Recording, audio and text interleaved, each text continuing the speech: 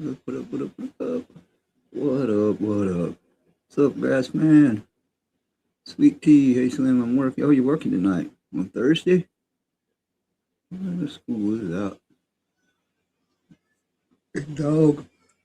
Big dog, asking sweet tea. Welcome, welcome.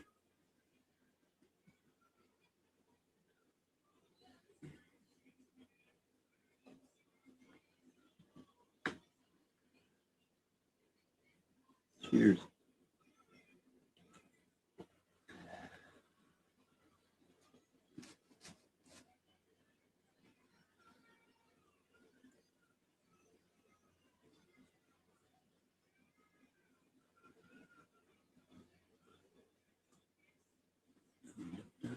Mm.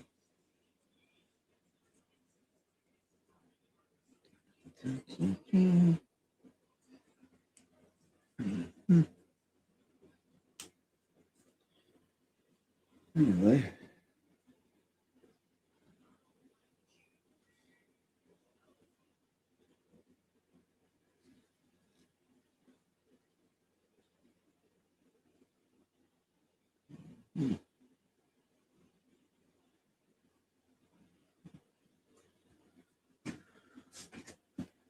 alright, alright, alright. What time you working to tonight, sweet tea? Gotta work all night?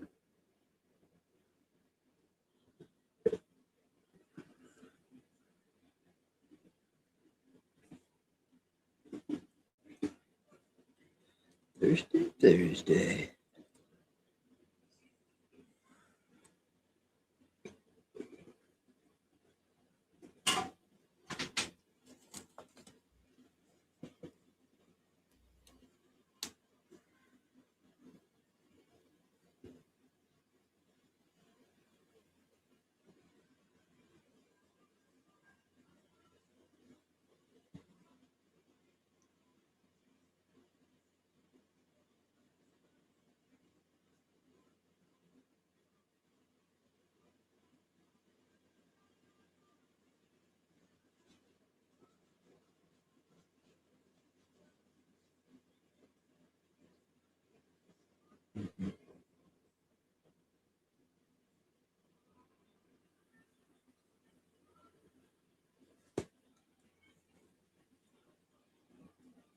What's happening? What's going on? What's going down?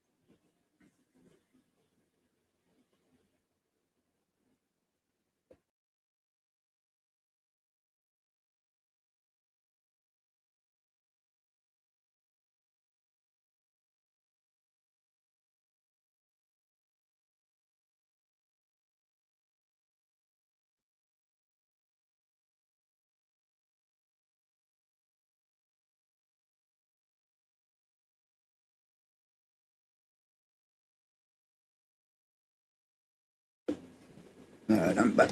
I'm back. I had myself muted for a minute. Boys there doing something. What's happening? What's happening? What's happening? I'm on here for a little while. I'll come up for a little while tonight. Finish these few beers that I got and call it a day.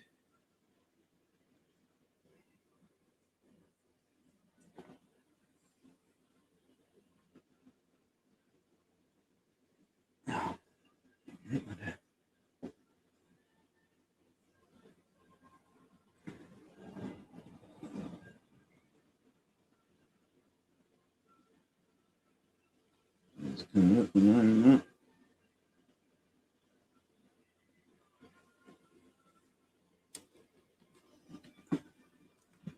I guess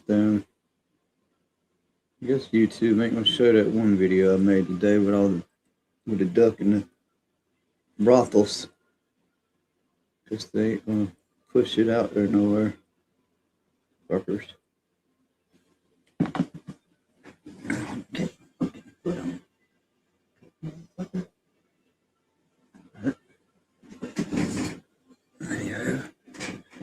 Anyhow, what's going on? What's happening? What's going down?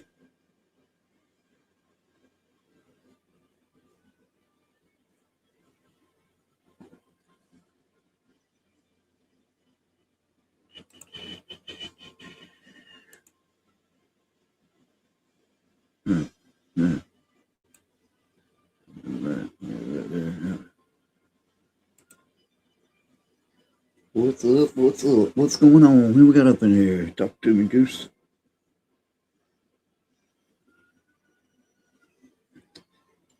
Thursday. Everybody have a good day. Good hot day here again. Once again, good and hot.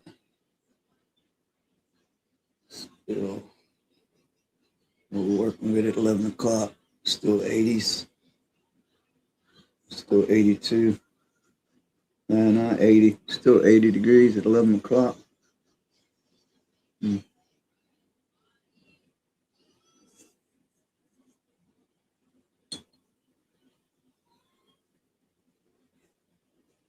think this fire's about dead.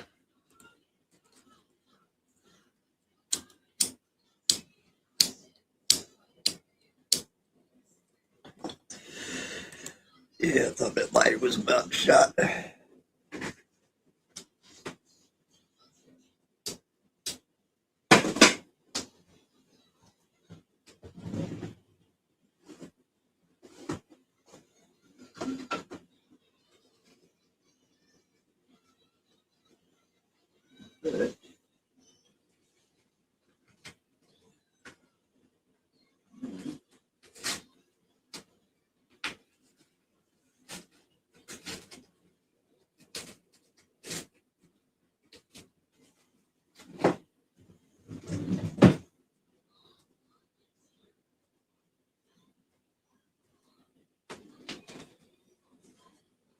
Oh, I do have me a new one. Oh yeah, back in business. Back in business.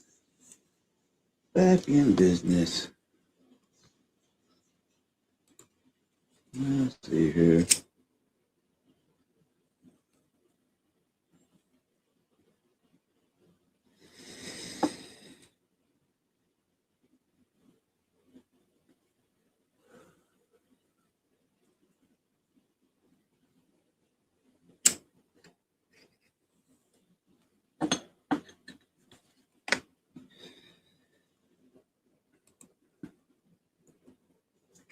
Number 9.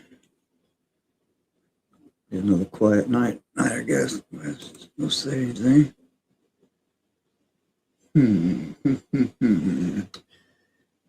What to do?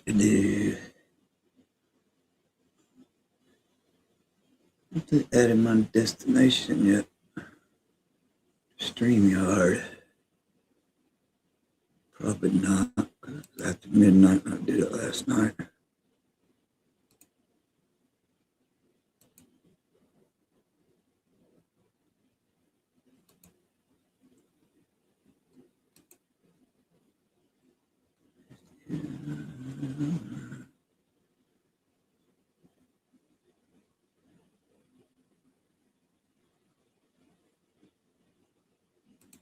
Still waiting on that. Still waiting. Sometime after midnight, I should be able to go live on the other channel.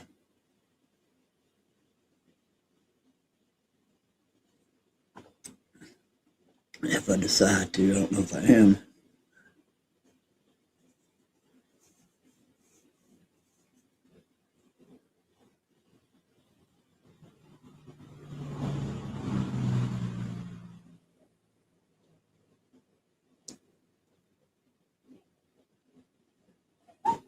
What's happening? What's going on? Who's up in here? What's going on with everybody? on this Thursday.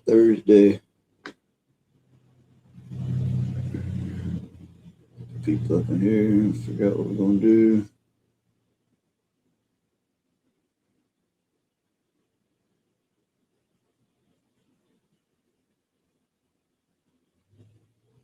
Oh, I keep forgetting that. I'm supposed to fill out some shit for the school.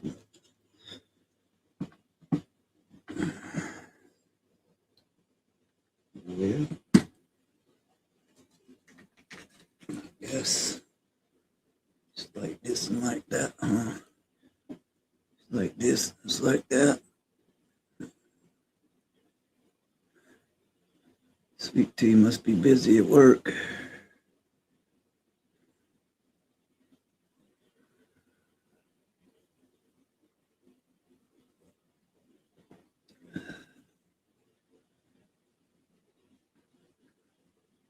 Dun, dun, dun, dun, dun, dun, dun, dun. Well, we'll wait here for a little bit, see if anybody's gonna come around.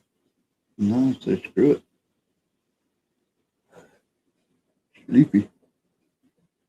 Always sleepy as it is.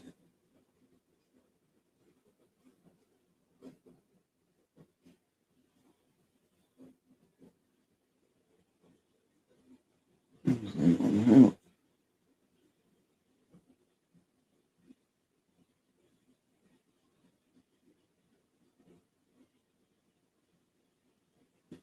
Dun, dun, dun.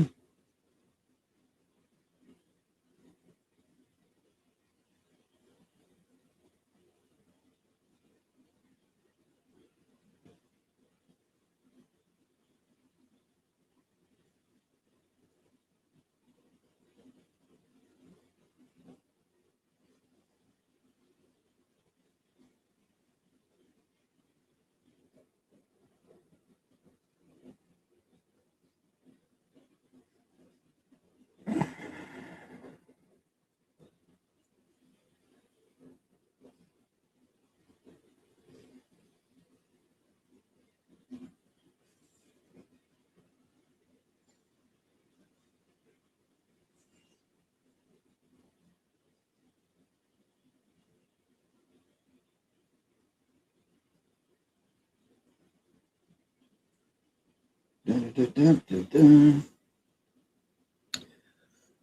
Oh, shit. What's up? What's up? What's happening? Who's got up in here? 2, 3, 4 people keep coming in. Ain't saying anything at all.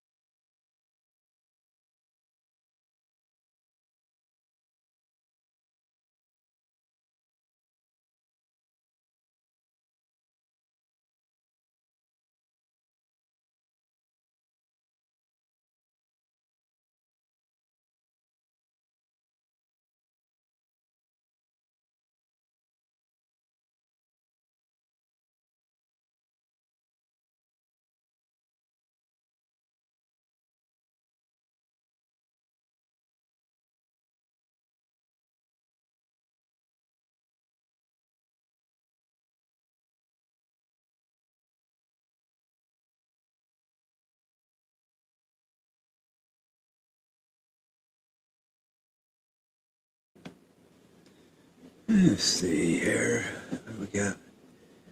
Da da da da da da. There's Sam. There it goes. Sam went away for a second. It looked like. Let's see if I can find something better than that.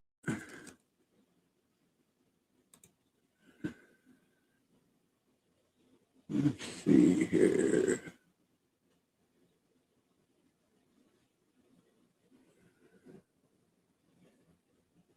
There we have.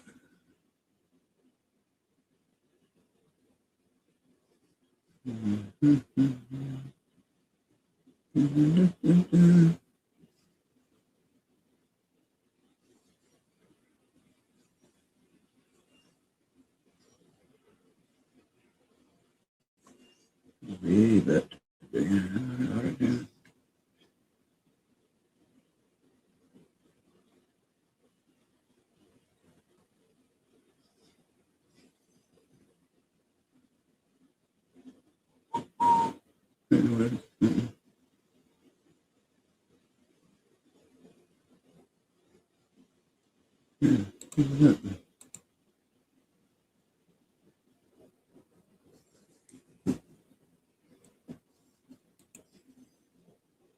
we go.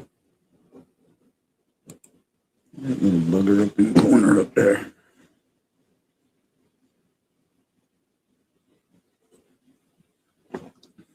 Wow. Anyway, what's happened? Who we got in here? I ain't gonna be here for long, I reckon. At this rate. This rate, I ain't gonna be here long.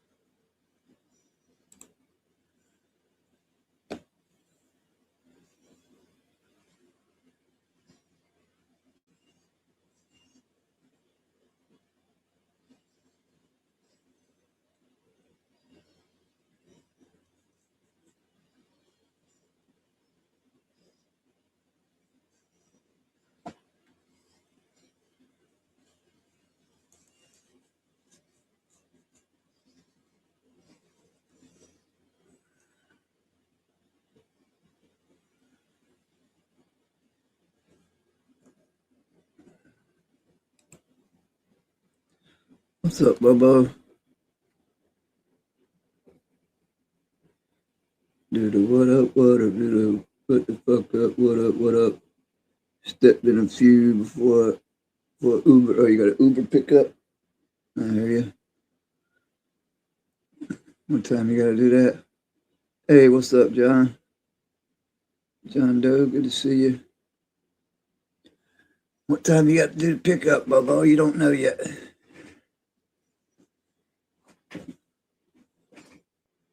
Whenever she calls, I guess.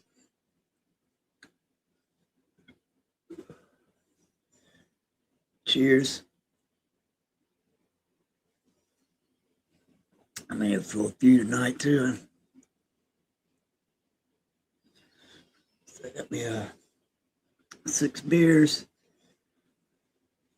Well, I had 6 beers, down to 5, so I'm gonna drink these 5 beers and probably call it a night tonight. But that'll give me another hour or two. It should be around 12. It's right on.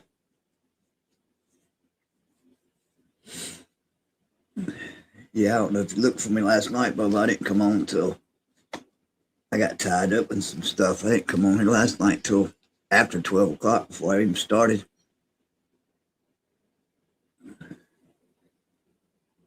I guess that 801 to be back home by now.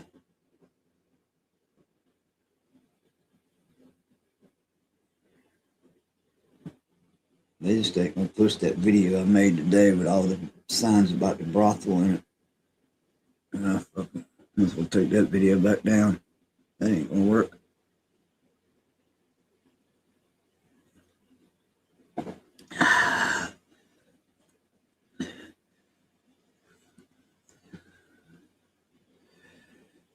as the wildfires in Canada hit your area, it's terrible here. The air is thick and stink.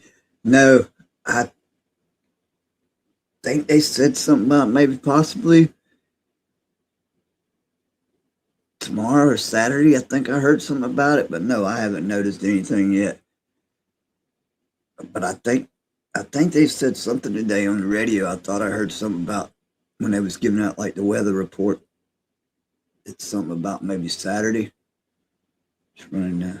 Yeah, I know. I seen Bud's 420. It comes on. His wife Amy was doing a live. I seen that early. I stopped in and listened in on them for a little bit this afternoon because they're up in PA. They talk like it's pretty bad there. And I seen DARPA in the chats. In the chats over there, he talked like the same thing because he's in PA also. But I ain't noticed anything yet.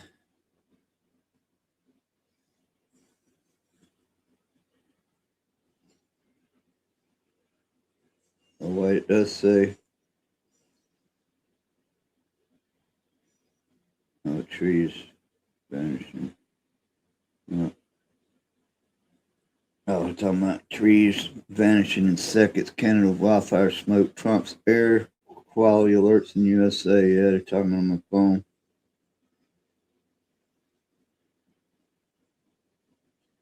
Get the damn fires under control. See if they tell me anything about it.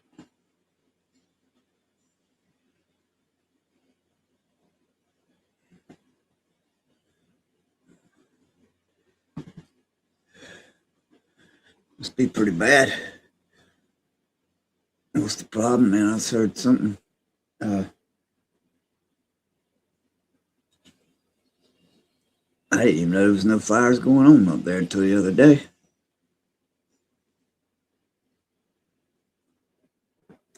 A couple days ago, I hadn't heard nothing of it until maybe a couple of days ago, something like that.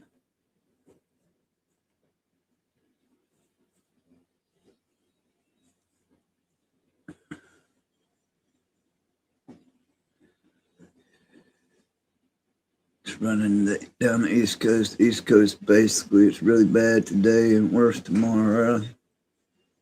Yeah.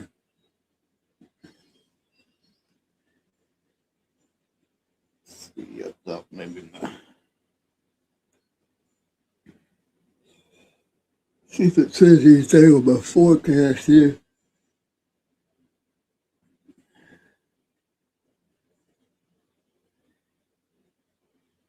I don't know if it's going to tell. I don't know if it'll tell me nothing on my forecast.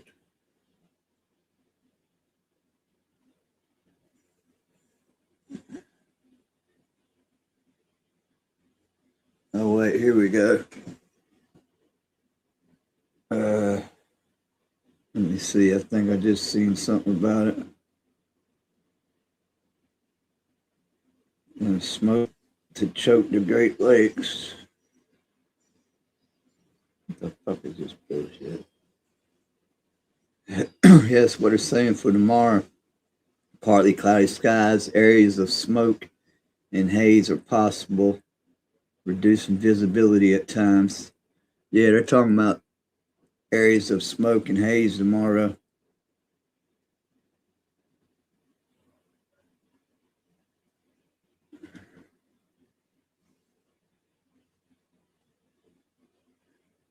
They didn't say nothing about it today. So yeah, this looks like they're talking about smoke probably tomorrow, Saturday.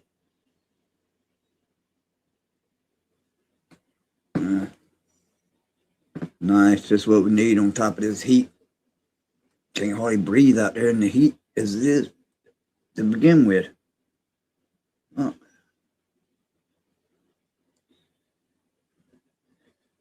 Yeah, 801. 801 got like four pictures at four different brothels when he was in Nevada the other day. I made a video, but it's got like 9 views. I don't think YouTube's pushing it out there because because of the signs.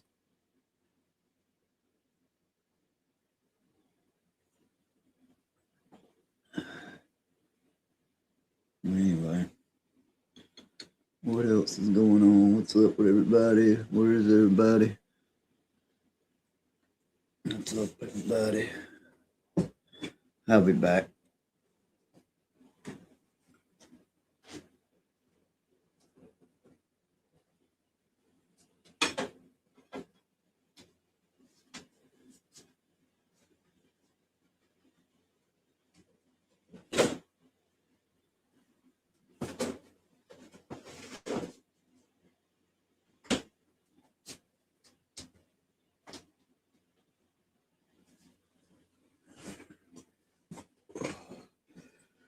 Bobo, did you watch the I didn't watch the speech or whatever tonight.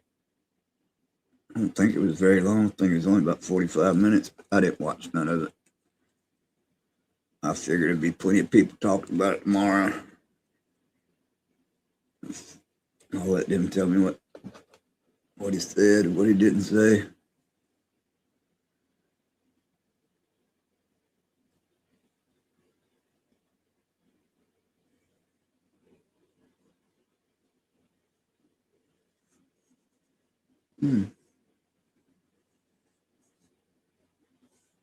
That's hot. My damn skin's still warm.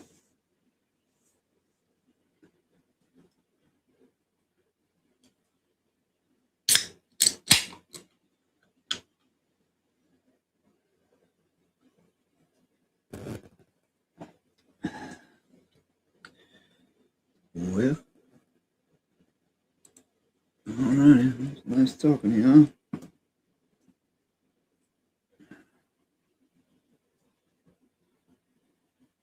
Oh, fucking. Oh, aggravating down with things in here somewhere.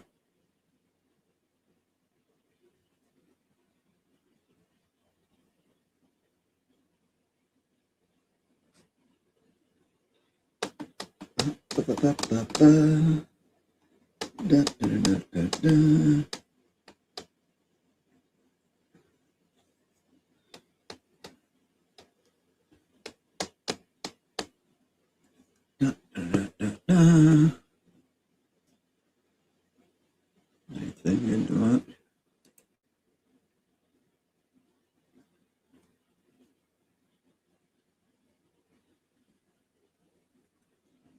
One of them damn little pop bugs in here aggravating some bitches.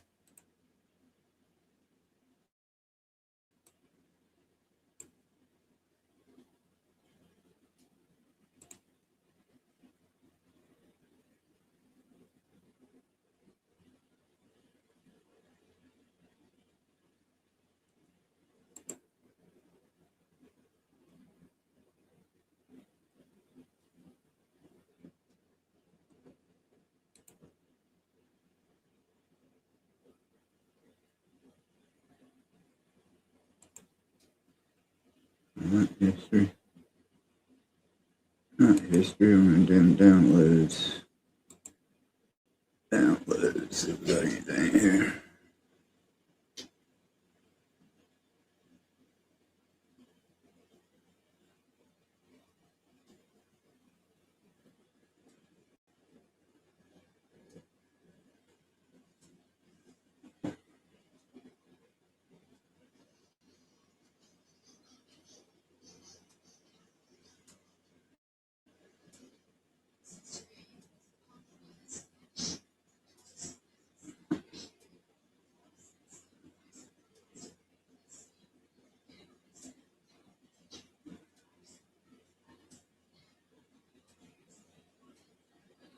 A possum fighting ring busted. What the hell is that about?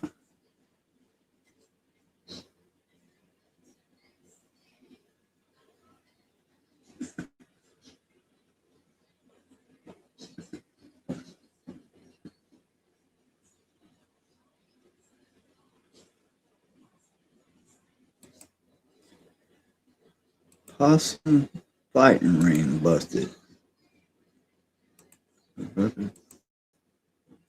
Fighting them possums. Some damn possum fights going on. I downloaded something about Charles Manson parole hearing from the 90s.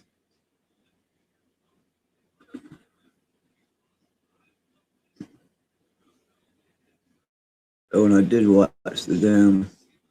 I got a talk support on them. John Denver found another video that says they did recover his body, pieces of his body.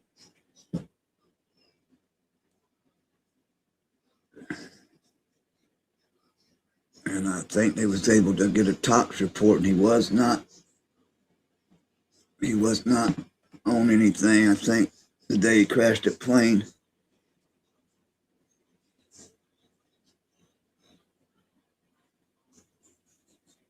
One of the fucking pop bugs over there popping around, and something's aggravating me. Yeah, they're aggravating. Curious what this damn possum fighting ring's all about here.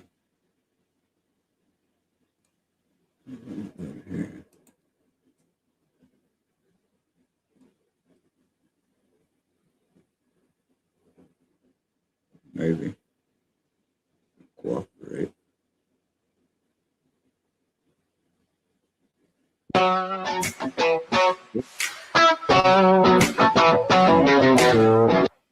It's almost too early in the morning to be doing this, but I just got to. News flash. Brothers busted after police shut down an illegal possum fighting ring. And yes, people were paying to watch. West Memphis, Arkansas. Two brothers found the only thing in Arkansas capable of making Walmart look classy. West Memphis police said that they thought that they were responding to a report of suspicious screaming coming from an old storage building behind a vacant tire shop. Instead, officers walked into what can only be described as the SEC championship of bad decisions.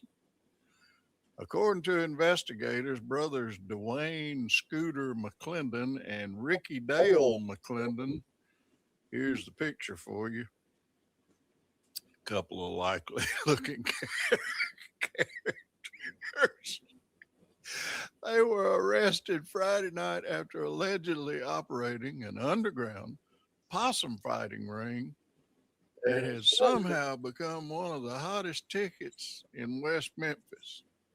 I've never been to West Memphis, but okay, we'll go on. Admission was reportedly $5 or free if you brought along your own folding chair and promised not to call animal control. Deputies say the arena consisted of a circle made out of old boxes and cans and even had a hand-painted banner that read Possum Palooza 2026, where champions play dead. The fight card reportedly featured such legendary competitors as Sir Hiss-a-Lot, Mississippi Mike, Dumpster Debbie, and Ricky Dale caught me behind Popeyes 20 minutes ago. The investigation began after neighbors complained about violent screeching, excessive cheering, and somebody repeatedly yelling, "He's faking it!" As it turns out, is exactly what possums do. When officers entered the building, they discovered nearly 30 spectators, 4 coolers full of cheap beer, a folding table that served as the betting counter, and one possum proudly wearing a championship belt made from duct tape, a dog collar, and what appeared to be an expired Bass Pro Shops gift card. Police say the biggest problem with the operation wasn't the gambling, it was that the possums refused to cooperate. Apparently, every match ended about 12 seconds in when both contestants would dramatically fall over and play dead. Mm. Several angry bettors reportedly were demanding refunds, insisting they had seen more action waiting in line at the Dollar General. When questioned, Scooter allegedly told the officers, "We ain't a breaking no laws. We're preserving Southern heritage." And Ricky Dale reportedly added to that, "Besides, they was all volunteers." Authorities weren't convinced. Both brothers now face charges of animal cruelty, illegal gambling, and operating an unlicensed concession stand where they were selling boiled peanuts and nachos out of what investigators described as a heavily modified leaf blower. As for the possums, well, wildlife officials safely released them into the woods where they're expected to make a full recovery just as soon as they finish playing dead. Mm. Only in West Memphis, Arkansas, could somebody lose $50 betting on an animal whose entire fighting strategy is to take a nap. There you have it. I'm just glad it was Arkansas instead of Alabama. And that's your news for today.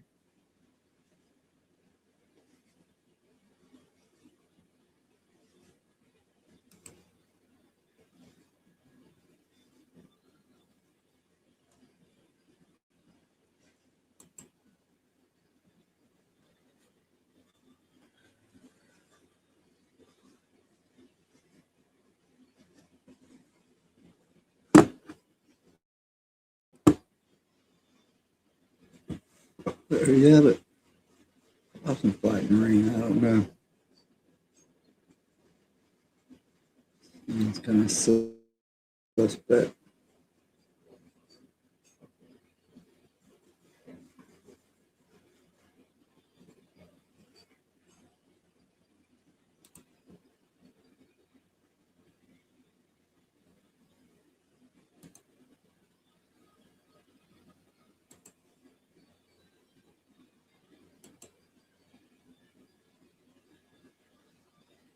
It's kind of suspect.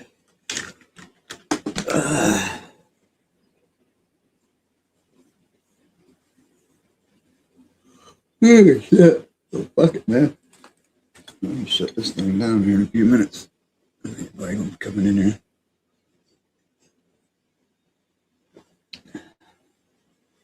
Some more people must be. Everybody must be. Someone else is alive, I guess.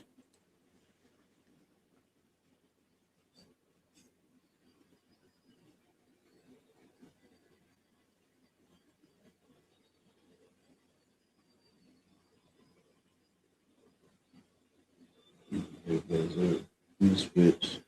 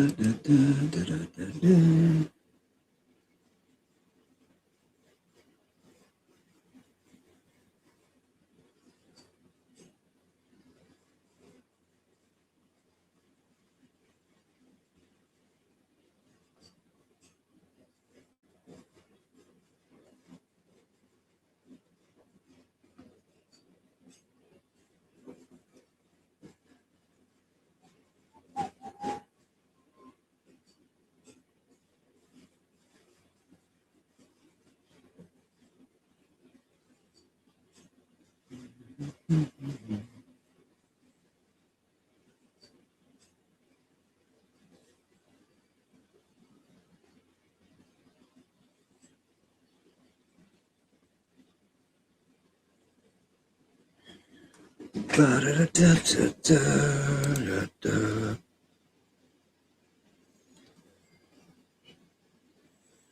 And that's been pulled from Lake Michigan here. Fight pin Chicago.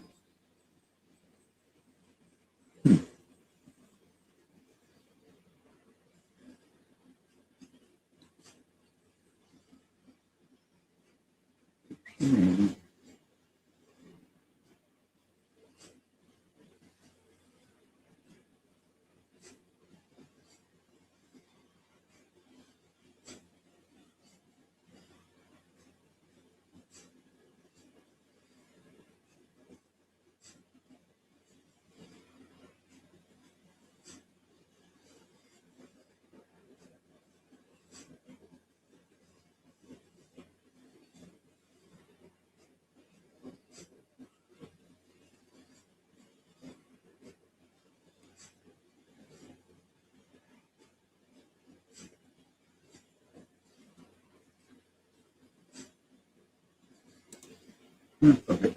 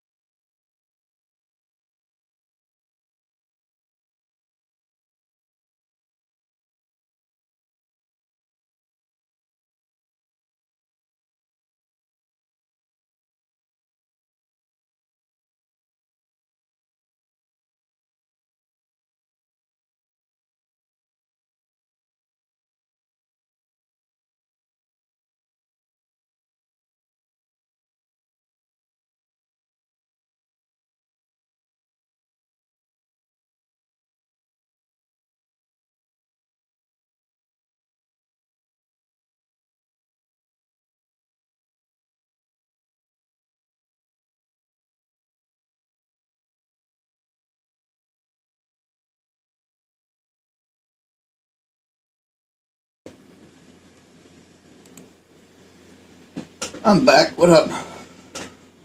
What's up, grass man? Shit. Sitting looking at videos.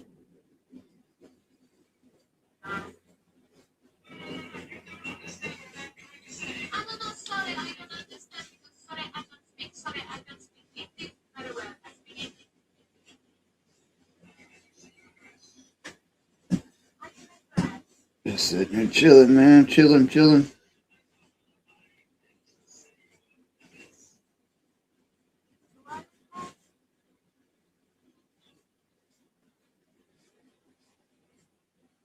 I was checking out some video I seen.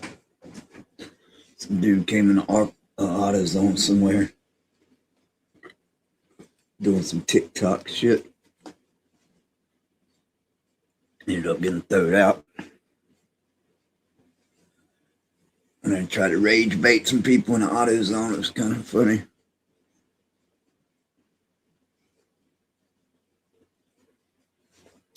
I ain't doing shit. Sitting there chilling, seeing what's up. Ain't nobody talking. Nobody talking tonight.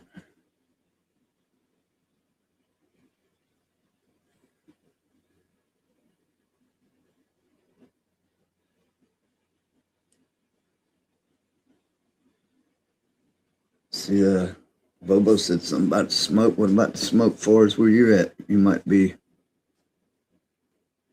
I don't know how far. He says mainly on the East Coast, the smoke from Canada. You experiencing any of that? Thought like we might be getting some OUR. That's what I was just saying. Yeah, that's what Bobo was saying. Pretty bad where he's at. He's over in New York. My cord to my phone, they said some smoke tomorrow and hazy and smoke in some areas tomorrow and Saturday. I didn't look for no further.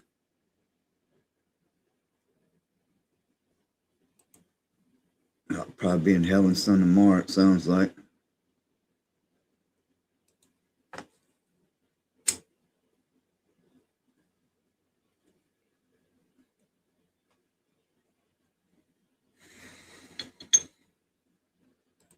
Bad enough it's already hot and muggy to begin with. Can't hardly breathe for that shit.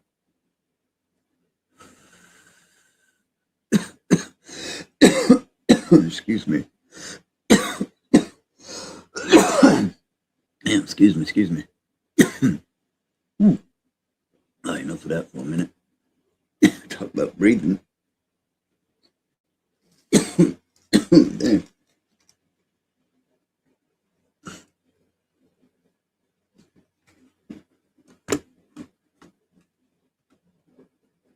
What's my little video? Did I put a video out with the duck and all those brothels? The 801 sent me, but damn, I guess YouTube won't put it out nowhere. So they ain't getting no views. I guess you can't use signs that say something about a brothel on it on a damn video.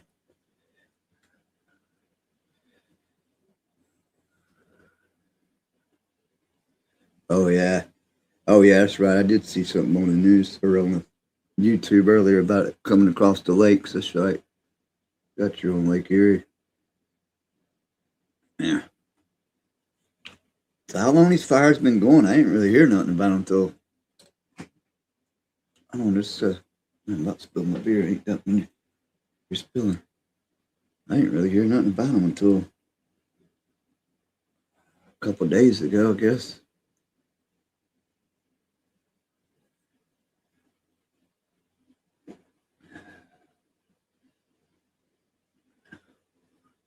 Ooh.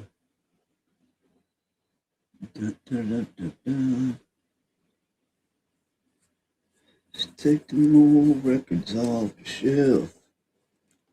Sit and listen to them by myself.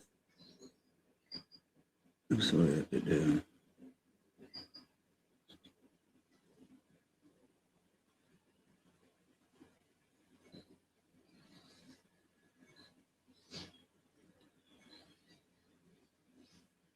Music ain't got the same song. like that old time of rock and roll.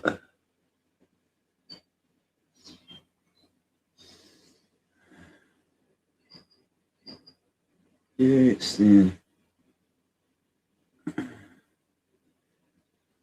Yeah. Yeah, like I say, I ain't really noticed none yet, but I'll probably be noticing some tomorrow. I don't know how bad it's gonna be here. This far down. Almost every year they have far. Yeah, that's what I was hearing on the. I was talking about that on the radio today. Somebody was guy I was listening to is like what the fuck's going on? I mean, what's is it one of them deals where they ain't like in California where they ain't keeping up with the forest, or I mean, what's the?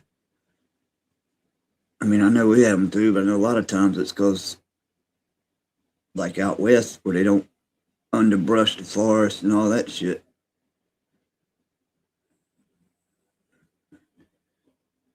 What's up, Bubba? This year is the worst, yeah. They burn, especially around my work, a lot of around the army bases, a lot of pine barrens and stuff. They burn all that stuff out around here every so often. Every so often they burn these, especially these big pine forests. They come through and burn all the underbrush and stuff down for that reason.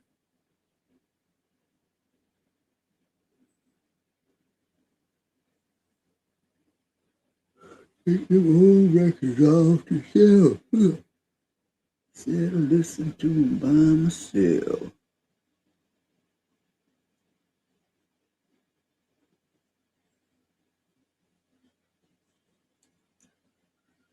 So we got soccer games this weekend, I guess.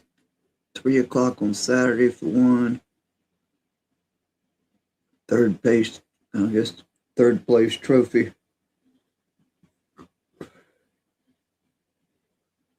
Runner up.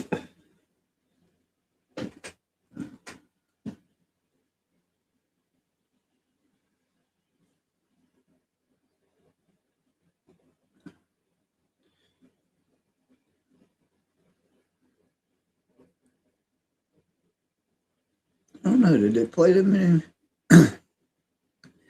When they played them soccer game. Saturday they doing that third place thing or whatever. So France and England play each other on Saturday.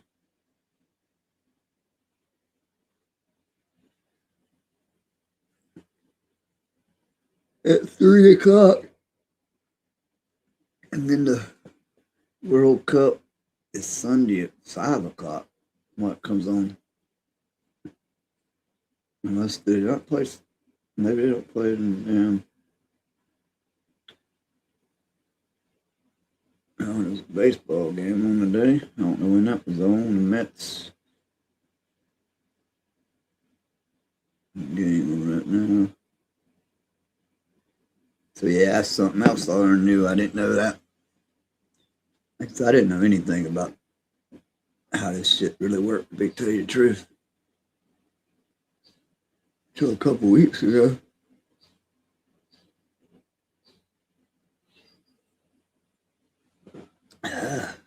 Shit. I woke up here a minute. I had to play a song or something. It woke up and started, y'all started yawning. Everybody's quiet, yawning. Miss Sweet Tea says she was working. She must be busy, though. I ain't seen her.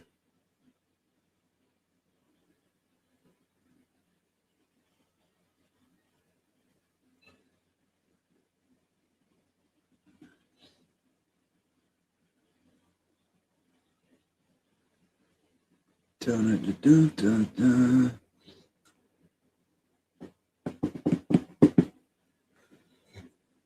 I've been tired the last few nights. Come on, this damn heat. This damn heat's been down taking a little bit of energy out of me.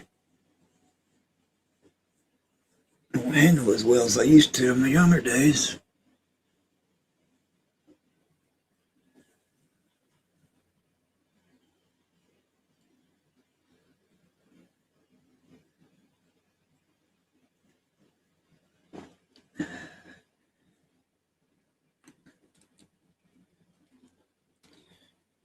dun, dun, dun, dun.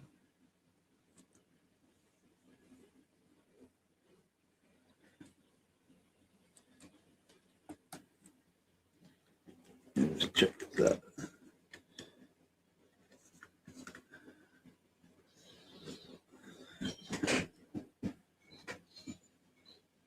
I heard about this thing right here, yesterday, but I didn't watch it. But I guess this guy, cause in this AutoZone, I guess he's got from what they were telling, what they were saying, I guess he's I heard about it yesterday. I just didn't ever see the video. Somebody said something about it yesterday. There's plenty of shit happened yesterday, but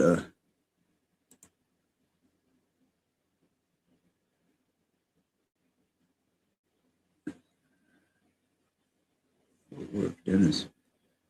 But I guess he's I guess they say he's like a TikToker. He goes in like businesses and stuff, and tries to them rage bait, where we try to just like piss motherfuckers off, acting stupid or whatever, just for content on his TikTok. Let's see what the hell he's all about here.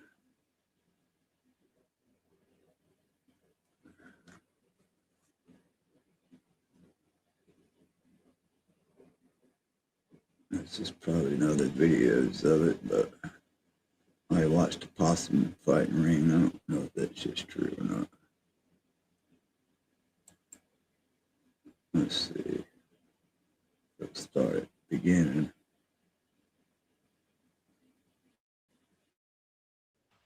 So where do you live? Okay. So if I am dressed, I live in a closet. You have a mental issue. No. Getting wrecked for their bad behavior. Got lots of examples to talk about here. We've got a disgusting one from New York where some guys made a great discovery exposing putrid behavior in one particular restaurant. And we're also going to an AutoZone where a third world influencer tries to rage bait the workers there, but the workers aren't having it and basically tell him to go fuck himself. And in Asia, they're not woke there. They'll tell you what's up. And this one politician certainly does. But as I always say, first up, hit the like button right now. And if you're new here, hit that subscribe button as well. Help me get to 320K because I'm struggling here. But not as much as hopefully that film will. But like I said, we're speaking of third worlders here. Some legal, some illegal from New York City. I guarantee you there's nothing fresh about these pizzas. All you're going to get here is maybe some foot fungus. Maybe a foot fungus, maybe a corn, maybe a bunion on your fucking pizza. Check this out. This is why you don't never buy this shit. Dollar pizza. Look it. He got his feet in the shit. Look at this guy. It's crazy. He put his feet where they put the dough at. It's unbelievable, bro. Yo, be careful.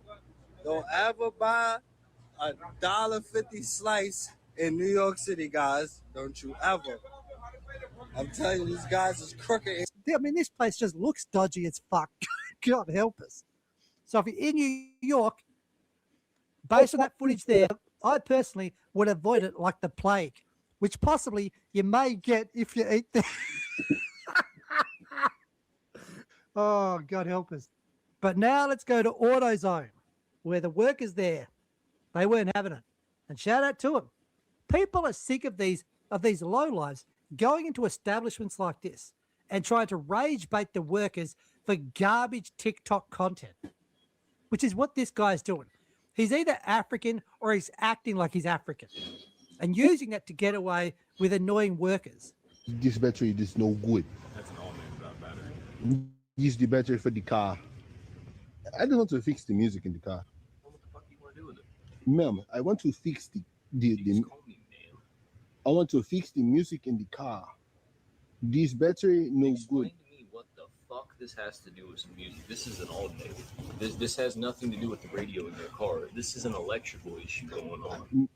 Ma'am, your ears no good. You know, listen. You can explain it down to him right there. If you're gonna tell me that I don't fucking listen, you can go ahead and get the fuck out of the store. I'm not going to help you.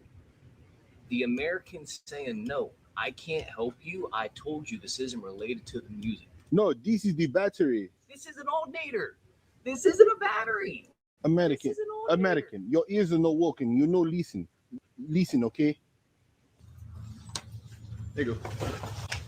What kind of vehicle? American car. This go. What kind of fucking American car? There's 80 I can pull off that goddamn shelf. Aren't we always told by the woke tards out there, by the the BLM activist types, that America is so inherently racist? White people just itching to use the N-word. They're being exceedingly nice to this person who's purely trying to rage bait them. Right? They haven't gone in that direction, the race direction, at all. They're being far nicer than I would be. Goddamn shelf. What vehicle is this going on? Ma'am, this American car, this go. When's your temporary protection up? You say? Here you go. Here's for an American car. The same, you know, smart, you know how to walk. You are not threat to me. These Americans are not smart. Okay. Yeah, so is GMC. Take the alternator. Get the fuck out. Get out. You can get the You're fuck out. You trespassing. get out. Just Take the trespassing. alternator. I'll trespass you. Go. I want to this is I want to We fix the Americans battery. aren't smart. You can get the fuck out of our store. Simple as that. If you can't tell us the car, we can't. Me try to say this Shout out to these employees. Now let's get to this chick who's intentionally trying to frustrate. That's the difference here. Intentionally trying to frustrate a scammer, not just a regular employee. That's the big difference. But she does. Check this out. You have a mental issue. No, I don't have metal shoes. My shoes are like Adidas. No. You don't understand what I'm trying to say. No.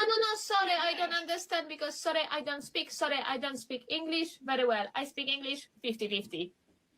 Can you say your address? I am address. No. I meant say your address. You are address? So where do you live? Okay. So if I am address, I live in a closet. You have a mental issue. No, I don't have metal shoes. Japan does not want immigrants. And immigrants has been America's strength. Absolutely. But mind you, immigration of the highly intelligent and highly hardworking, very hardworking people. If you get immigration of the fruit pickers, you may not get very far.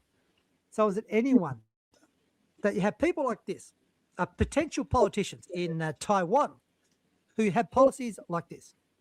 Here it is, the controversial billboard for Li Hongyi, who's running for the Kaohsiung City Council. This billboard is placed here on Shanming Road in Kaohsiung Xiaogang District. Indian-born residents in Taiwan say the middle icon makes them uncomfortable. It's really unfriendly toward our people. You can't display such a racist sign in such a public space. I hope they'll remove the billboard. Under the no symbol is a picture of a man with medium complexion in a turban and with facial hair, as well as an upside-down flag of India. Residents of Indian origin find it offensive. They also say that the turban isn't quintessentially Indian, but rather particular to adherents of Sikhism. They add it's wrong to discriminate against a whole group of people, not to mention that the candidate essentially reinforced stigma against migrant workers. It's also the first time, they say, to see racism advertised so brazenly. Clearly, it means that I oppose introducing Indian migrant workers. I won't remove the billboard. He's not going to be cancelled. He's not going to lose his job. So is it delivered for David? No idea, man. What's your name? Reese. Reese? Yeah. Are you sure? I'm fairly Are you sure? Yeah. Push it.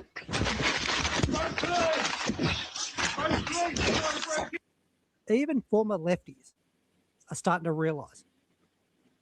Stores say that literally millions of people will leave the country. They'll be deported. Millions. Well, good. Of course they will. Yep, good indeed.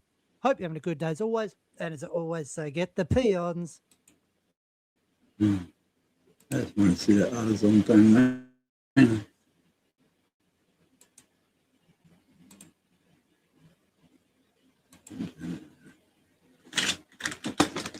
Anyway.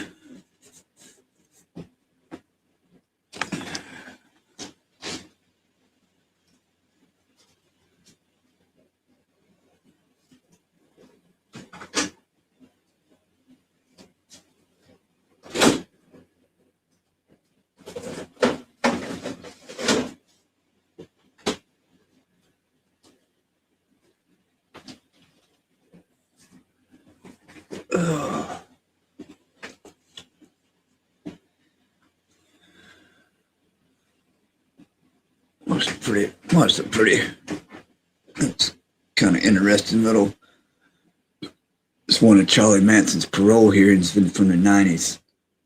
It didn't show the whole thing, but it shows like 9 minutes long worth of it. It's pretty interesting to listen to. I didn't realize he was from Kentucky. I didn't know Charles Manson was from Kentucky. I thought he was like a California native or whatever. No, he went out to California from Kentucky. He's an old Kentucky boy.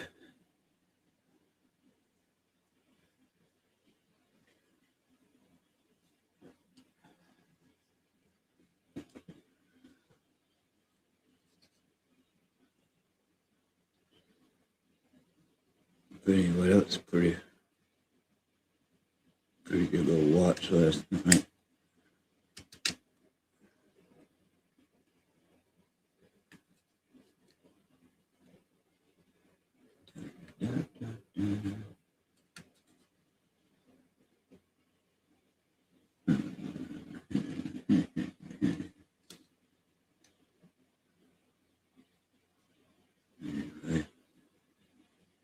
Anyway.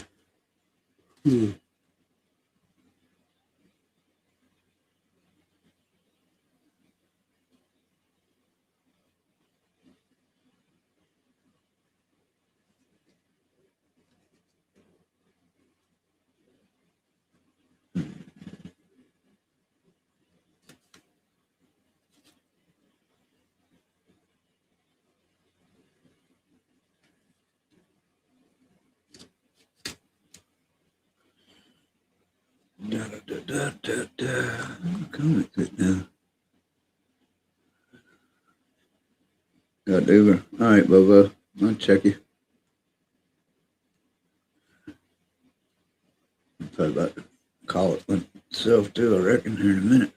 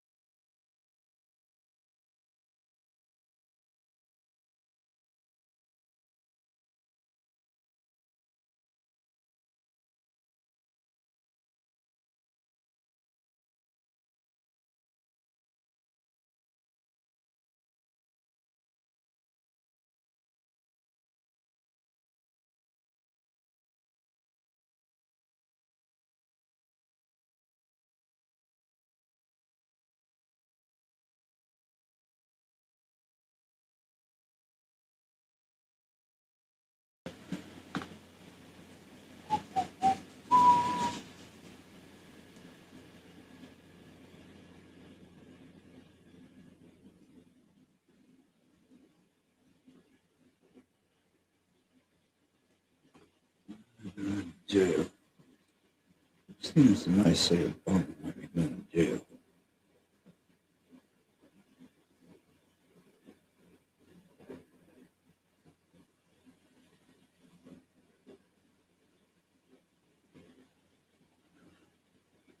What's up, Stephen Neal? Things going all right?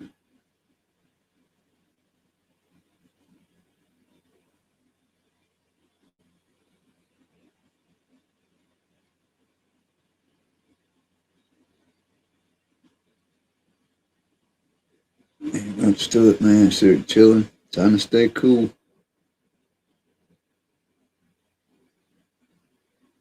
Trying to stay cool.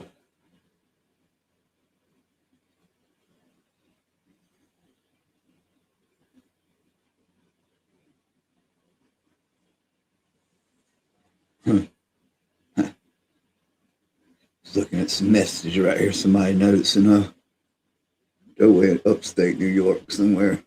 Says I smoked a pack of Canadian Wildfire 100s today.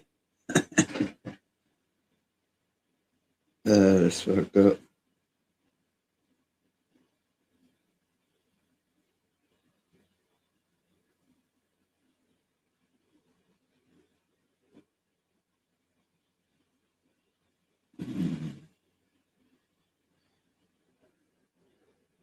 What you into, see now?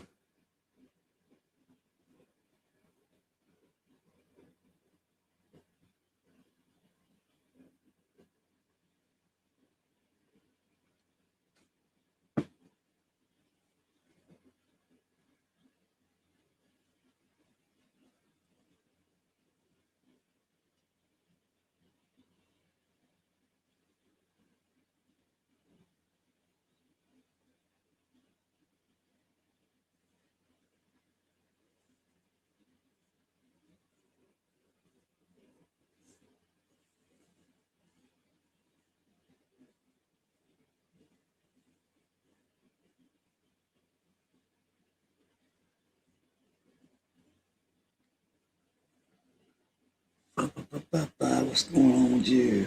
Just looking through some shit. A friend of mine had posted on how to smoke a pack of Canadian Wildfire 100s today. How's that smoke? That smoke's probably getting you too, I reckon. Bobo said it's fucking with him.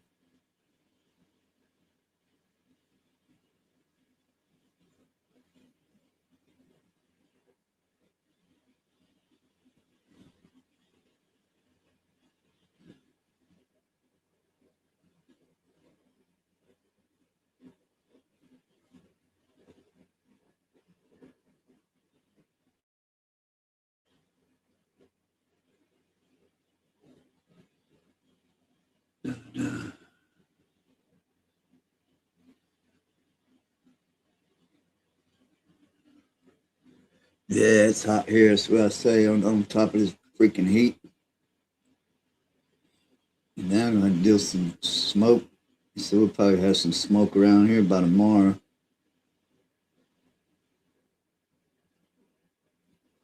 Can't hardly breathe as it is with this heat.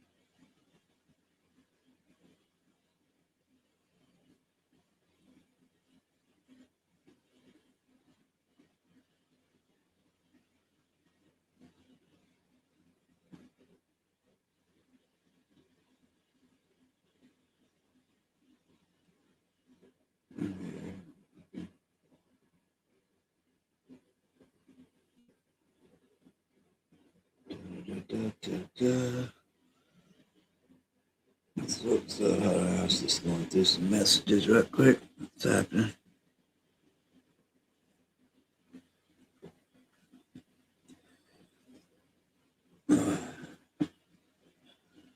What's up, Cat?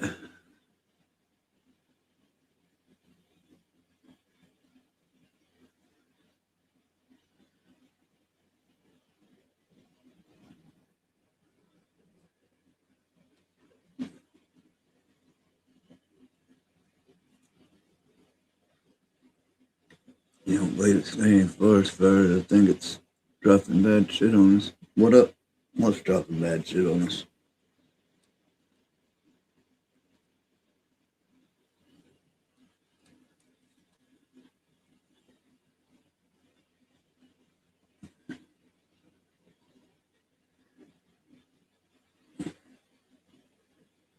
Dun, dun, dun, dun, dun. Oh shit. I didn't hear that. Oh. Well, all right then.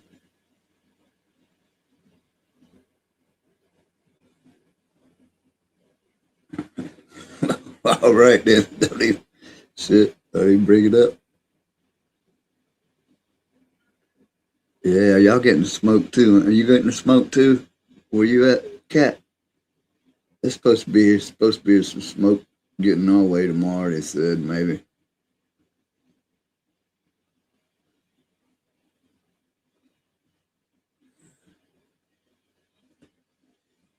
Oh yeah, I've been running up today. I ain't really here to get it and all that right now. Yeah.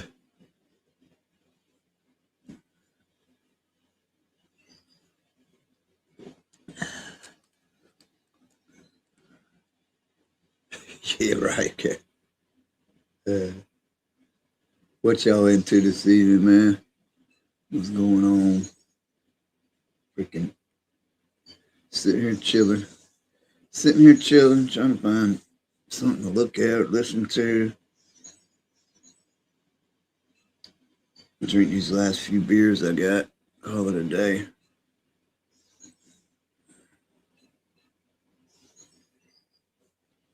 My history playlist.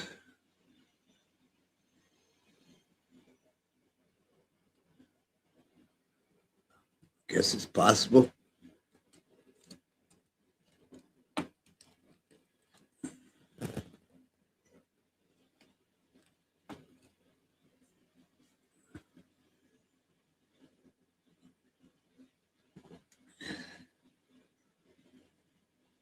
I guess it's possible. Anything's possible. Travel through the damn. Which way to the damn jet stream running or whatever the fuck. I don't know. We ain't got no smoke here. I'm north of Florida.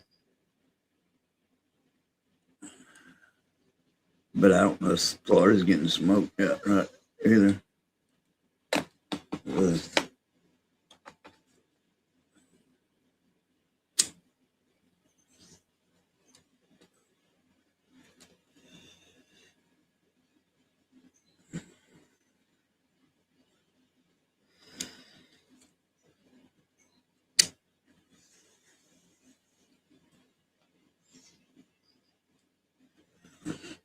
Bobo said most of the East Coast.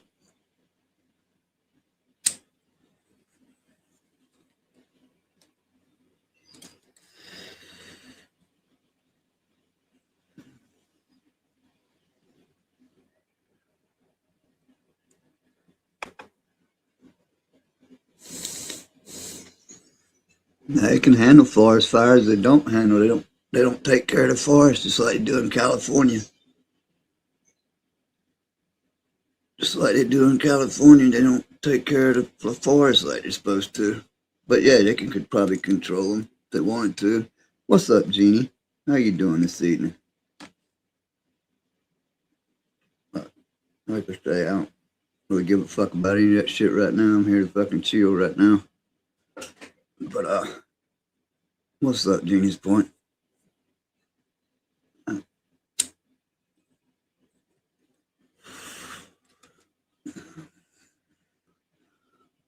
I consume enough of all this bullshit during the day. I'm good. I don't even give a fuck about it at the moment.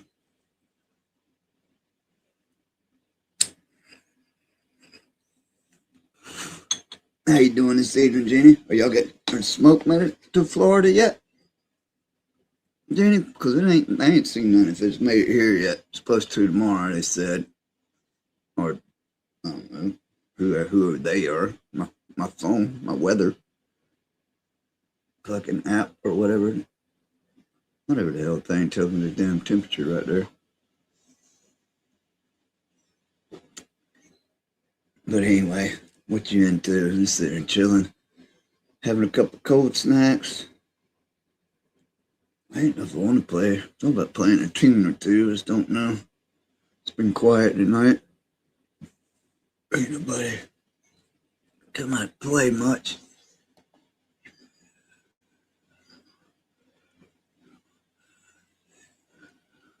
Yeah, oh shit. It's still 80 degrees here. I guess y'all probably about the same, right? It's 80 degrees here and it's still fucking midnight. That's 78. I take it back, it updated to 78. Ooh. Cold front just came through. Cold front just came through.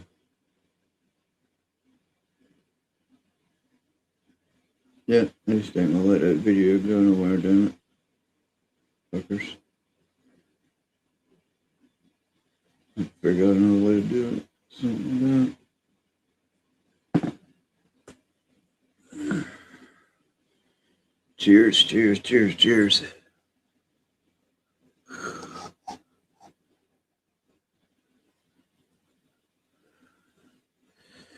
Here we got right at 98.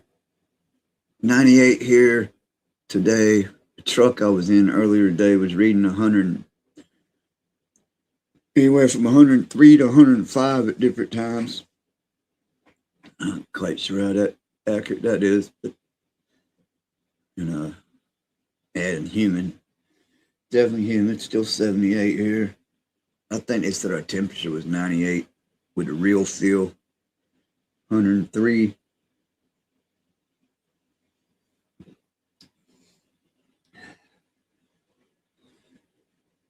Supposed to be like that next.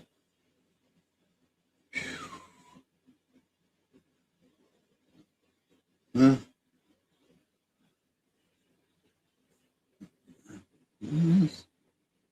Get a little cooling inside after tomorrow.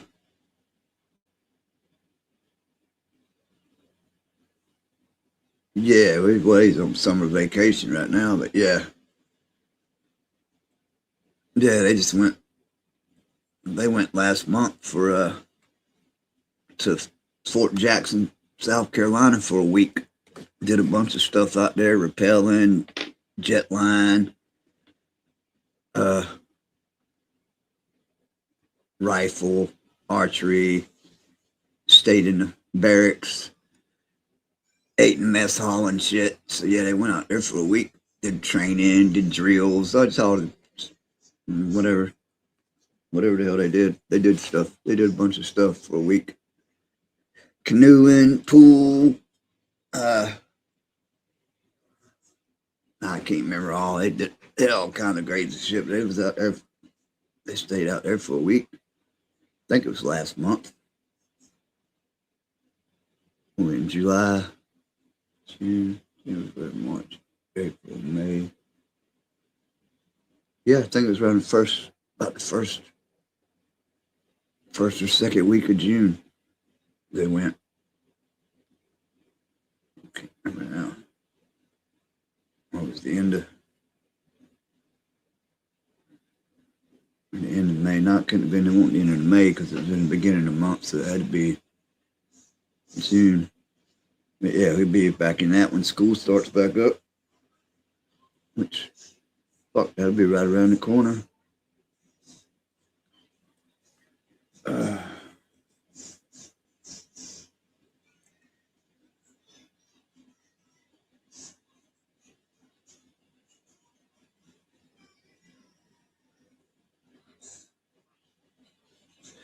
Yeah, they don't do it.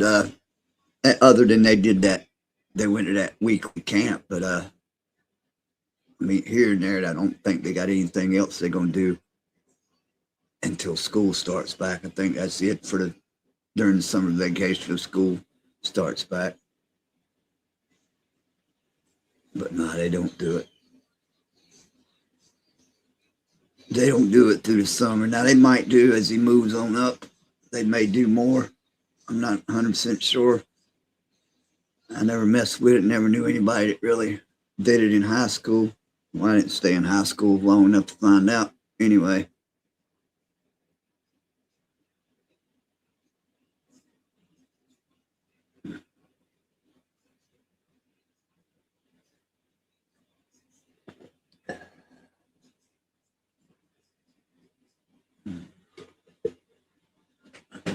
Nah, he ain't down. Really keeping up with them. No running and stuff right now.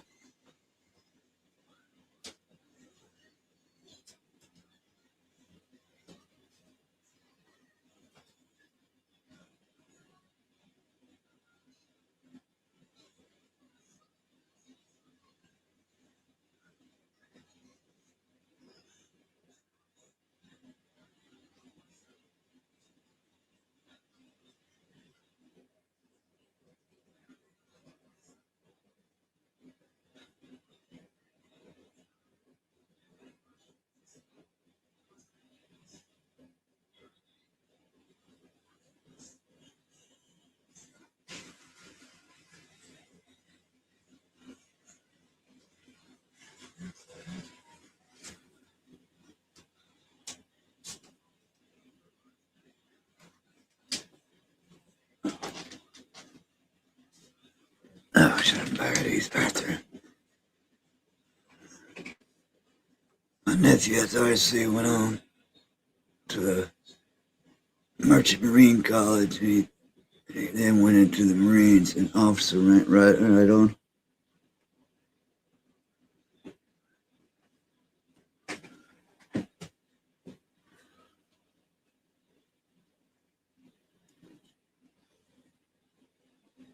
What's up, everybody? We got up in the house up there, 7 people. What's happening? I'll jump up on down in the chat, see what is. What's all these text messages? Oh.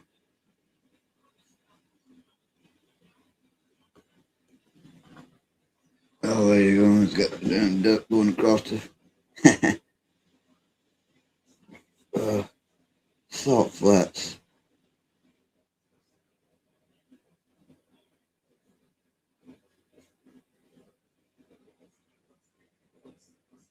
Boonville Speedway.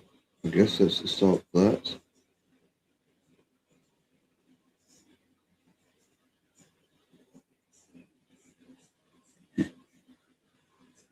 Hey, one just sent me some poor pictures of that duck when it's going. I guess it says the fastest place. I guess he's talking about the Salt Flats. He's out that way. Fastest place on earth.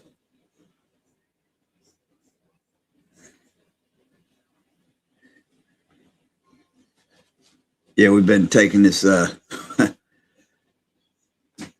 got on this other channel. Well, I had a channel that I just didn't do nothing with it. But you got a chick on here that was sending out these damn little ducks. We call it the fuck duck. It's like a duck shaped like a hand shooting the middle finger. But there's a bunch of us got one. I got one, 801. Again, I know like 4 or 5 people that comes to my channel that has one, and she sent out bunches to other people. Anyway, I got a little channel, started a channel where I'm making videos because my buddy 801 from Utah, he went out. Hey, what's up, DARPA? He went out west with his daughter this past week. They went to Oregon, Washington State, down somewhere in California. They went and checked out a few things. Stopped in Nevada, but he brought the duck with him. He's been taking pictures of it all kinds of different places, and I've been putting videos up on my other channel, which is called What the Duck's Going On. What's up, DARPA?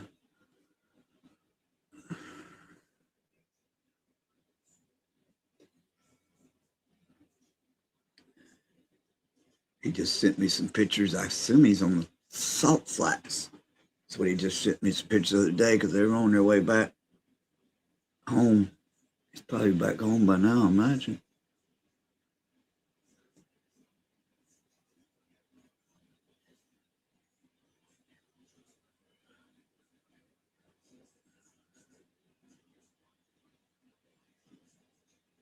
And I believe in that. Oh, yeah.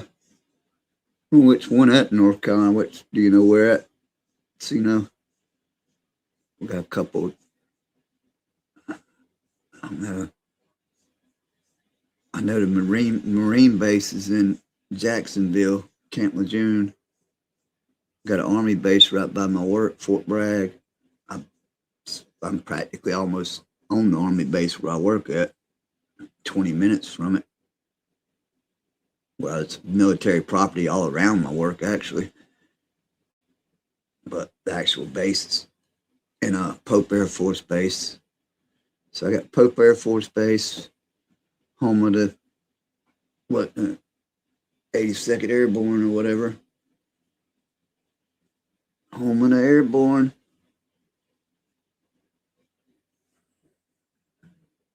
Hey, what's up, 10 folks in the house? What's going on? What's going down? What's going around? What's in, DARPA? How you doing? How you doing? How everything's going out your way? Other than the bullshit that's going on. Other than all the other bullshit.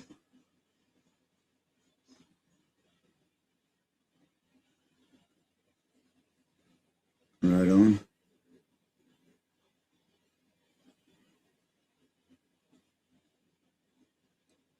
Don't you like to come? Yeah.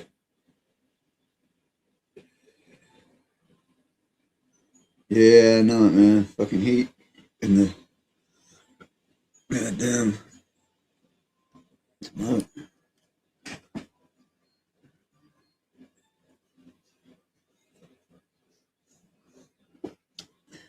What's up? What's up, Evan? Thumbs up if you would, if you could, if you should.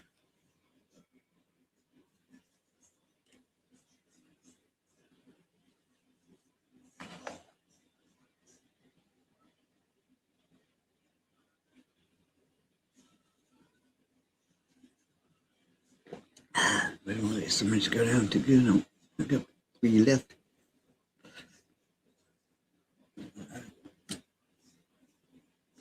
Sweet.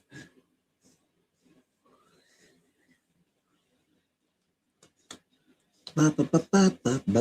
What's up? What's up? What's going down? What's going around? No, I'm not sure what I ain't went back and checked the wheel. I was trying to remember, DARPA, what you was saying the other night. I had a buzz on. I didn't see if you said you was thinking about reworking it or you ain't really done nothing with it. I mean, that's cool. You know, told you it's never no hurry. Maybe we could get, but I can't remember. I thought you said you was thought about reworking it all together or something. I can't remember. I had a buzz on. Hey, what's up, Grassman?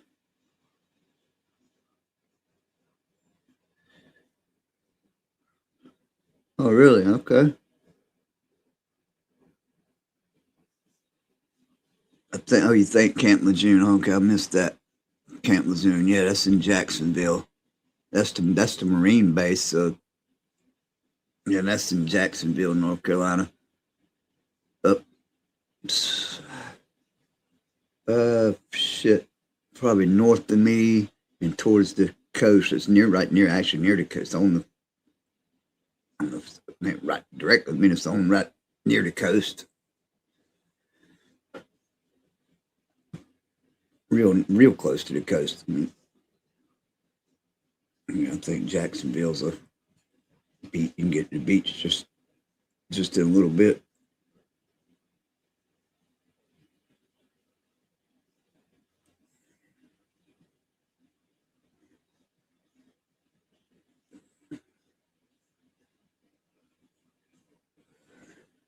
Yeah, my damn duck video I put out today. I think YouTube won't push it nowhere. Cause 801 when he was in Nevada yesterday or the day before, he kind of held this up in front of the signs in front of the legal brothels they got there. He took like 4 different. He took a picture of the duck in front of 4 different ones, and I made a short video out of them using each one. 15-second still picture. They're all still pictures with Roxanne. But I don't think I think YouTube won't push it out because the signs say legal brothel on them. I don't say no cuss words or nothing, but it says brothel. But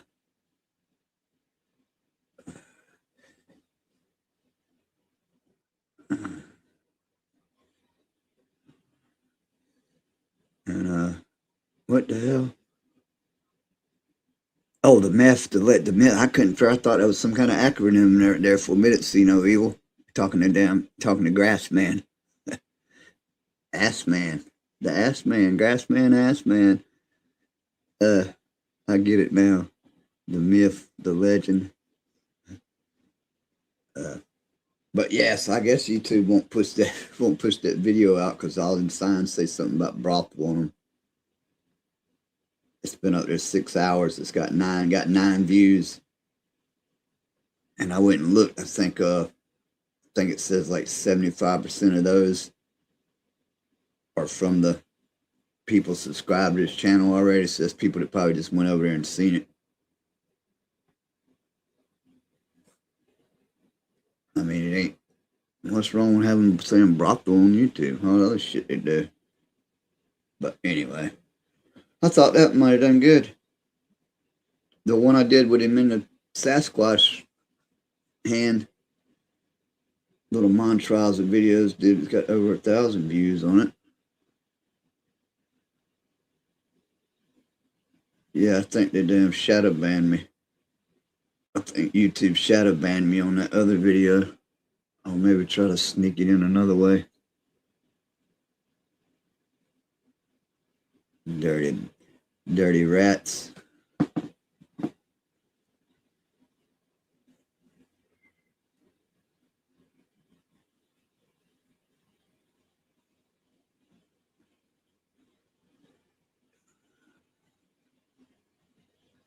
Oh, I got you. Yeah, I mean, what you say, I mean, ain't no fucking, whatever we got to do, it ain't no fucking big deal. Whatever, whenever we get to it or what we can do, or I don't use it. I mean, I ain't but popped that code, everything really fucked around with it or lately.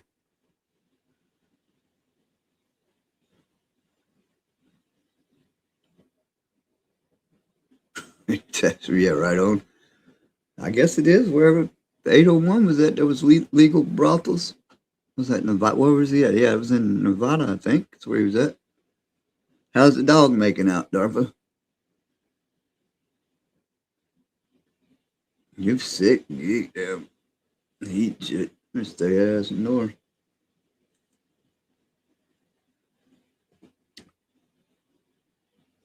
I think he had it was a planned surgery, right?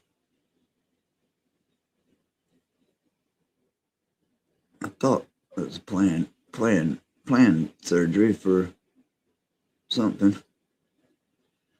Spayed, neuter, something like that.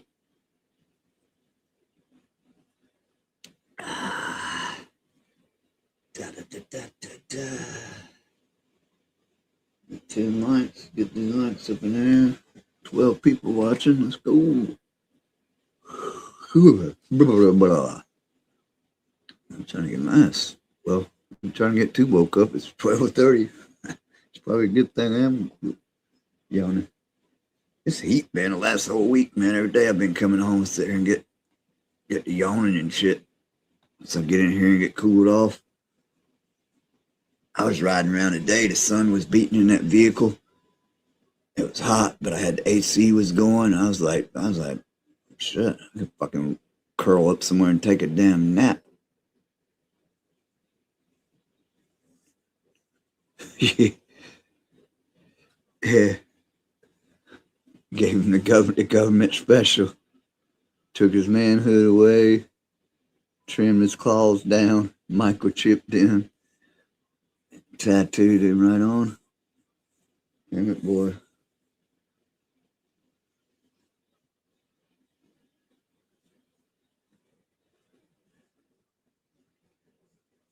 $6,000.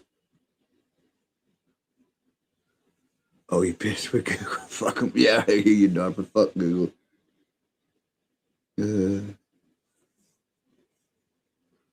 Well, say that man, solving that though. It was all I know. I don't care if it's fine. If what we had still there, that's good enough for me. Better than what we had.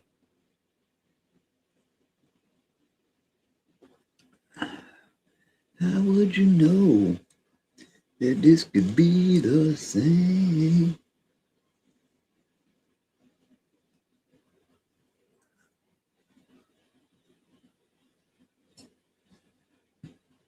I would deal with that. You were paralyzed. Damn. What the hell happened?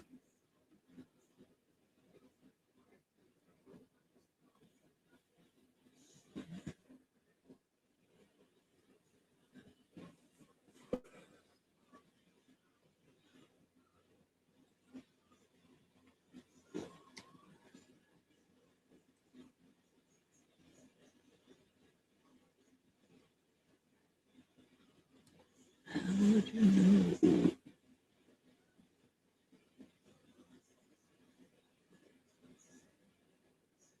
Dun, dun, dun, dun, dun. Dun, dun, dun, dun. Dun, dun, dun, dun, dun.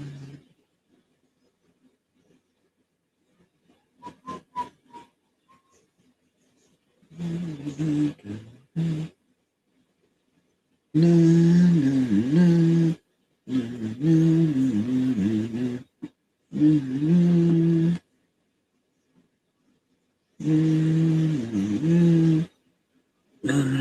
na, na, na, yeah, it's got a 9-month-old puppy, except for yeah, puppy. 100 pounds. Stream on injury. Oh, really? Damn.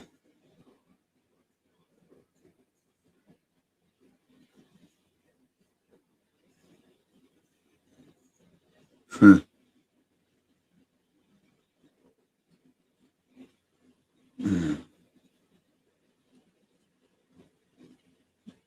Oh, yeah.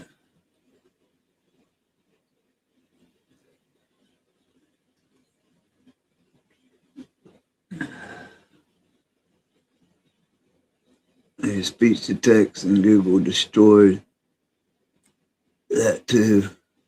So expect that to be just gibberish more than usual.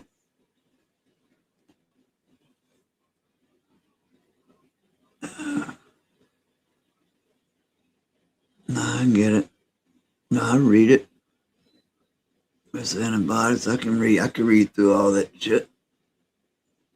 What do they do to speech? I don't know. I don't use when I use it all the time. It's half-ass works for me because I talk. I don't know what the fuck I'm saying anyway. What you got? If you want, I can share it quickly on the panel. It's a lot easier. Oh, all right. Yeah. Pop up for a second, I reckon. Hold on.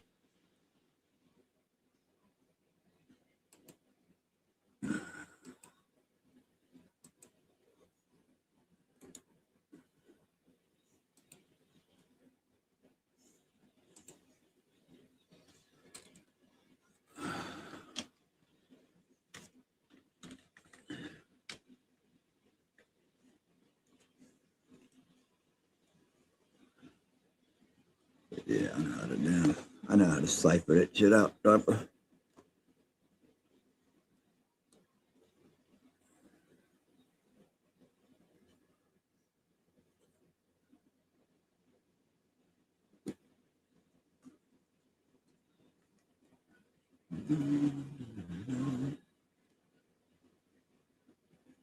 Fire in the mountains, lightning in the hills. That ain't a good song. Say fire in the mountains. Bones here about that shit right now. said it's supposed to be seeing some signs of smoke here soon.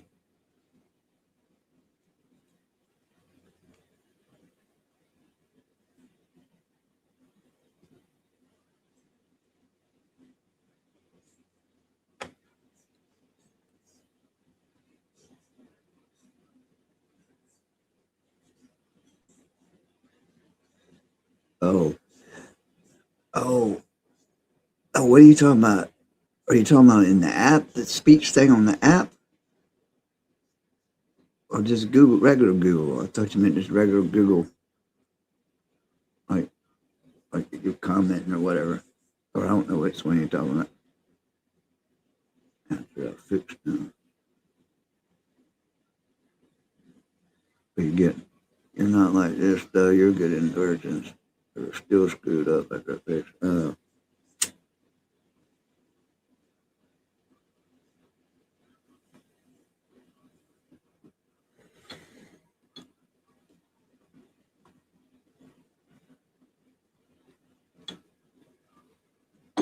Nah, that's all good.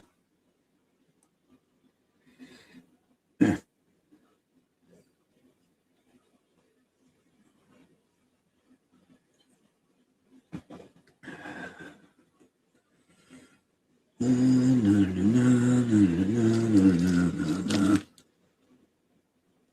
I'll take these headphones back off. I don't need them.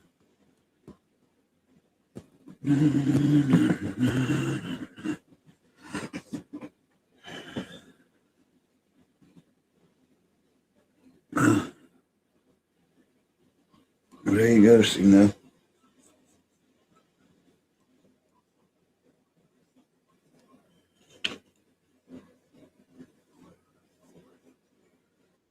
Forget about it. Forget about it. That's what I say.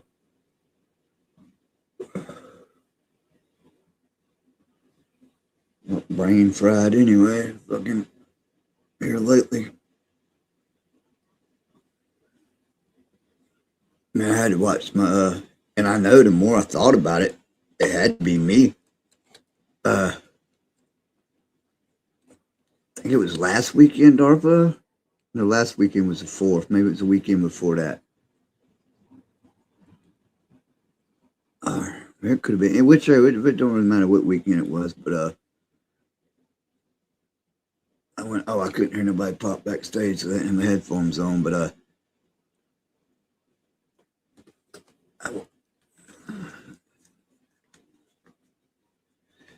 yeah.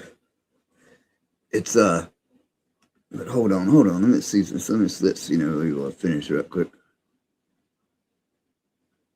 Let me change to here. Change to there. I didn't have headphones, so I didn't hear a little beat here next. What's up? What's up, dude? Not much. Hold on, let me finish. I didn't see you back there yet. Let me finish telling That's all right. Okay, tell your story again.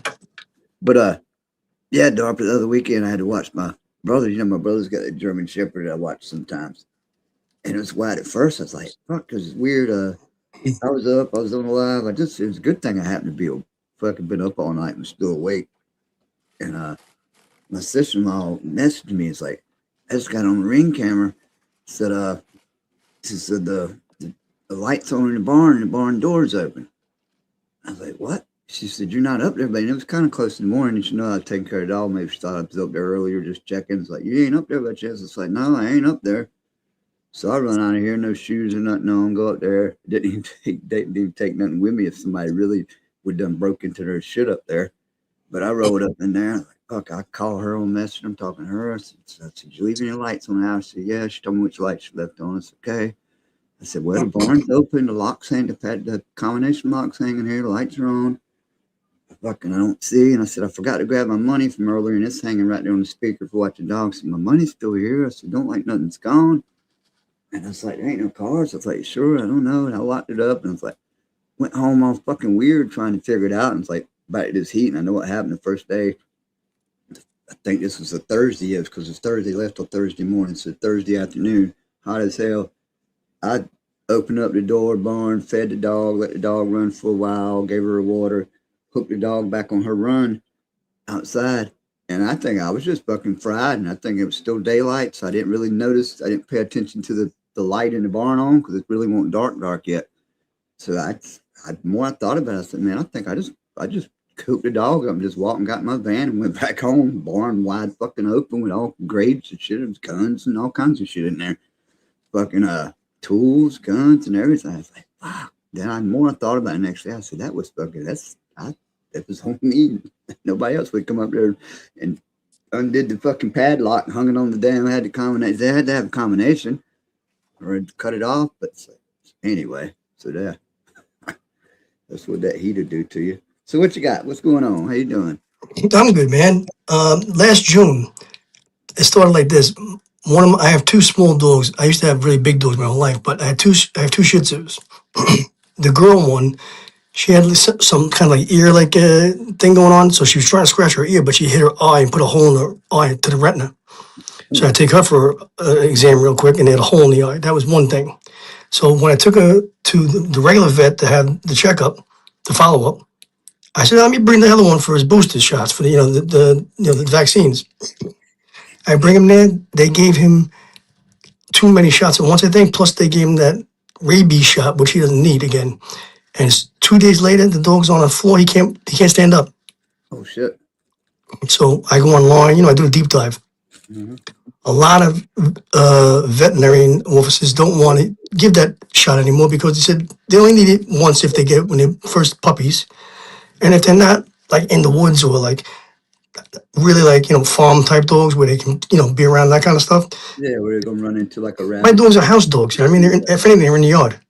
Yeah.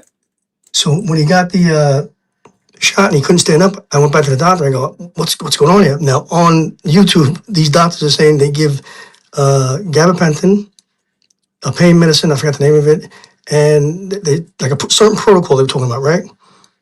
So I asked the doctor at the vet. I go, what do we do? What happened here? He goes, in 35 years as a vet, I never saw this happen. I go, I'm not blaming you. I says, how do we fix him? Like he was automatically on the guard, Yeah, he wouldn't go ahead with like, I went on the fence side of the gate. But yeah. Right. Nevertheless, the first time I came in with him being paralyzed, they charged me $600 for an emergency appointment. Imagine. So then I went to like all these places that specialists. They wanted to do an MRI, $6,000 just for an MRI. I said, "Are you what? You kidding me? $6,000 for an MRI? Does that go towards if he's going to get surgery?" He go, "No, the surgery's $10,000." I go, "What? Are you kidding me?" Wow. So I went to another vet that I used to go to when I was younger. It's more of a hospital. They told me that we're not going to do the MRI. They think what happened was the shot might have given him like a reaction and like the disc slipped, like slipped discs. So the slipped discs, what that happened was it actually gave him like paralysis. I got to hit a nerve or like got a nerve. Right. Exactly what happened. The paralysis from the shot. So basically, I had to like do what they call red light therapy. Ever hear that? No, I'm not really. Red light therapy, it's like comes in a couple different ways. It's like red light, and then there's like I think it's like called deep wave therapy. It gets really down to the skeletal part of the body. They wanted $800 for 12 sessions, twice a week, just to drive to the place. Was going to take me an hour there, an hour back, twice a week. I wound up saying, fuck that. I bought the machine. So now I gave him therapy. When I looked online, they said the therapy should be twice a day, every day. So then I had to hand feed them. Dogs, when they go to the bathroom, they have to like arch their back. If they can't arch their back, they can't use the bathroom push. They can't push. Right. So he's getting all binded. Then he can't urinate. I press his bladder. You gotta see the shit I had to do for this whole 6 months. Then thank God my son was helping me. He was going back and forth with me to the vet. But he went through so much as dog. But I looked in the dog's eyes. He wasn't like gone. He just was like I'm fucked. So what I did was I kept doing the therapy with him, hand feeding him, using a syringe to give him water. He couldn't even drink water, the damn dog. Then I was gonna look into those like the what they call the wheels that they do for the dogs and animals. Yeah. But all of a sudden, he started to like move his legs more. Then we put him in the yard on the grass because he had like grip. But every day from June until October, he would pee all over the floor and be in it. I had to give him a bath every day. But because we were like so like cool with him and like telling him like, listen, no big deal, buddy, no big deal. This dog was so like he gave us so much love the whole time, no matter what. I couldn't have the heart to give up on him. Right on. I hear you. And matter of fact, he came back now. He's better than ever. Oh yeah. What's up, cat? Speaking of dogs, now we got a cat. Go ahead. So I'll stop talking. No, yeah. Yeah, that's too bad to hear about the dog though. You know, you go take him to the vet to, you know, Have a cold keep snap. him right, and then they wind up fucking him up, and then they still charge you to fix him. It's fucking a. It's good to hear he's doing better though. Let me tell you something. He's better than he was as a puppy. We started with all the. There's a company called Farmer's Dog. You ever hear of it? A farmer's dog, yeah. We started feeding him that only. Got rid of all the kibble. Oh, okay. He actually jumps around and like pounces on the floor a lot, like a little baby. I can't believe how much like the energy he has now. Ooh, shit! It's amazing. So thank God we didn't give up on him. He's better than he was before. And honestly, I tell everybody, if you don't have to give him the shots, avoid the shots. You can get what they call an exemption letter. So if you got to take him on a plane or you got to go to like the groomer, they'll accept that.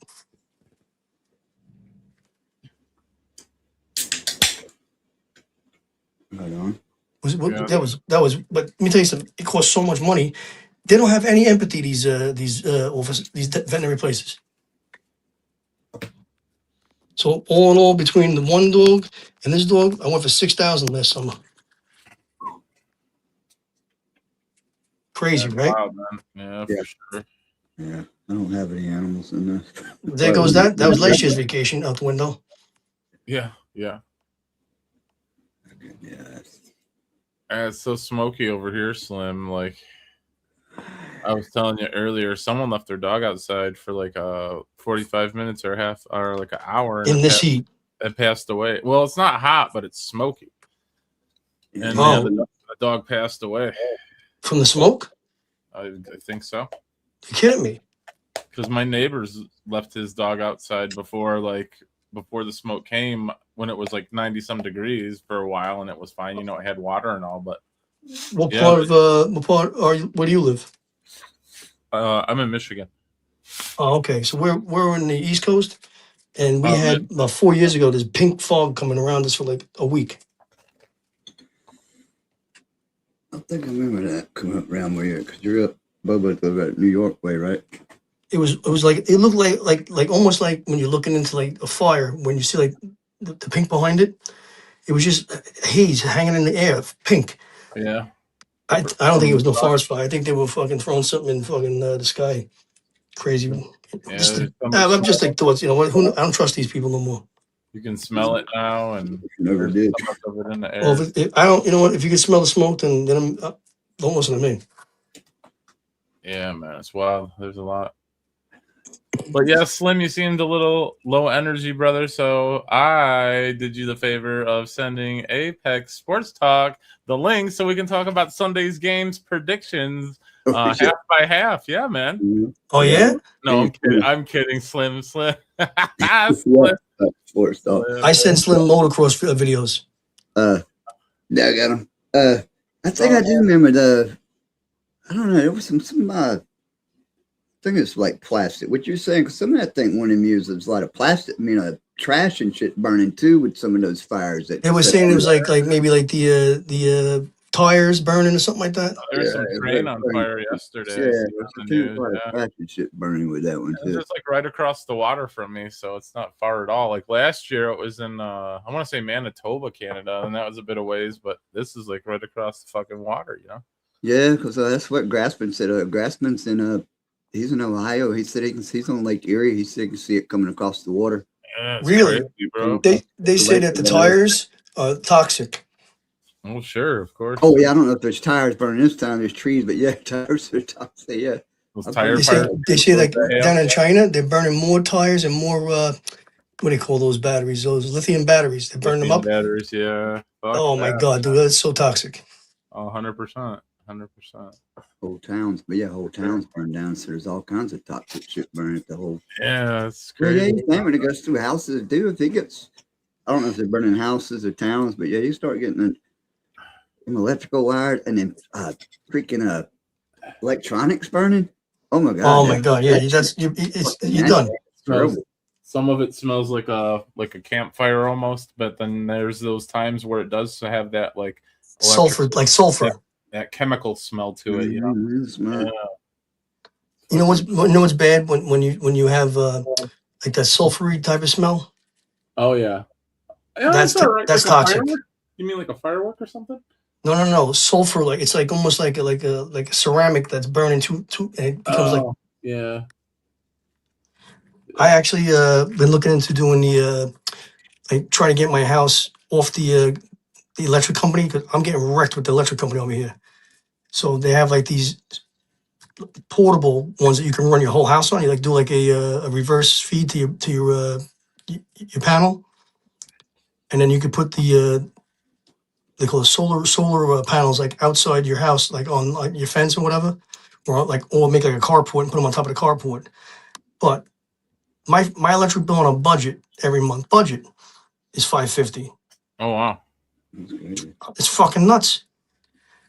And then the gas bill every month $450. So I'm up at $1,000 just for utilities before I even freaking pay the mortgage. that's what. Where are you at? New York, Yeah, okay. I was thinking New York or New Jersey. crushing me, dude. And then now they got these what do they call them, flat cameras. Yeah, man.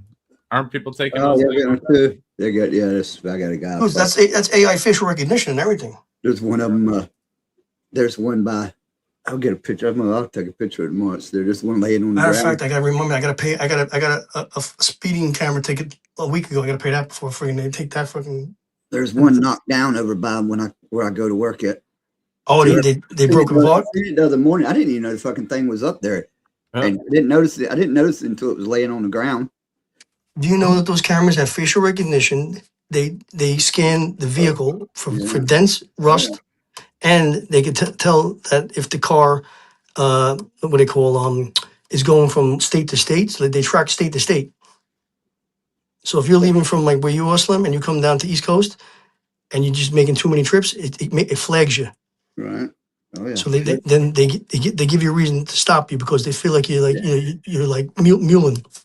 They had a big there was some big what it does. There's big something kind of meeting around here.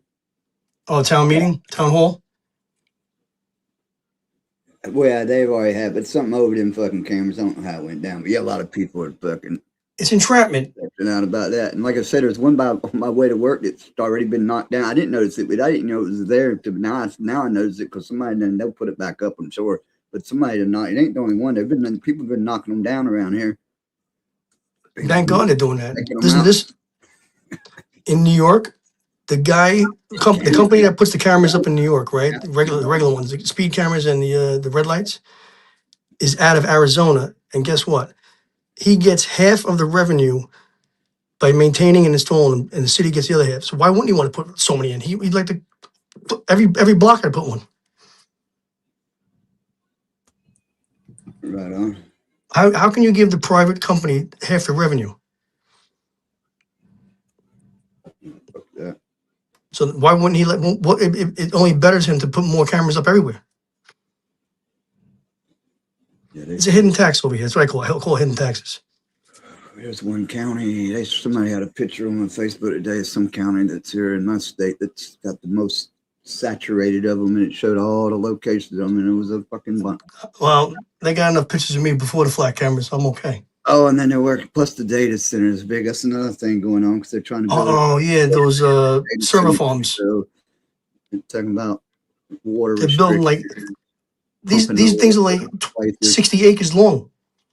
You're talking about server farms, right? With the AI? Yeah. The data collection. That's the same thing. We're collecting it, slot clamor too, shit there too. But yeah, the the data But center. they need so much water to cool them down. Believe it. So they're gonna start charging for water soon, even more.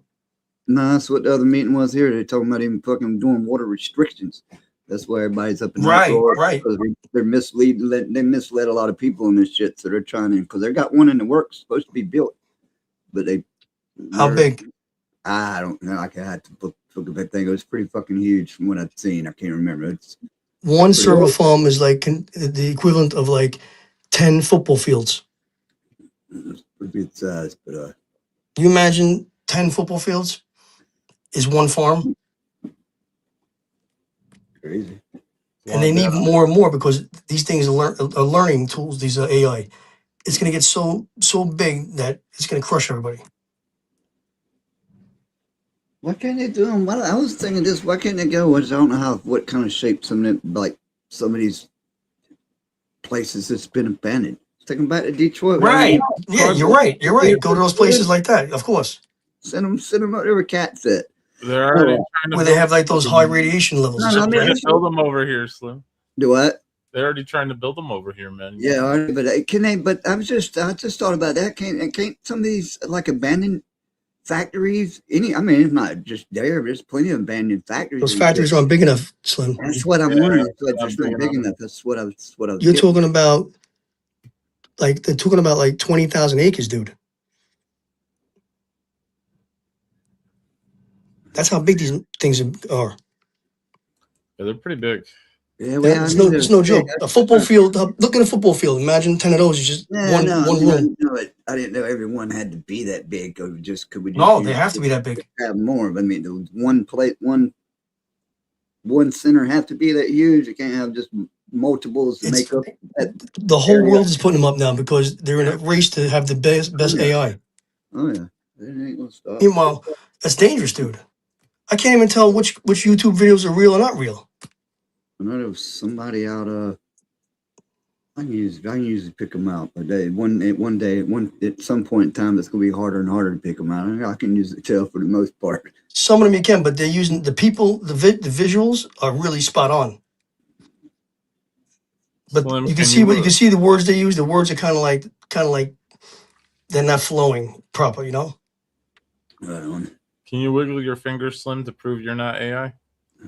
Oh yeah, if they got a pinky like that, you're definitely not AI. Okay, it's the real Slim. Yes.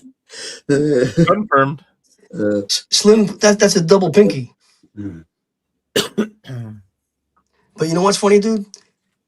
AI is going to stop people from getting married soon because they're making these robots that are going to be so lifelike that people are going to be like, you know what? Fuck it, I'll marry another goddamn robot. I'll hang out with the robot versus get married and get my fucking half my shit taken. I was well against getting married well before AI came around. Oh no, dude. I know. You only could have changed my mind. Fuck a robot. Yeah. No. You know what the funny is? Don't get married by the government. Get married by your religion because then at least you're not under the government's fucking thumb. Yeah, if the robot still has a voice box, I'm not interested. No, you can mute it. Oh, okay. Well, maybe I might consider. You can actually make them change their color of their hair, their face, change their face. They're like, forget it. It's gonna be insane. Like, you know what? Let me have a little look like this person, look like that person. Next thing you know, you're like, why would I go hang out with a girl who wants me to take her to dinner? It's gonna and break my balls on it later on in the night. And go, maybe I'll get laid, maybe not. And these things, you got to see the ones they're coming out with, dude. They look fucking up. They look real. You imagine if they can master the other part of their body? Yeah, I usually just get a wig and throw it on my shop vac and. Yeah, well, they teach his own, brother. That might hurt a little bit after a while. Well, at first you're right, but then you get like a tolerance to it. You're funny, man. A little petroleum jelly on the inside doesn't hurt either. Right, but when you shut it off, there's like a fucking the shape of like a huge fucking like mushroom on top. The thing's like blown up. Once you get going, but that's just nature. It's called an erection.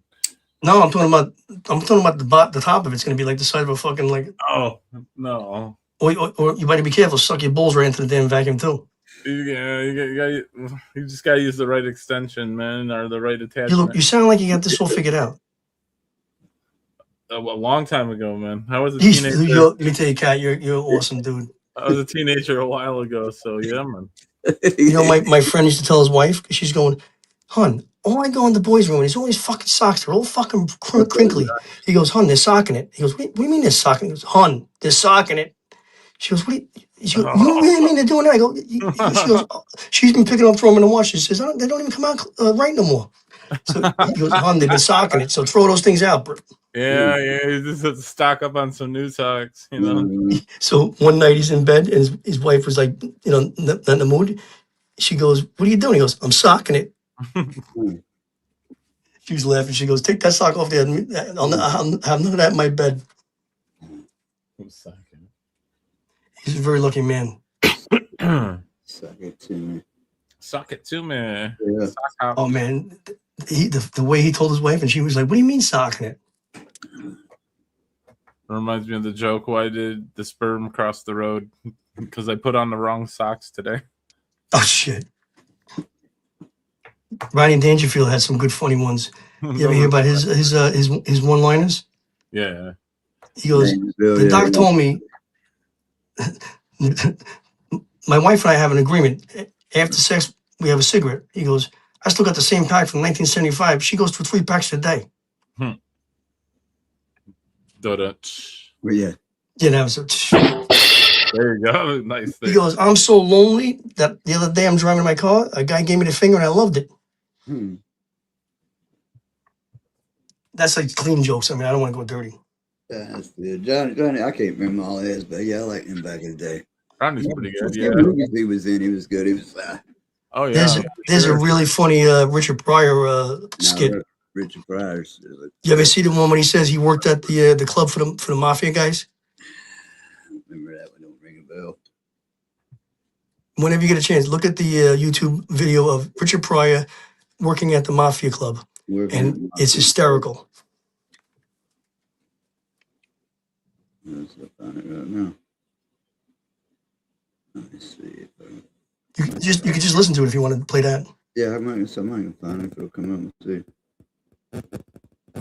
Richard Pryor working at the mafia club. Yep. Right there he is. Oh, this is the live on Sunset. Yeah, that live at Sunset Strip. Yeah. Oh my God, it's so funny, this one. In Youngstown, Ohio. I was 19. I was 19 years old, right? I love And that. I Richard didn't know Pryor was shit cool about as fuck, man. Eddie Murphy, but I don't know. Richard Pryor, Red Fox. I don't know. I don't know. There's a few flavors. I can't. So the mafia Anyway, let's didn't mean listen. shit to me. I did not relate to the mafia. Forget And about I it. worked with this lady, Satin Doll. She was the star of the show. Beautiful black stripper, right? Because usually in those days, they had like in clubs, they had a singer and a stripper and an MC. I was the MC. And she was the first black star I ever met. Satin Doll. Yeah, because Duke Ellington had written a tune about her. You know, that's what she used to dance to and act. She was beautiful. She was 60 then. Oh, this bitch was fine though, man. I'm not lying. Lena Horne didn't have shit on her. And she was crying backstage, you know, I gotta get to Buffalo, they won't pay me. I said, who won't pay you? Club owners won't. I said, oh, that motherfucker gonna pay me. Bet. And now this is how ignorant I was. I had a cap pistol. You know them blank starter pistols? I busted into the office with this motherfucker in my mouth. All right, give me the money, motherfucker. Doing my best black shit, you know. You know that shit usually scare Whitey to death.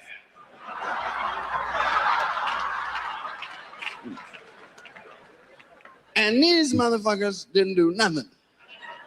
And I'm sure that those men are sitting in that room today laughing. Because that's what this dude, he just started laughing. This fucking kid. Hey, wait a minute. Hey, Tony, come here. Wait a minute, Rich, do the gun again. Hey, Tony, come here. Stick up. This fucking kid, come here, you fucking kid. Hey, what's up, Mr. Fit? What's up, bud? Waters? Welcome in. Fucking kid, come here. Goddamn. They like to hug you and rub you. Come here, fucking. And grab your face. You got them. No, sitting there. This fucking kid got some caboozle. Hey, Maroon. And they always say shit you don't understand. You know, like, hey, you want a little cosimero? Hey, Paolo, fix him a little monosalad. Put some struzzi on. Now, fry it up. They like fried foods. Fucking kid. I come in there. They come in here, the gun, the fucking kid. Nucci belly my guy. Pay everybody off. Pay them off. It's all right. They're gonna have time. They paid everybody off, let everybody go, and kept me. Like a pet. I fucking like this. You're this fucking dude. You got family? Well, you got family now. Who is it? Carmine. Tell him I call it. Hold on, I'm gonna stop it for a second. It's funny. There's some more left to go. It's the watch, but they'll still Funny, right? They'll get me with the damn. If I show the video, so I ain't gonna show the video. Can you like wait a little bit and then go back, or you can't do that?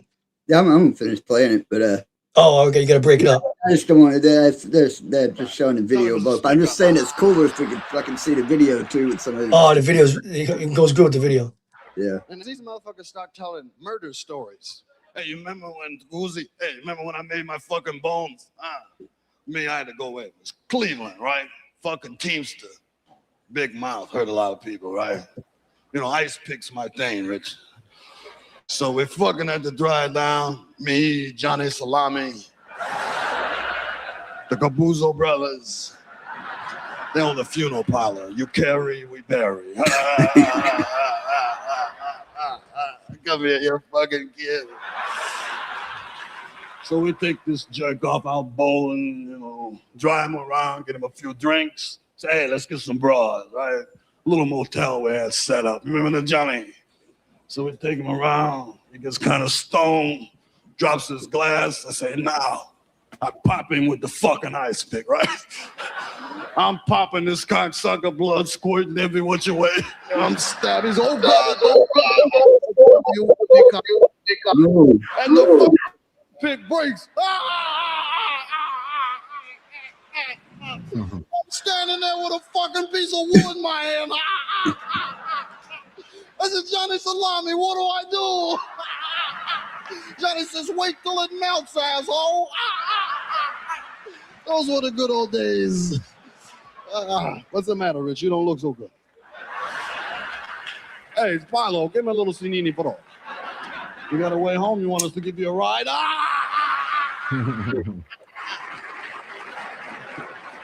Don't go out with the mafia. Because you can't buy them dinner. If the motherfuckers like, they always like to take entertainers to dinner. And they take you to dinner and they pick up the check all the time. Right? And if you get mad, you know, you say, let me buy the check tonight. God damn it, you guys buy me dinner every night. Hey, the kid, let me tell you something. We're crime. And crime don't pay.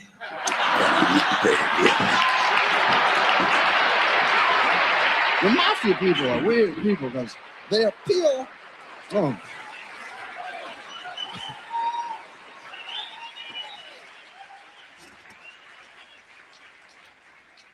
They appeal to your intellect. They do. The motherfuckers appeal said, you're an intelligent person, aren't you? And you realize that it's very difficult to walk without knees.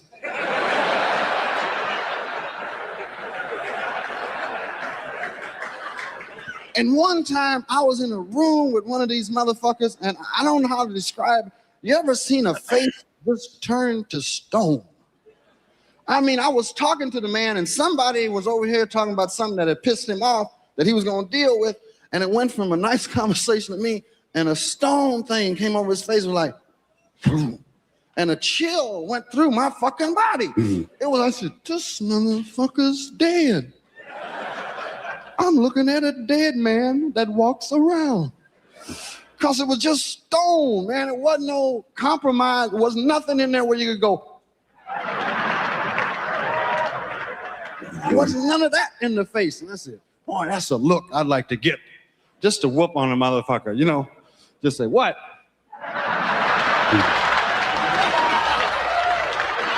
Remember that in The Godfather? I mean, that to me was the most chilling line in the world when the guy said, hey, can you let me off? Just for old time's sake. The guy said. Boy, that had to be the coldest shit in the world. Because the motherfucker said, and you got to get in the car with them. Then you got to beg some more in the car. You know what I mean? You ain't going to stop begging. You know that. The motherfucker long got breath in his body. You get in the car, you start about, hey, Jeff, I remember when I showed you how to drive.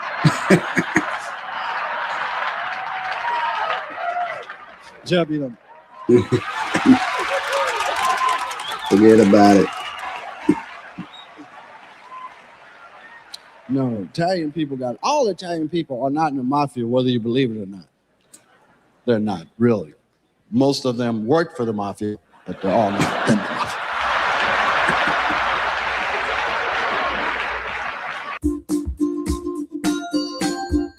Funny, right, dude? Yeah, I think I've heard of it before. Here's the way he tells it, like he had the lingo down too. I busted it off in his head. What do I do now? It's like Eddie Murphy did a damn. Did you ever see them in their movie? I think it was called Harlem Nights. Yes. That was great, dude. I love that movie. It was Richard Pryor. Eddie Murphy was in that one. Red Fox. Red Fox. What's the woman, the big woman? What's her name? I forgot her name. I can't remember her name. But all those people, like high end, actors. She'll shoot your fucking pinky toe off, though. I know that. Arsenio Hall was in it. And he played the weirdo. You know what's funny? Eddie Murphy, when he started off, was a totally different style. And then he evolved into like different acts. But his act from the beginning to this day is still one of the best acts I ever heard. When he was Raw, it's called Raw. Yeah. Oh yeah. And he talks about when you go get a wife, it is a goody Google wife. Yep. He goes, my father come home and he said, the shit's on the floor already. It's petrified. Mm-hmm. Set my beer on it. Turn it into a coffee table. Yeah, Uncle Charlie comes over. He uses he lights the whole flame up and throw Charlie on the floor. He'll be okay. He'll be okay. That might have been was that in them Raw or the first one? That was in Delirious. Either way. Was that Delirious? Maybe it was Delirious. You're right. They were both funny. He talks about the Rocky movie. Yeah, Rocky. All the short Italian guys think they're like big shots that come out of Rocky. Like they're Rocky. He did like an Italian skit too. That's the one he did. He did that one. Yep. Yeah. Anyway, what's up, Josh? Is it Smokey? Where you at?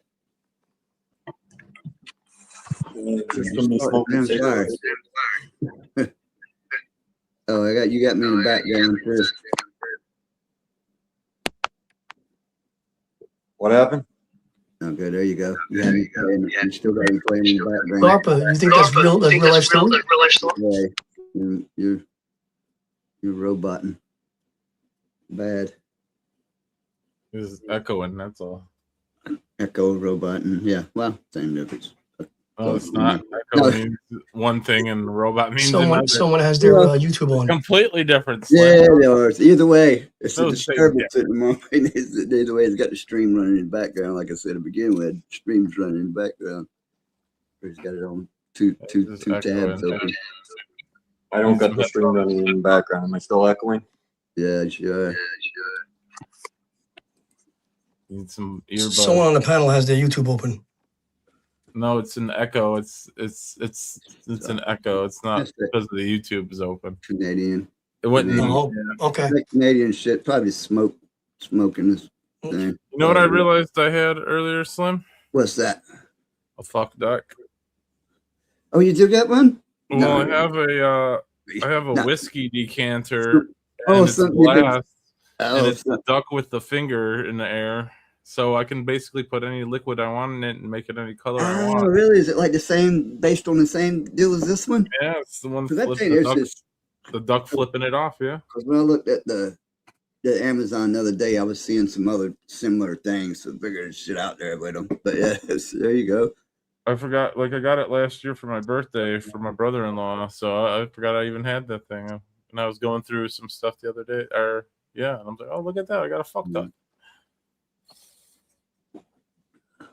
Let's see now. Now what we got?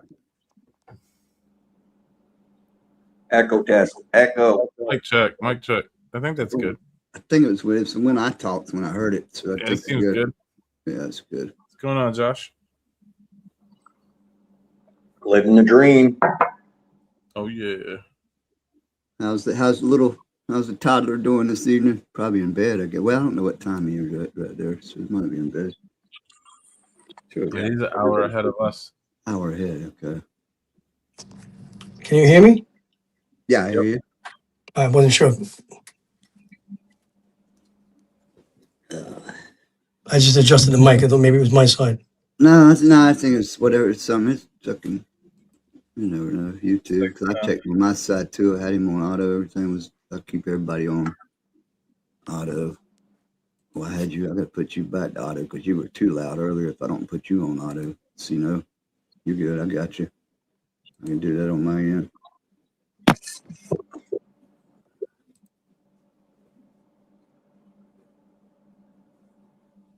We didn't start the fires. They were burning. No, so if you're up ahead or whatever, you're probably above. All the shit's blowing down this way. So you're probably out of the smoke. No, I don't know. I don't know where you are in relationship to. I didn't even know there was fires going till a couple of days ago. I think Josh might be a bit east of it. I'm not sure. Yeah, That's why I'm wondering because it's coming down the East Coast and he's an hour ahead. When you know what I mean? I'm like driving an hour ahead of me that way, but you know, Map of Canada. hour ahead of me time zone wise, so he's probably might not be in it so bad. All the smoke's blowing Paul's way. It's not coming my way. Oh man, there's Yeah. so much, Josh. There's so much, man. It's going your way. The air, you can see it, smell it. That's crazy. Hey, Slim, do you see Harper says he thinks Richard Pryor might have embellished a little bit, but that might have been a real experience? Oh, is that what he said? No, I didn't see that. Oh yeah, okay. Might have been with Richard Pryor. The Richard Pryor skit, huh?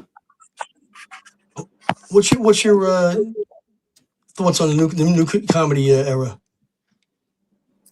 I don't. This is my kind. This is what I watch. Slimmy Cricket's fucking entertainment, so I don't know. It's a mixed bunch. Should I tell you that? It can be hilarious some nights. There's still good comics out there. Yeah, but no, I don't really know who's out there. I mean, I catch some guy. I don't know if they're old or new. I'm running into their skits I see on, There's a new guy out there. Yeah, He talks a lot of racist shit, but he gets away with it. I don't know how he gets away with it. Who? Dale Quinn, I think his name is Quinn Dale. Dale. I don't know that one. Dude, he says stuff like it's like just funny the way he lays out the joke, and the punchline like squares it straight back up to not being racist. Yeah. Yeah. What's his name? Dale Quinn or Quinn Dale? I guess Dave Chappelle. He ain't really new, but he's still around. Well, he's that guy's golden. Paul, don't If be you look up lazy. the guy man. Quinn Fix your Dale, he's icon. still short. You'll laugh at him. He goes, he does the answering machines for everybody. We got this cold snack and one more. I'm about to shut her down or start drinking. What were you milk. saying, Josh? What happened? I said, fix your icon. Don't be lazy. Quinn Wrong. Dale. Fix your icon. The fuck you coming here and demand? Don't be coming here and demanding shit. What's wrong with it? I don't know what's wrong with his icon. It looks good. Am I not a cat tonight? Oh, you mean you? Yeah. What needs fixing? It looks like a pit bull cat. Yeah, I'm a pit bull. That's right.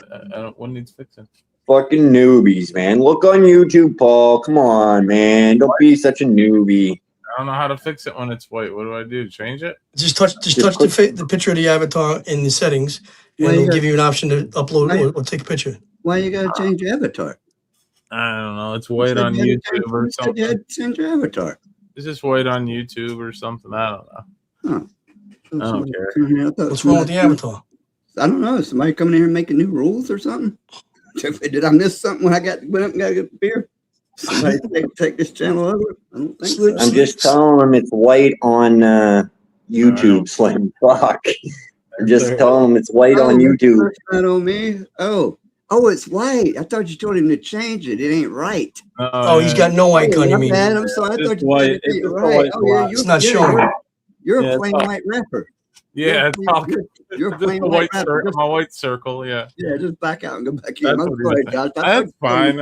I don't give a Sometimes like change your You don't care avatar, about the get being right. white on a circle. This guy likes the freaking the witch right vac. Yeah, I don't know why it done that. It was it had a couple y'all like that a while ago too. Yeah, it I know happens. Evil was like that a while ago, but I was listening to Rich Friday and didn't Yeah, no say worries. nothing. But No worries. plain white rappers. I call it plain white rapper. Just Raz and Paul. You know, That's all Josh was saying when my thing wasn't. No, I don't know if he can see it. I don't know if y'all can see. I can't see on StreamYard. It never went away. It's still good on StreamYard. Still a cat. StreamYard is showing your avatar. I think on the YouTube channel it might not be Yeah, picking it's it up. not. I got it on the phone. He's a plain white still rapper. shows the wrenches Yeah, I as can see him well. right there. He's a plain white rapper. I got him. I won't look at the phone. What's up, Sweet T? You still working? You got you doing the third shift there to the morning? Ooh, hotkeys. Yeah, one of my sons works the third shift. That's tough. Yeah, I think Sweet Tea, she does that. Your last day on and your first day on is the worst days. Part time at the school too, or not the Circle K. I mean, school's out right now. Shit, school will be back in. You don't know if he's coming or going sometimes.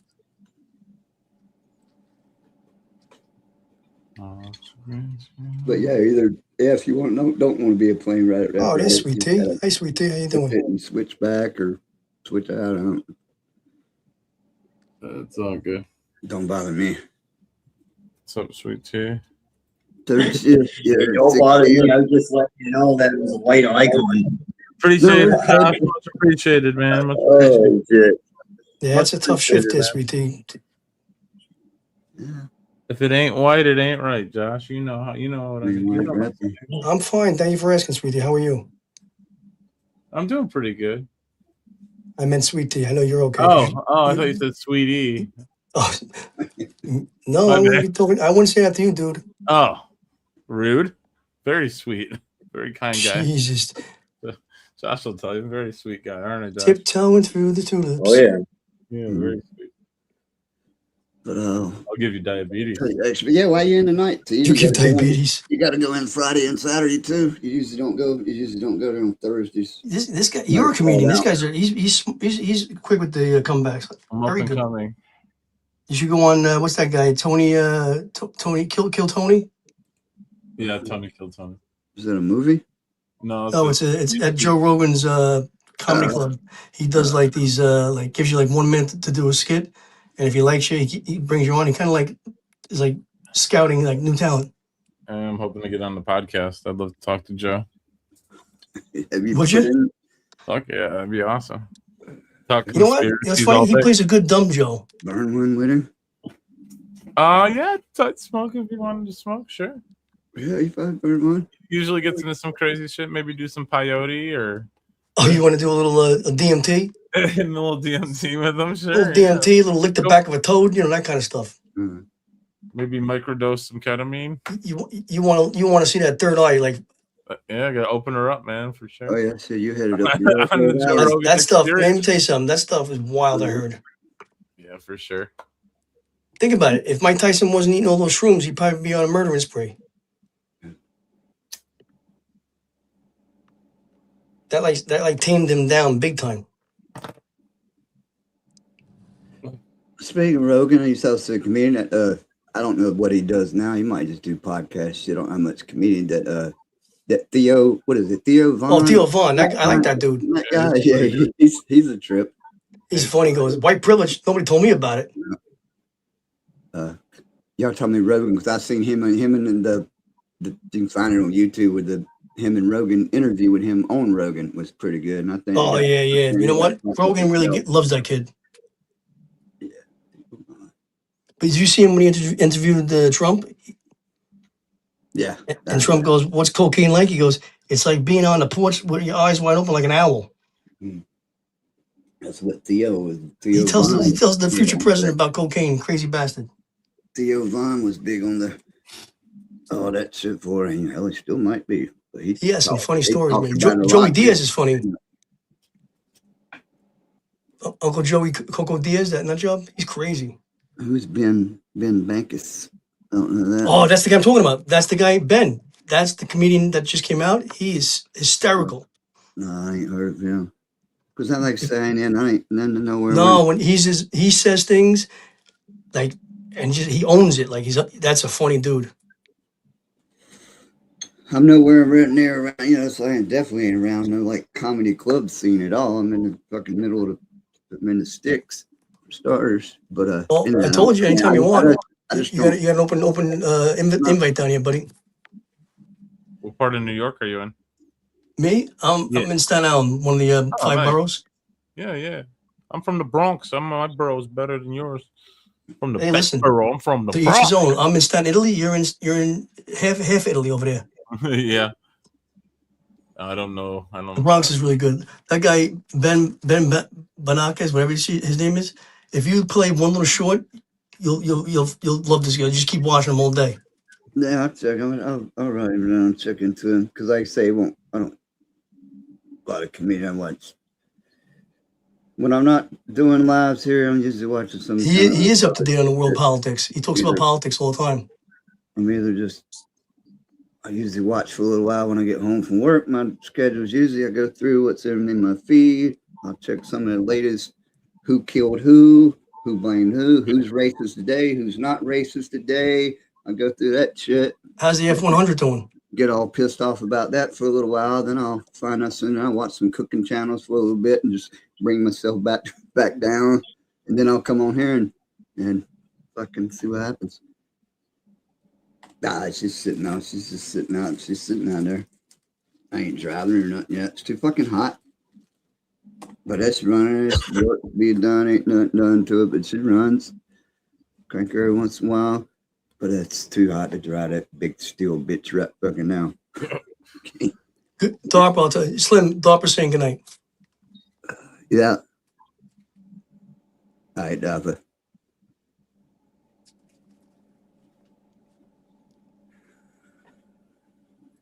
I tell you, Slim's doing pretty good with all his shorts and everything. They're pretty cool, man. You're doing a great job, dude. What's that now? I enjoy watching your shorts. You do good work. Yeah. Slim's cooking. Oh, what'd you say? Sweet Tea Slim's cooking channel. She was backstage for a little bit. I never saw her. I won't fucking.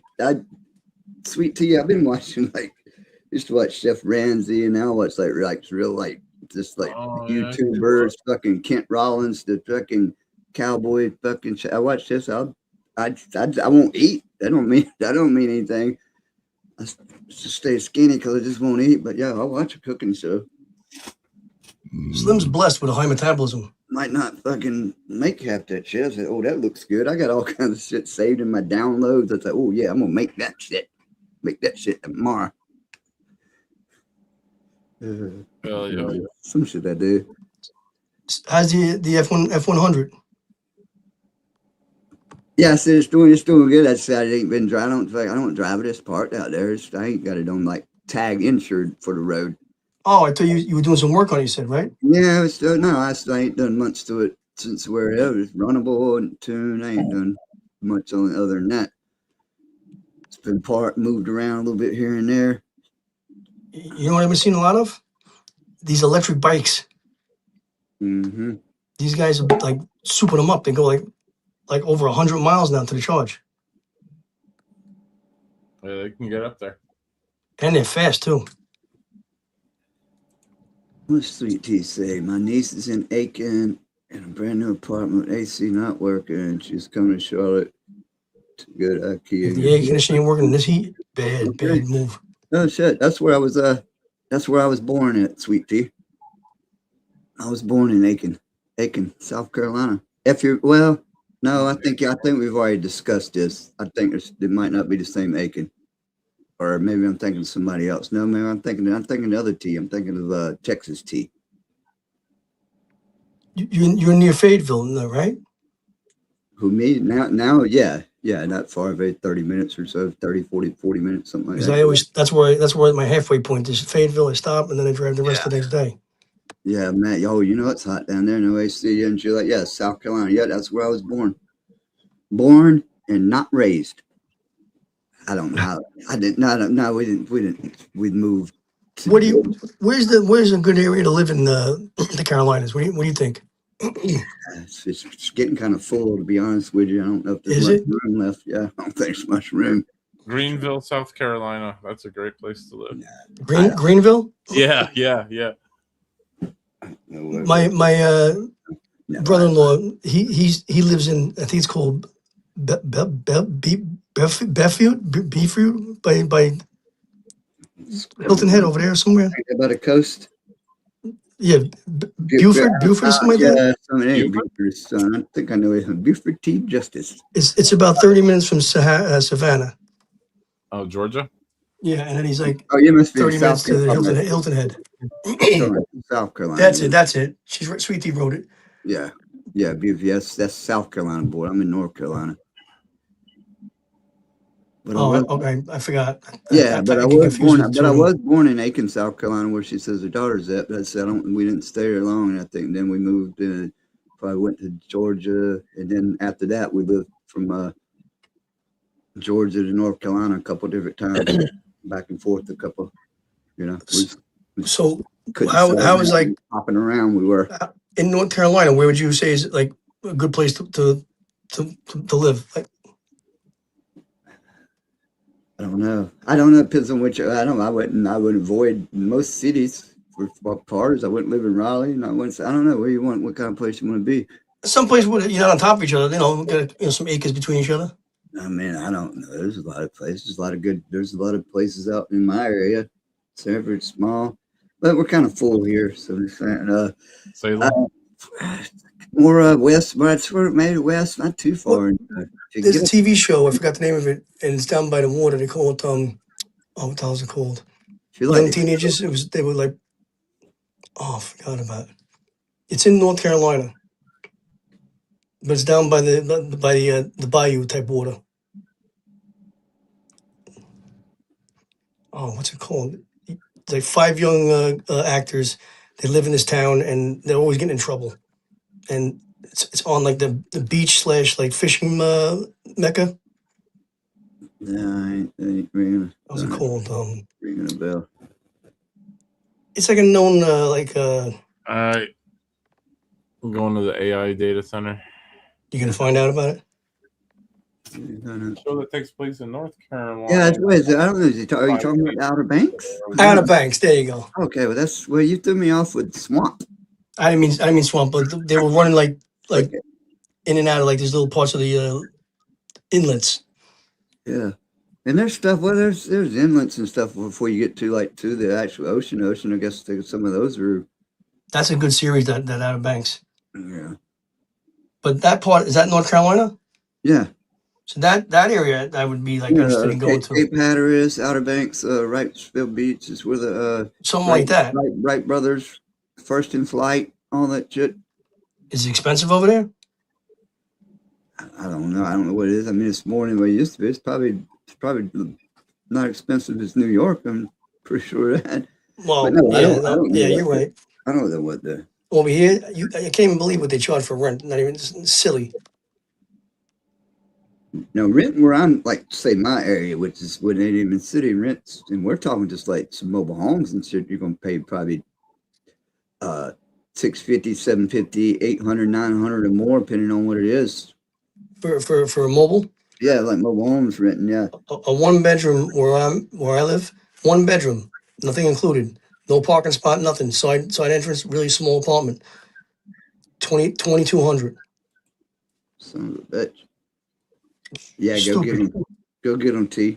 T said, well, only T's only a few hours away. I guess I'll go raise it. If you go to a 2 bedroom, 2,600. Anything over that, you're into like the high, almost 4,000.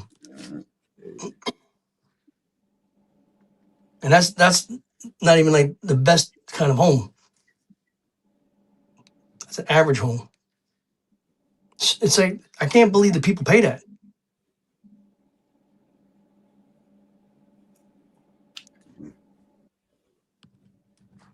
No. See, I don't know what the Oh, so Sweet Tea says the Outer Banks is far away, huh? It was far away from anything. Yeah, there ain't much out there. You know, down to them. It's basic little islands out there. Oh, fucking sand dunes or whatever. I don't know what they consider them, Outer Banks. But yeah, you gotta take. Sweet Tea, you do apartment management? No.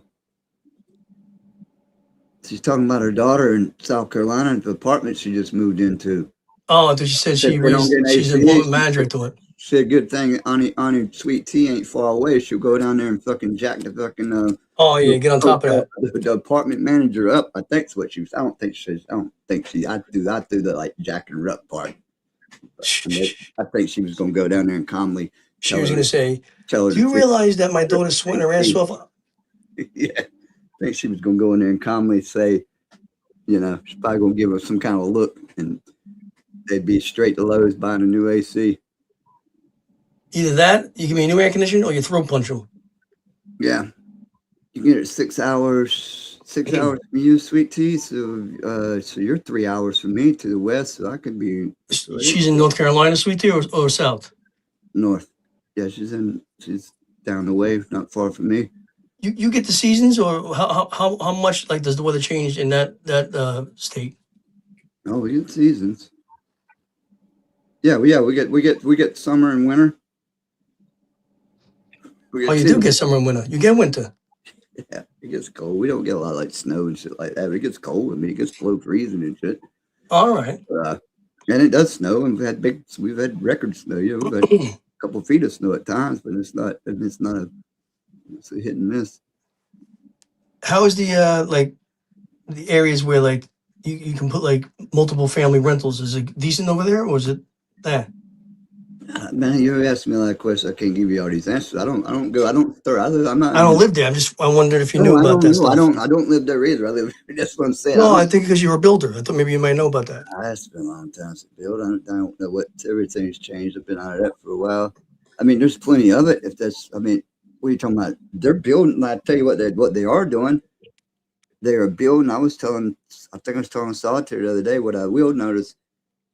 Something's going down because they are building shit fucking everywhere. Shit, the houses, condos, apartments, and shit. So there's plenty of space because they're putting shit up everywhere. And they're probably adding these big places like Costco's and Sam's Clubs. Data centers. Data centers coming in. Data centers are coming in. People are fucking running out of cities like New York and Chicago and shit like that, and bailing, and they just better not come and fuck my shit up. I mean, listen, give him a nice throat punch there, Slim, with that pinky sticking out. But yeah, keep your shit with you. If you flee, I don't blame you, dude. You don't want these liberals going down there. No, and I'm sure there's enough here already. They're here. They're coming. I think everybody should just go and be cool where they are and try not to change people that are already there. That's ridiculous. If you want to get out of the city, I don't blame you. I've never lived. Oh man, I've been ready to go for years, Slim. I'm tired of this place. It's like toxic. I call it the Housewives of Muppetville. I mean, Sweet Tea. I didn't try to say them too much with Sweet Tea, which that's pretty much a metropolis, and I ain't quite sure if she's on the outskirts of. I would look for a place where there's more like something going on. I want to be where something's going on. I don't even want to fuck with Charlotte. Charlotte's. Listen, I got the house in Florida. I'm looking to pick up another one closer to like down South Florida, but it's just the prices are going crazy down there. Yeah. Oh yeah, I forgot about that tea. Though. I forgot about Sweet Tea. She's originally from Jersey. That's her Jersey. She's got that Jersey girl. Vibe. AC will be fixed. That's probably why you ain't worried about Charlotte. She's like, forget about these. Oh, she's an OG, Sweet Tea. She'll probably throat punch a motherfucker. All right, I had enough. Have a good night. Night, Josh. Josh, have a great night. Appreciate you I coming think up. we bored him. Listen in. Well, everybody ain't bored him to death. Get in where you fit in. Good jump in. Can't hear me? Yeah, I can hear you. Can you guys hear my voice? I don't think you can hear us because he dropped Okay, off. wasn't sure. I can't hear. You're What's his gonna name? have to Cop. you have to drop out and come back in. Cat. Can you hear me? Check, 1, 2. Cat, can you hear me? I can hear Cat. Yep. We can hear. We can't hear you. Dick. Drop down. Oh, he did. Cat can hear you because he said no. I can hear him. You can hear him? I don't think you can hear No, me. I can hear him. Yes. How's that sound, guys? But you can hear him. Can you hear us? You sound fine. Yeah, I can hear you fine. I don't hear Cat up top. No, you're gonna have to drop back. You're gonna have to drop down then and come back in. Can you hear me? Pull to solitaire. Doesn't that usually happen to her? Yeah, it's something to do. It's an iPhone thing too, I think. Yeah, StreamYards. I hear everyone, but if he can't hear us, The only person I'm hearing, I don't hear Slim. I don't hear Cat. You're gonna have to drop down, and come back in. Sweet Tea telling me to drop. I can't tell him because he can't hear me. I don't know sign language. And I don't know I don't think it'll work if I just if I put him backstage. I don't think that don't work either. He said I can't just put him backstage. He's going to like drop out. Sweet Tea, tell him he's got to drop out and come back. I got it. Oh, and then let me highlight it. There, damn. Type it in right quick and let me highlight it. Okay, there you go. Hello. Yeah, let me highlight this one again. How's that, guys? I can hear you. Man, he can't hear us though. Yeah, I know. That's what I got him highlighted. Grassman's got it too. Drop down. Can you see me? Can you see me? I'm gonna pop off quick and I'll bounce in the backstage again. Just give me a second. There you go. Drop down and come back up. Hallelujah. Ooh, I need to learn sign language. All right. No, I'm not. Well, I know a couple. I only know a little. Yeah, I know a couple. Yeah, and it wouldn't be good for this situation. Well, there's one. Then I got this one, and I'd probably come up with maybe a couple more. Oh, you probably do, but see, I never look. Oh, Cat put it in private. See, I can't never see the fucking. I don't ever. It's weird how you never can see the private chat thing over there. Yeah. There he fades back. There you go. Can you hear me now? I hear everybody now. All right. I was trying to tell you to drop We down. could hear you before. You just couldn't hear us. Right. I think when someone leaves the stage, the panel, it does something to my end. We do. Well, I was trying to tell you. I was Are you trying on to tell an you to drop down. It doesn't do it to everybody. It does it to Solitaire when she comes on. It does it. It does. Oh, it's some sort of like. It don't happen every time. Oh, okay. Because people's done dropped out tonight and came back and it didn't do it the first time. Are you on? Right. Are you not an iPhone? Yes, I am. And it's an iPhone thing. So far, So the iPhone does it? It's an iPhone issue, and it You know what? doesn't do it all the time. And I think it's a combo between StreamYard and iPhone or whatever. Anyway, it's an issue. You're not the only one. It's happening over for the future. But yeah, I was trying to tell you. I was pointing on it. If you see, I was trying to point. Oh, yeah. That's okay. Now I know when you say that, that means go down. I was like, fuck, I don't know sign language. I was like, I don't know how to do it. He's just sitting there like, why does he want me to go down on him? What's he? Yeah, talking like about? yeah. Oh, shit. I'm not God, gonna. man, you got some thoughts. Then I was like, somebody put it in the chat, so maybe I can highlight it and you'll see that. But yeah, so we got it. It's all good. Anyway, cheers. The legend told me. Yeah. Well, but both I highlighted it to both of y'all or both of them. But anyway. You're right. You know what, Sweet Tea? You're probably right. Android's probably all better. I just, you know what? I got used to using the iPhone. I don't even want a goddamn phone no more. Give me back to my beeper. But street my beeper quit beeping. But anyway, we're good. We're back. We're good. It's all good. It's all good. You know what's funny? These phones are like unbelievably like loaded with so much computer technology that you don't even need a computer no more. You really don't. No, I mean it isn't. You can mirror it to a TV set and you can do it right there. No, I mean it is mirror. That's why the ones I hadn't that do work, like I say, like even I keep this puppy I play music off of. It has no phone service on it, but that's why I hang on the ones that work. I keep them because with Wi-Fi, like I say, that's why I used to tell people. So I got me a little mini computer right here. You know what I found the other day? I was going through some like stuff I had in the closet. I found the first iPhone that I gave my daughter. It was like a tiny little nothing, and it still works. That could be worth something. It might be. I think it's the iPhone S.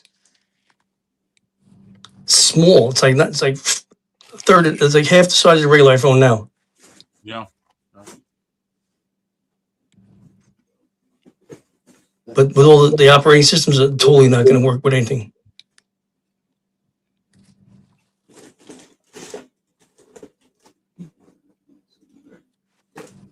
So, Kat, Yeah, what's up? What's up?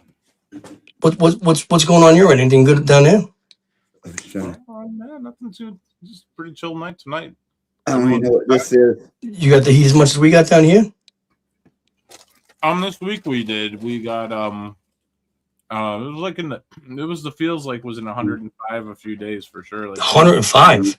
Tuesday, Wednesday, Thursday, yeah. Well, yeah. Hey, look at this little. Speaking of phones, right quick, I was trying to find one. Look at this little cute little baby, little Samsung Boost Mobile. I've been in Boost Mobile for years. All right, let's give a little comparison. Oh wow, that's cool. Let's give a little comparison. Yeah. Oh geez, look at the size of that. You know what? That's a big difference. Look at the comparison. Right? I got one of those small ones too. And at the time, you thought that was huge. that was probably. I found a tiny BlackBerry, dude. It's not even funny. That was probably 10 years ago. Man, if I had to guesstimate when I had this one right here, it's probably 10 years ago. What kind of phone is that? Nokia? It's a Samsung. Something. Samsung. Oh, I have a Nokia. I got a Nokia small one, yeah. This is one. I'm gonna see if it takes charge, so I can then blow it up like I did the other one. So I can shoot another phone. Have me another thermal runaway. I just heard something beep. Oh. Yeah, I'd use my phone more if I could find like an ad blocker that worked. Like that's why I like my computer, because I don't have to sit through any ads on anything. Phone, you have to get a subscription to something if you want to skip the ads, or I'm like, I know that's the whole thing. These phones, like they dupe you into extra stuff. oh yeah, 100%. You know what the funny is? When you go there, you don't even want a new phone. Next thing you know, they talk you into it. Hey, you're available for an upgrade, might as well. Oh yeah, it's $5 less. Really? And then you go, why did it go up $40? Yeah. Oh, we didn't tell you about the service charge. It goes up with the new service charges. Yeah, connection fee and all types of stuff. What was that damn 801? Have you seen 801 percolating? Cat, I ain't seen him. He sent me some pictures while I was here live. I figured he'd probably be coming up. He sent me some pictures. He's got the duck like on his dash and then out the window. I guess he was in the Salt Flats. He was headed home. Man. Took some more pictures of the duck, the fucked duck. Oh, getting home and unpacking and probably fucking unwound. Playing with his dog. I know he's been waiting to see his doggo. Yeah, that's a good little while. They put some miles on this week for sure. Did anybody have one of them Nextels with the chirped? Oh yeah. Oh yeah. I had that. Oh yeah. I had that through. Everybody thought they were like, like you can't like bug them. Meanwhile, no problem. I had that through Boost Mobile too. I've been on Boost Mobile forever. I had that first with Boost Mobile. You know what's funny? They all use the same antennas. They're lying to you. Yeah. Oh yeah, I know they do. I mean, they're all full of it. Same. Yeah, I've been on Boost since like 2008. I've been on it for a while, but I'm for like they was still with the next what it took Nextel and it took. And plus, still heavy. It's like I've been out. I ain't done construction. Those next not like I used to in a long time. Close to 10 years now. You remember StarTech? It looks like the one from Star Trek. StarTech. Nah. The little flip phone, the first flip phone with the little antenna you pull up. Oh yeah. I had some. I had a Boost. I had a Nextel that was like that. Yeah, this one was called StarTech. It is by Motorola, I think. It had a flip screen up too, because you could use it for you could text 9 on it too and shit too. It was text 9 when you gotta hit the old fucking ABC bullshit. But I knew some motherfuckers that could goddamn like all over it. I say, wow.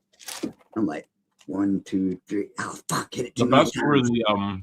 the Nextel construction phones. Like those things were so sturdy, you could just kick them up and down the street all day and run them over. Yeah, that's what I had the Boost when I got the Boost when it was a little bit bigger. It had a little cover on it, had an antenna. They were real tough. I loved them when I was using them because we was. We started going, we went smaller when we were young, in the beginning of cell phones, going small. Then went to a small BlackBerry. It had a little like keyboard on it. You couldn't even type on the damn thing. Yep. No, that's what they did. They went that was funny. Somebody used to put out memes or like videos of like joke memes or whatever. It's like, 'cause Right. We went. What was that one that had the screen that flipped around, like a loop, looped around? Well, I won't down yet, but yeah, they had the phones. They had them started out like they went like real. Yeah, it was like a VCR you held to your head. And then they went bigger. Next thing you know, you're gonna have a phone this fucking goddamn 40-inch. When I was in high school, I had the one that was like a box with the phone on top. Yeah. It was like $2 a minute. Like the ones that came in the bags. Right, and then there's another one that came like the old ones from like the military. It looked like a brick. Yeah, and It's like hold a VCR to your head. the big ass antenna on it. Yeah, he pulled the antenna out. Yeah. Yeah, hold a bitch 2 hands. You know what was the craziest shit though, boys, right? Those car phones. Remember when those car phones hit? Yeah, you put them on the floor. Yeah, Yeah, I had one of them. But that was the same thing that was on that big battery case I had. The thing was a battery with that same phone on top. yeah. Like you said, it was like $2 a minute. Oh, it was ridiculous.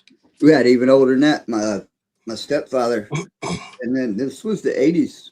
We lived not far from here. Yeah, mine was in the middle of the 80s. I had that. Anyway, building a bunch of, it wasn't that one though, building a bunch of houses. That work truck he had this big, it was on like a little fucking pole, come up a little bit.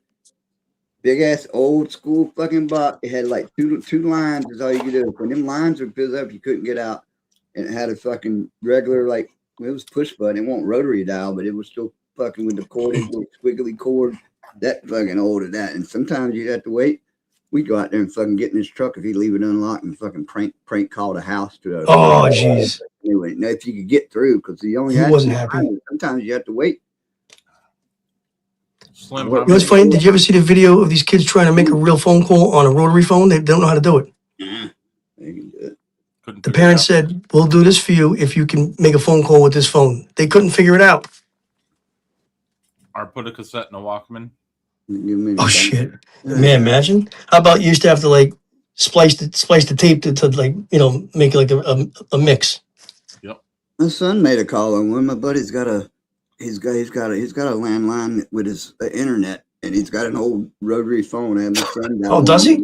But I gave him guidance on it. I know a lot of people still got landlines. I mean, you got necessarily use the rotary phones, but you can still use it. It still work.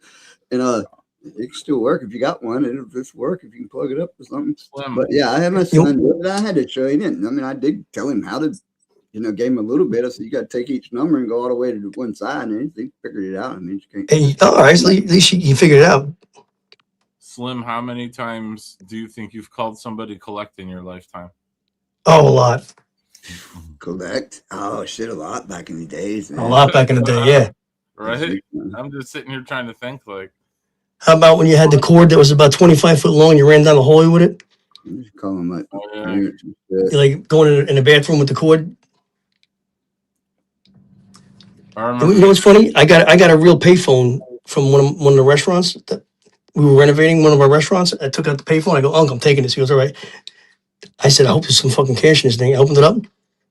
Not much. I says, "Can't believe that freaking had no money in it." Yeah. Still works. It's the push button payphone. Right up. Yeah. Those you can't find those things. I have it in my garage. Everybody's like, "Does that thing work?" I said, "No, I'm not plugging that thing. You guys be calling everywhere." Yeah. Remember they used to have remember that commercial they used to have back in the days where he'd call up and his son would the son would call like his dad or whatever. Have a baby. It's Hey, Dennis, baby boy, click. Yeah. Remember that one? Oh yeah. That was funny. Yeah, Click called him. The Jerky Boys. Yeah, what's the name? Tell him the names. Frank Rizzo. Frank Rizzo. He did as a boy or something like that. It's like that was funny as shit. Yeah, he'd say something like Sheila had the baby, it's a boy. Yeah. Sheila had the Yeah, baby, it's a boy. he say, you got to accept the collect call from And then the guy would just hang up the phone because he got the and information. he'll look over to his wife. It was a boy. Those are classic. How about the woman who goes, send a salami to the boy in the army? The guy that was calling up for the Jerky Boys, he ruined people with that. He's like, yeah, I'm coming in to do some bench work. He goes, what? I bench about 350. You do 350 a day? He goes, 350. I bench 350. It's like Jerky Oh, there you Boys. go. Same thing, Sweet Tea. Yes. When they say record your name, come pick us up. Yeah. Oh, yeah. It's always a loophole. There's a loophole around every. I remember the calling cards. Remember the calling, you pay cards? Yep. Yeah. That was some good times. I heard it was very lucrative. Someone told me about that a long time ago.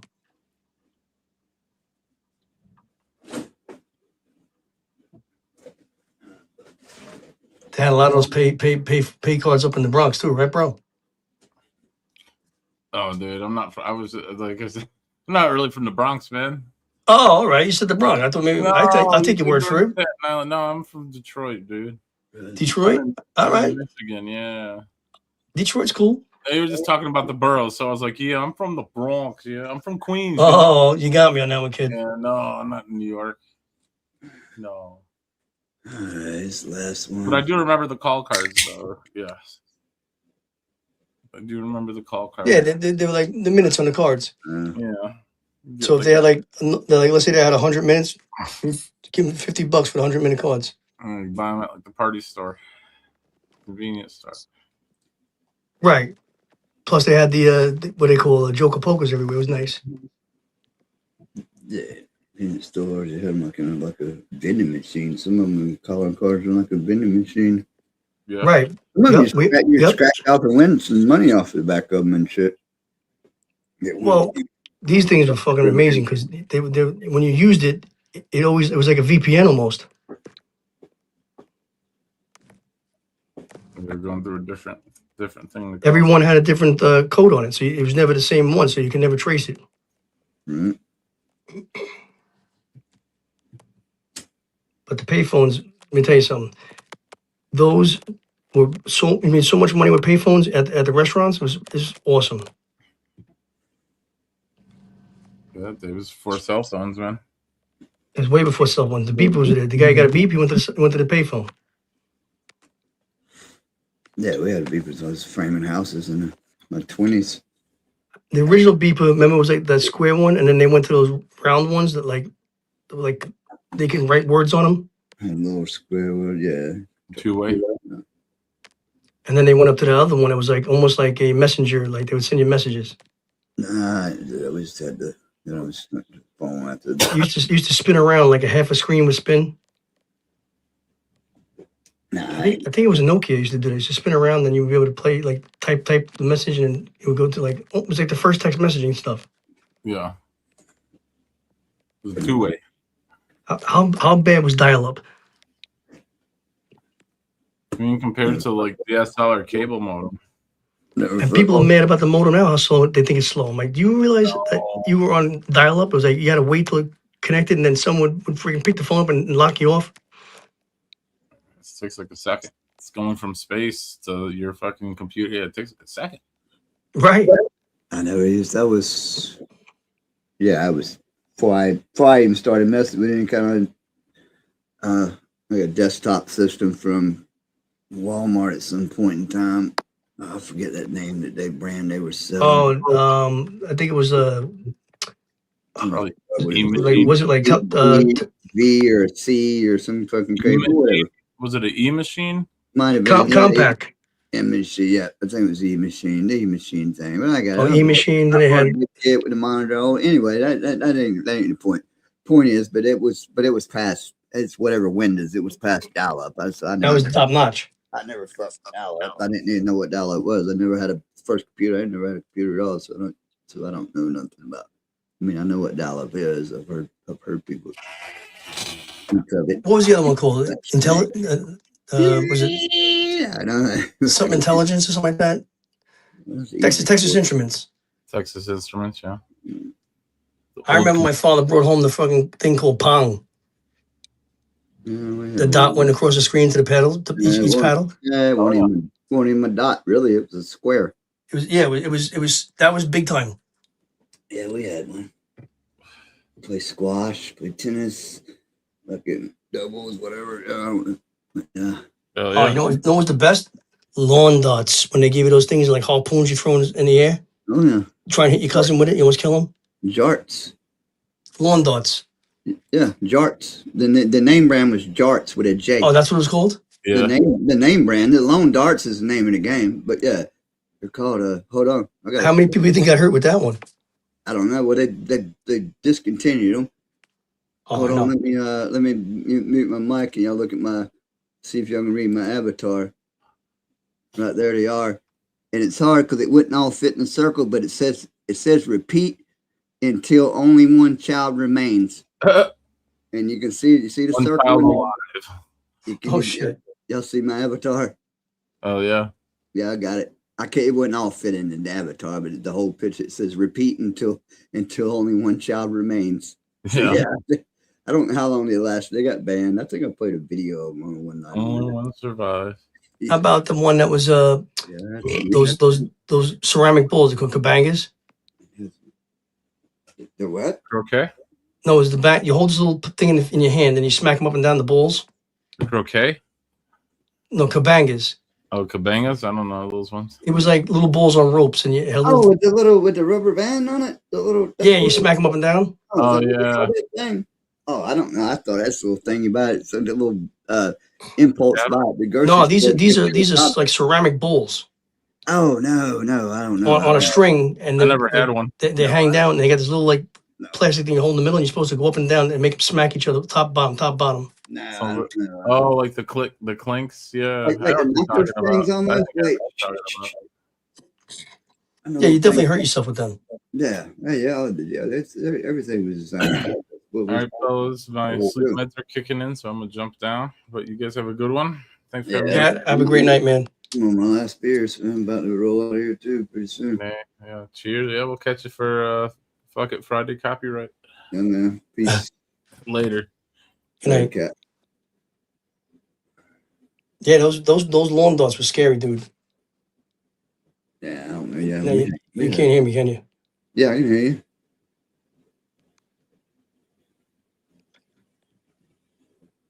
Yeah, I hear you. Say something. Something. Here we go again, garbage. Yeah. All right, Slim. Listen, have a great night. All right, man. Peace. I'll talk to you soon, okay, buddy? Good night, everybody. Later.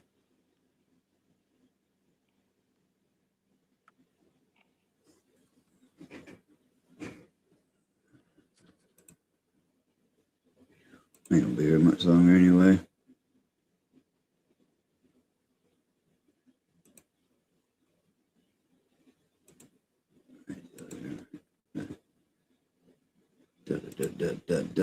What's up, Gandalf? What's going on? What's going down? What up? Radio Shack. Yeah, I don't know if any Radio Shacks left are this week too.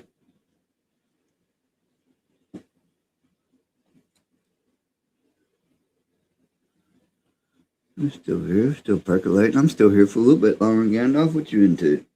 I'm gonna chill for a little bit longer. Fucking, I might put it down tune or something. T's still working, so I might chill for a little bit longer.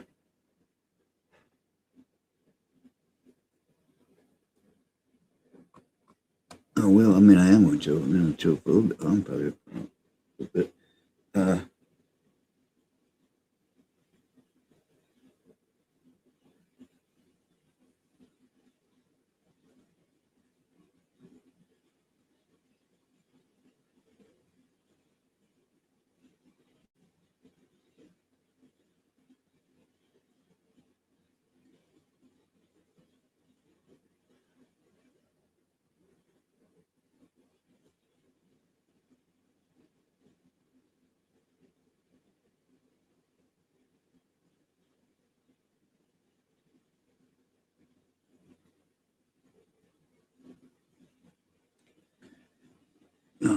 put it to bed if you. I got you.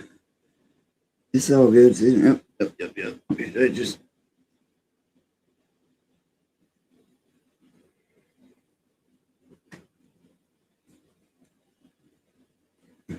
Leave these headphones right now. Ooh, gonna take them out. What else? Who else we got here? What's up, 11 people in the house? What's going on? What's going down? Is anybody else pop around for a minute? Liable to catch that 801's liable to never know with him. He's liable to sneak in here. We'll sneak by, I don't know.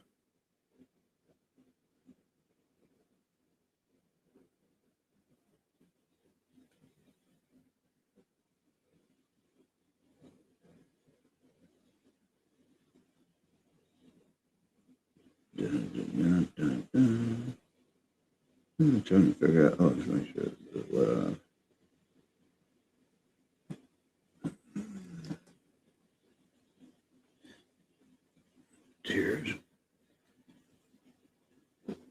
Tears for beers.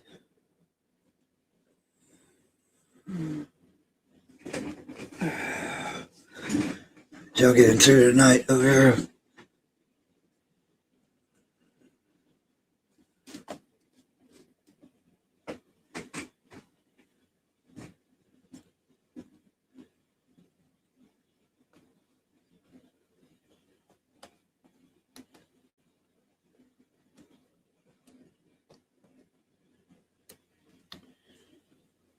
What you been into tonight, Gandalf? I seen you was over at Maniac Man, Mafia Maniac, earlier. That was about the time I was about to roll up on here. Get into a tune. Put in a song. Check. Let's see who's here. Who still we got? Here's it, Steve. Yeah, I seen y'all up there, but I was already about to pop up on here. I see Steve and Joanne came in earlier. They'll come back. They'll roll back.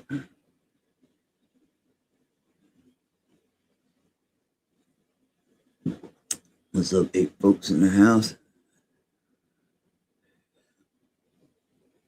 And would you? Oh, that's that comedian. Okay. All right, so yep. I got him. Hell yeah.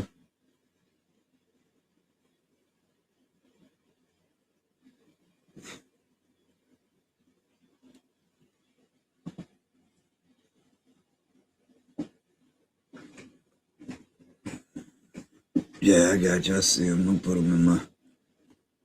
him in my history right now. But yeah, that's that comedian I was talking about, the Ben Banks. I got him. I got you. No. What's up? What else we got up in the house? We got 12. We got 12 lights up in there. That's what's going on.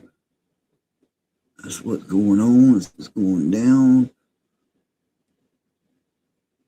What's going around.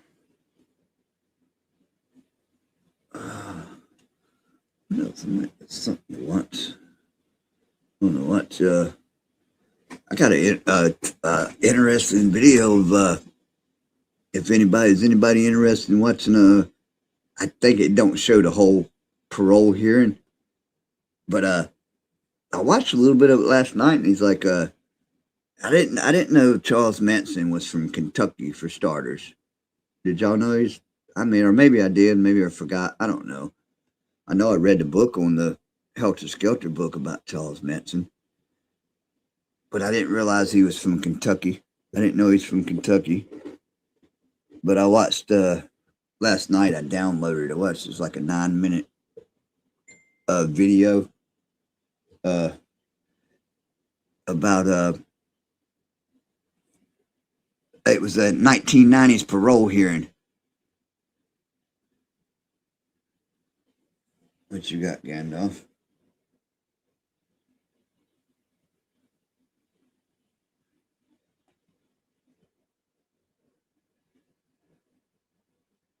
Oh, it's a music video. Okay.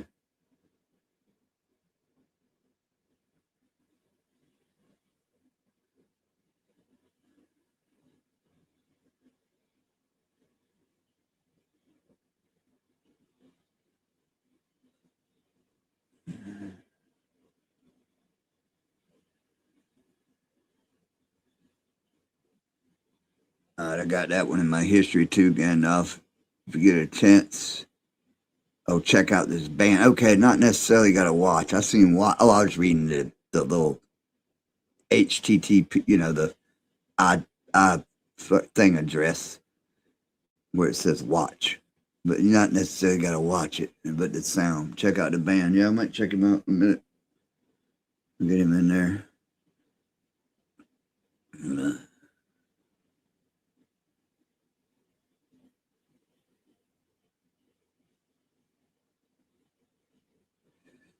Yeah. Oh, he might have mentioned that too, because I think he did say something about West Virginia and Kentucky area. I mean, if y'all would like to look at a 9-minute video, I've saved it from last night. I thought it was kind of wild. It's in the 90s, a parole hearing. It was, I don't know, it was kind of wild to watch, just the way he talked. And obviously, I don't think, because everybody, just because he was, I think he was an evil man, but I don't think he was a dumb man either, if that makes any sense. I don't think he was articulated, I guess. See, 1990 parole hearing, he'd already been in prison, 70s, probably at least 20 years at least by that point in time, right?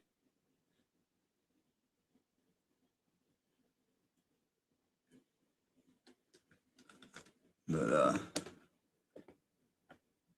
and that's where he,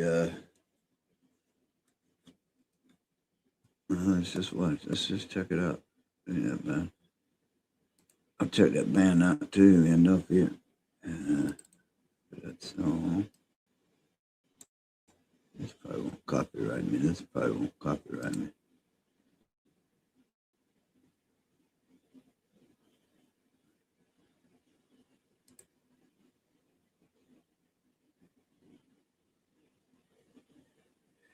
Yeah, I don't know if he even said something. I want to say he even said something. I want to watch this again. They don't show the whole. I mean, they cut it off. We don't get there. I could probably find more longer videos. But this is only 9 minutes of this, and I could probably find more because I think there was some more parts to this. But I just ran across the one. So,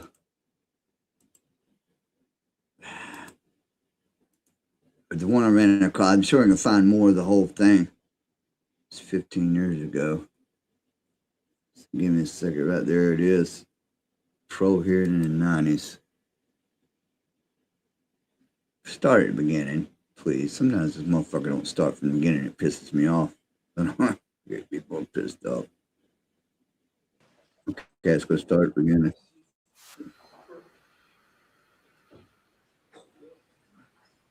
Good afternoon, gentlemen. Thank you. Mr. Chair. Thank you. All right, we're on the record. This will be a subsequent parole consideration hearing for Charles Manson. ID number is B33920. On 4/22 of 1971, the prison was received in CDC pursuant to Penal Code Section 1168, violation of Penal Code Section 8. Oh, he was received in 71, the year I was born. Now I'll let it play. Counts of 187. That's first-degree murder out of Los Angeles County. Their case number is A253156, counts 1 through 7, and the controlling minimum eligible parole date is 12/13/78. Prisoner was also received on the same date for violation of Penal Code Section 187, one count of first-degree murder out of Los Angeles County. Case number A267861. It's count 1. Today's date is March 27th, 1997. We're located at Corcoran State Prison. The time is approximately 1:30 p.m. We're going to start by establishing voice identification by each of us, stating our first name and last name, spelling our last name. Mr. Manson, when we get around the table to you, if after you spell your last name, if you'll give me your CDC. Yeah, that's true, too. We'll start with Mr. Douglas, and we'll go to his left. Mike Douglas, DOUGLAS, Deputy Commissioner of Board of Prison Attorneys. My name is Steve Baker, BAKER, Commissioner with the Board of Prison Attorneys. My name is Again, Van Nelson Bingo. Court, VAN, capital COURT, Commissioner, Board of Prison Terms. Charles Millis Scott Manson, B33 920, and all the rest of them. Can we just spell your last name, Mr. Manson? MANSON. Thank you. Mr. Kay. Yes, Stephen Kay from the District Attorney's Office in Los Angeles, and my last name is spelled K-A-Y. Stephen Kay from his mother. Only notice of the hearing. And your file was made available to you for review. You have the right to present any relevant documents. Do you have any documents to present to the board today that we don't already have? Well, I'm not much into the clerical perspective of this particular chamber of thought. Okay, so we pretty much have all the documents that we're going to have. Is that Well, correct? I imagine you wrote them. They're yours. Okay. You also have a right to an impartial panel. Do you have any problems with a panel member seated? No, before you? no. In fact, it's better than last time. Okay. You're going to get a copy of the tentative written decision today. That decision will be effective in 90 days after review. A transcript and a copy of that decision will automatically be sent to you. You have a right to appeal within 90 days of the effective date of the decision. Now, you're not required to discuss the matter with the panel. You're not required to admit to the offense. However, the panel does accept as true the court findings. In other words, we're not going to retry it. Right. Good. Mr. Douglas, any confidential information going to be used? No, Mr. Chair. All right. Mr. Manson, did you get a copy? Did you get a packet like this? Someone offered me something if I would sign something. But then someone else told me not to sign anything because my name was worth a lot of money and they didn't want me using it as another economy. All right, I understand. Do you remember whether or not the items that are checked on this piece of paper were the same items that they offered to you? I'm not much at this book stuff. Let's see. What am I looking for exactly? Just to make sure that you had an opportunity to look at a board report and your psych report. And all Oh, the yeah, other the guy things over offered there. that. Yeah, he Okay. brought that into my attention, Okay, good. but I'm not sure on the little scratches. Okay, well, I understand that. Are you ready to proceed without? Yes, sir. I'm anything here further? for you, Okay. whatever you wish. Do you have any preliminary objections before we start? Well, yeah, I have a lot of objections, but no one's ever been interested before. Okay, do you have any objections to the way the hearing is being No, conducted? no, it seems reasonable. Okay, that's kind of what we're after, is whether Yes, you sir. have any Yes, objections sir. to the hearing. Okay, do you swear to tell us the truth today? Always. All right, that's all I asked. All right, I've got some stuff to read here, so I'll be a minute. We'll start with offense summary. Says shortly before midnight on 8/8 of 1969, Manson informed his crime partners that now was the time for helter skelter. Crime partners were directed to accompany Charles Tex Watson in order to carry out his, Manson's, orders. Crime partners were Linda Kasabian, Susan Where's this Atkins. coming from? Who's writing this? This comes from the probation report from when you first came into the system. Well, it's a little distorted. Well, when I get through reading this, then I'll ask you, and you can give me your version. All right? All right. And you can straighten it out. Anyway, crime partners were Tex Watson, Linda Kasabian, Susan Atkins, and Patricia Kernwinkle. Watson drove to CO Drive. A vehicle containing victim Stephen Parent approached the gate. Watson stopped him at gunpoint and fatally shot him. All of the crime partners then proceeded to the house and gained entrance except Linda Kasabian, who stood lookout. Once inside, they murdered Abigail Ann Folger, inflicting 28 multiple stab wounds to her body. Wojciech Frykowski was killed by a gunshot wound to his back and multiple force trauma of blunt nature to his head. Sharon Tate Polanski, who was 8 months pregnant, was killed by multiple stab wounds. Jay Sebring was killed by multiple stab wounds. On 8/10 of 1969, What up, Manson Doc? drove his crime partners to a location near the residence of Lino and Rosemary LaBianca. Manson entered the LaBianca home alone and at gunpoint tied up the victims. He impressed them that they would not be harmed and that a robbery was taking place. He then returned to the vehicle containing the clay. That's a statement of facts, Mr. Manson. As they've been presented to you. That's correct. Yes, sir. Did you want to tell us your side of this? Yeah, I've been wanting to for years, but it just, it wouldn't listen.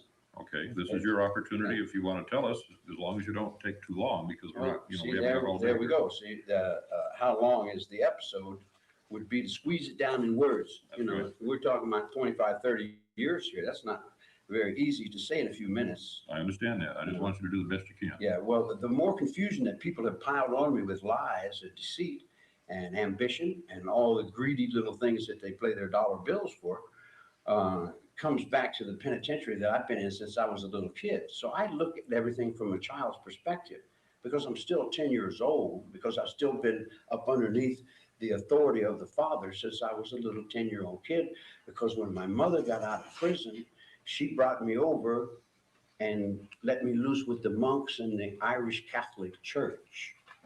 I escaped there at 13 years old, and I burglarized a lot of things, and I went through a lot of hell coming to California to get to the situation that we're in here now.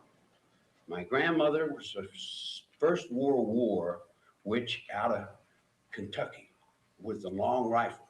My uncle Jess gave me a knife and taught me how to use it. They gave me guns and taught me how to use them. They gave me soul and taught me how to fight in the war, because I'm not a Yankee. I'm a rebel boy out of the hills of Kentucky and Tennessee. I keep telling these people from California that, but they don't understand what a Beverly Hillbilly is. I do a lot of underworld things.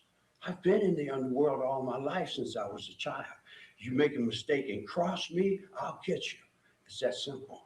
Sooner or later, in prison, you learn, if you let anyone get that over on you and bust you up with it, they'll get up in your rump and take everything you've got. So I don't allow that in my world. So I'm underneath the basement. I've got Barry Goldwater's picture on my mirror, United States of America all the way.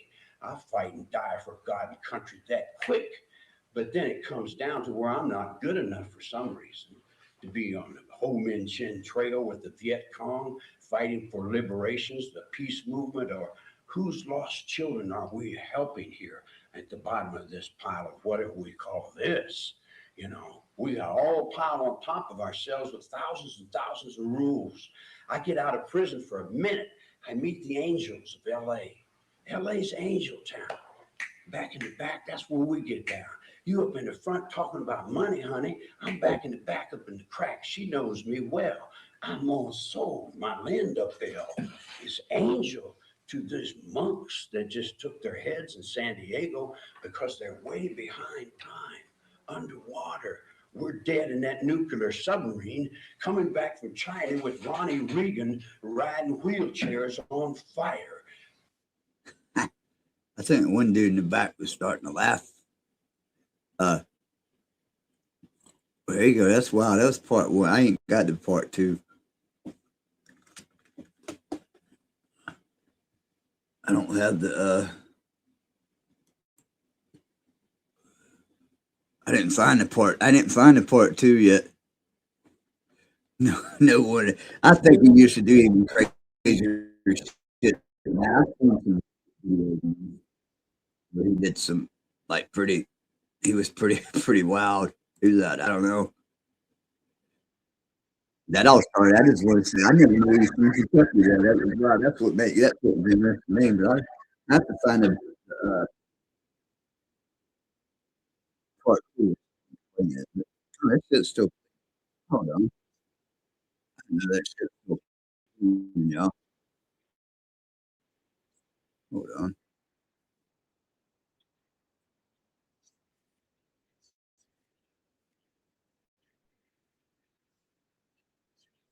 Hold on. I didn't mean to start. I didn't know it was going to start playing the next download, which might be interesting, but I ain't watched it right this second anyway. Let's go back to it. Okay, I don't want to watch this again either. Fucking thing. Come on, tighten up. Let's go back to here. I forgot that downloads. It'll just start playing the next one right by itself. I won't try to do all that. Where am I now?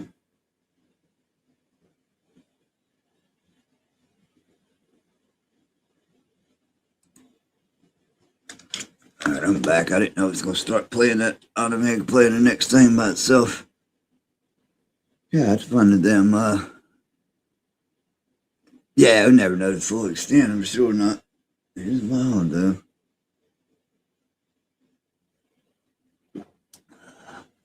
I got some other stuff. What else I got back there? Let's see if I got anything else back there to percolate on.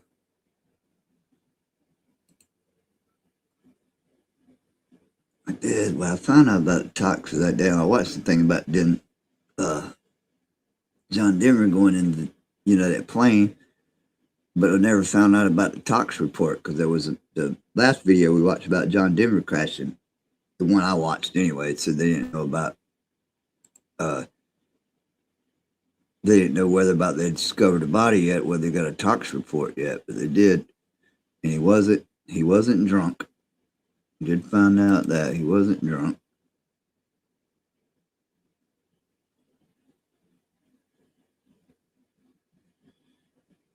So at least they said, but yeah, there's a little bit on, because we was talking about this the other night, John Denver's crash.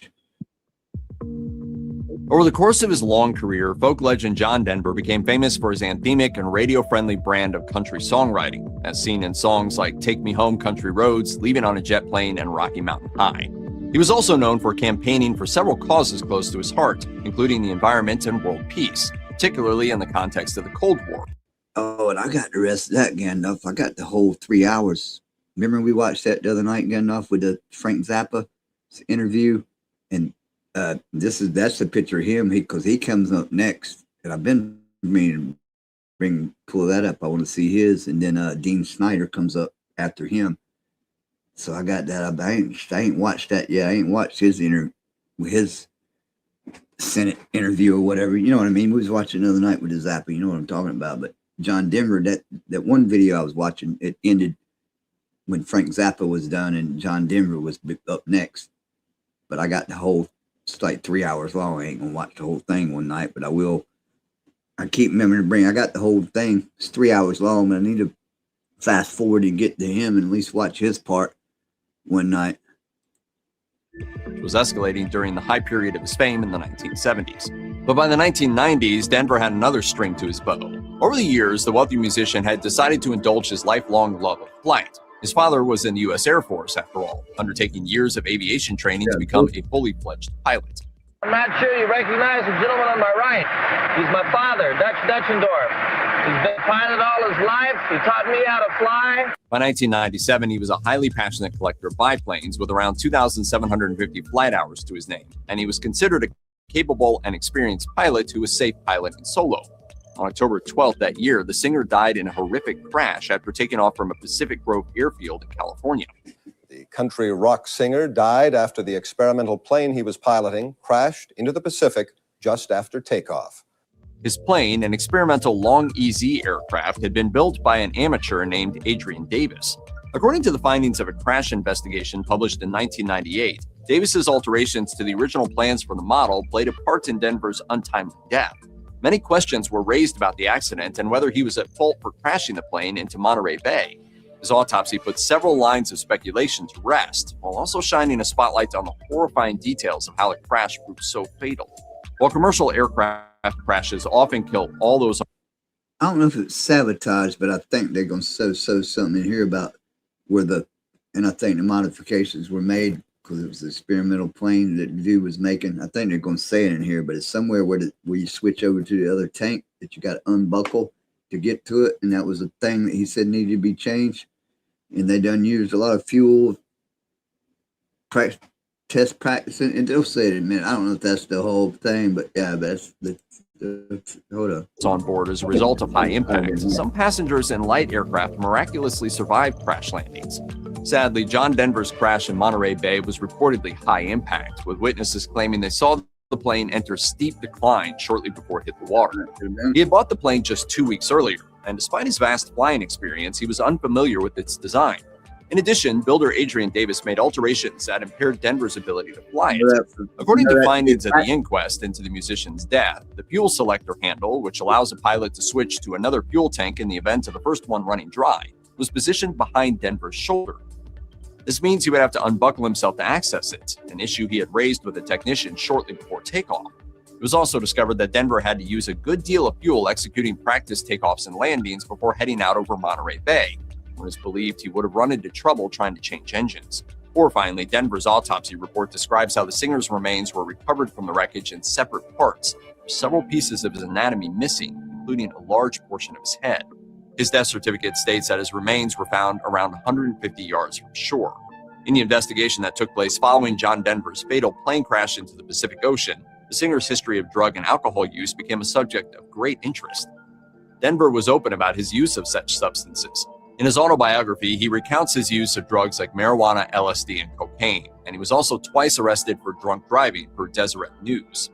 Even an FBI file on Denver, which they had begun compiling as a result of his anti-war protests, made note of his use of cocaine.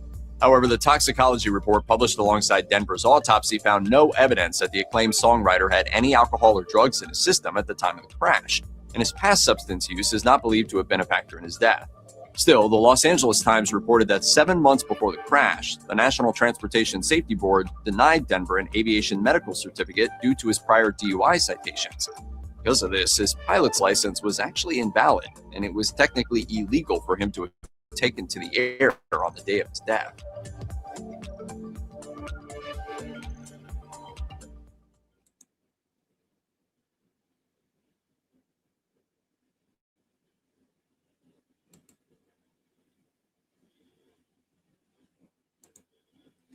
Pretty well. No way, I believe he was too. Yeah, well, it could have been malfunction. It's the experimental plane. I don't know. It's all speculation, so I ain't going to speculate on none of that. I ain't rolling with conspiracy theories. But yeah, did he sabotage it? Could have. He was protesting against a war protest. Could have. I mean, everything's a fucking conspiracy theory anymore. I mean, I don't know. I ain't read too much into it. JFK. If it was him in the plane. Yeah, was he in the fucking plane? Maybe he's fucking somewhere hanging out with Elvis and some of the other people that are still alive.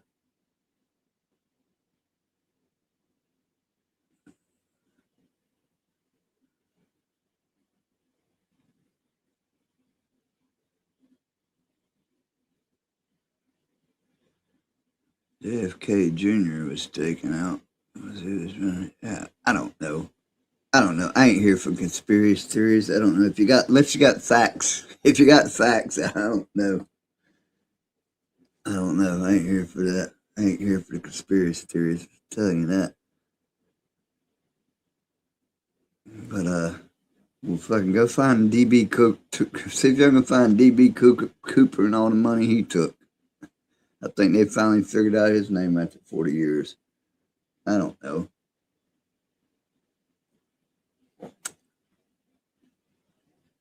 I know he crashed.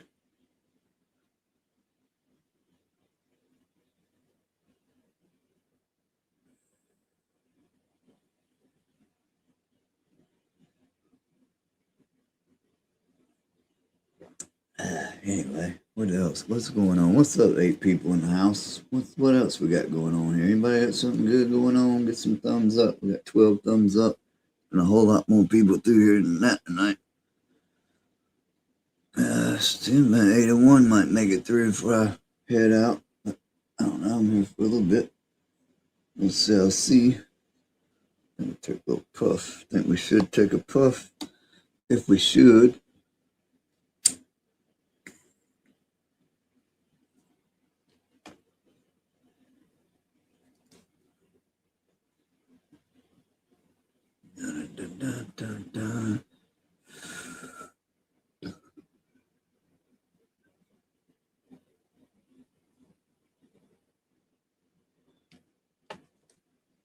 Yeah.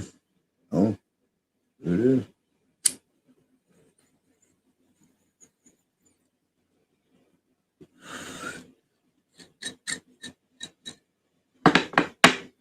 Funny, yeah, right. Right, getting off. Funny how that works out, right?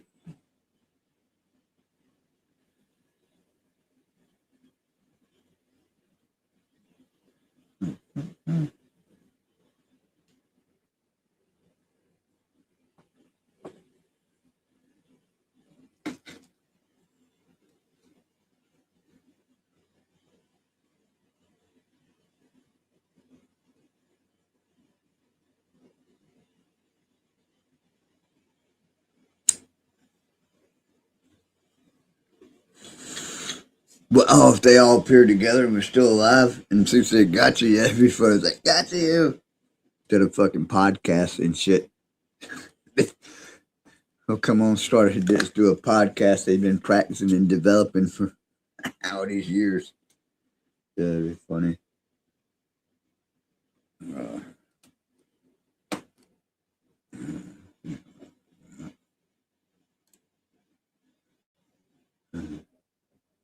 What else I have here? Let's see if I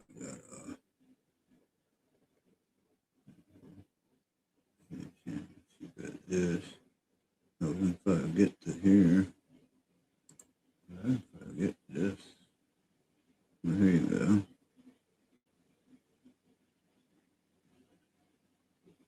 Get to,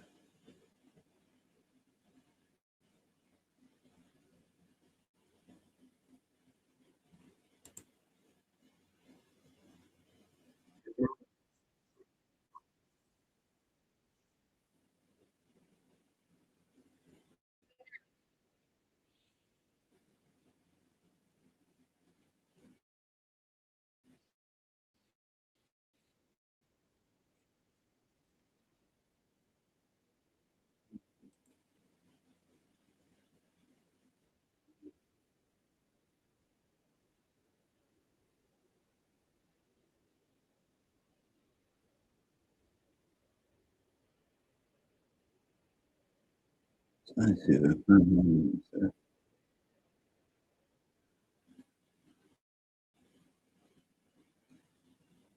Yeah, okay, here we go.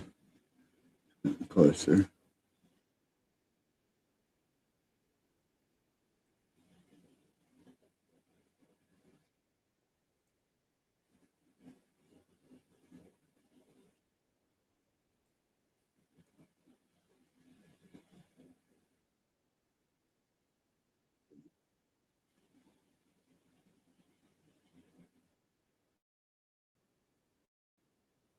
Are now in place with regard to the movie industry. Well, I would object to that. I I got think closer. that, first of all, I got believe it was closer you who where we asked let the off the question other of night. Mrs. Gore, whether there was any other indication on the album as to the contents. And I would say that a buzzsaw blade between a guy's legs on the album cover is a good indication that it's not for little Johnny.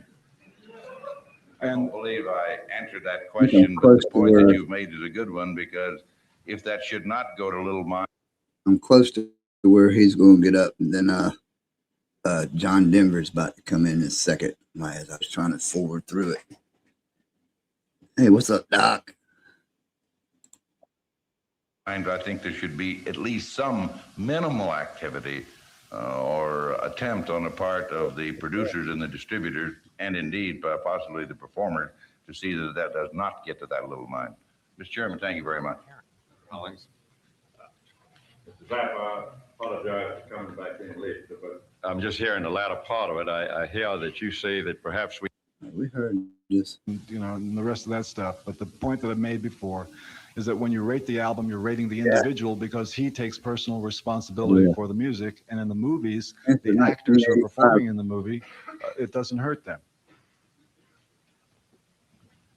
Well, very good. I think the Oh, Lindsey Graham died. South Carolina. Yeah, he just got back from Ukraine.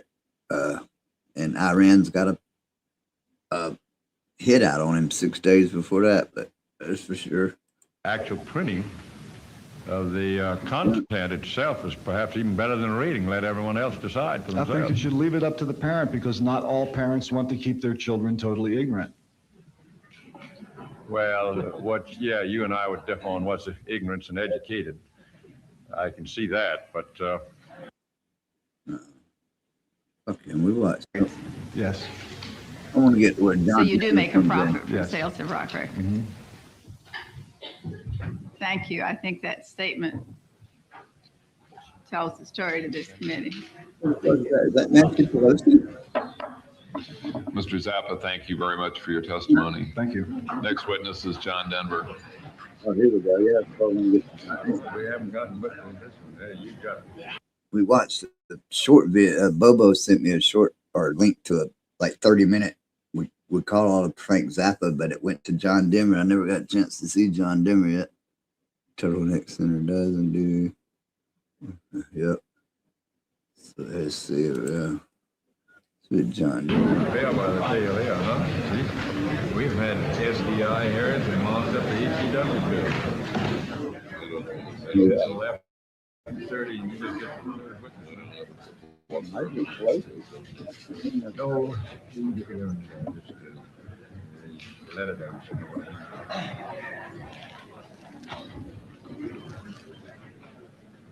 John, thank you very much for being with us. Good Please morning, Mr. proceed. Chairman. It's a great pleasure to be with you, and I apologize for running in and out. I seem to be testifying and briefing many people here in Capitol Hill today, and it causes the ingoing and outgoing.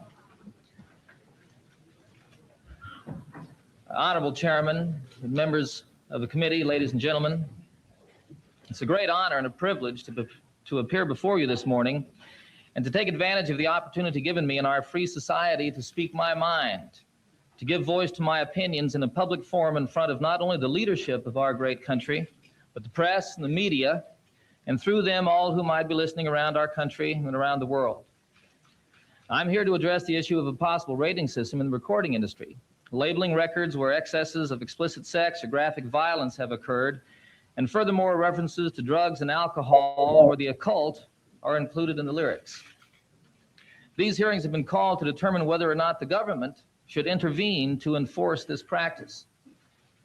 Mr. Chairman, this would approach censorship. May I be very clear that I'm strongly opposed to censorship of any kind in our society or anywhere else in the world.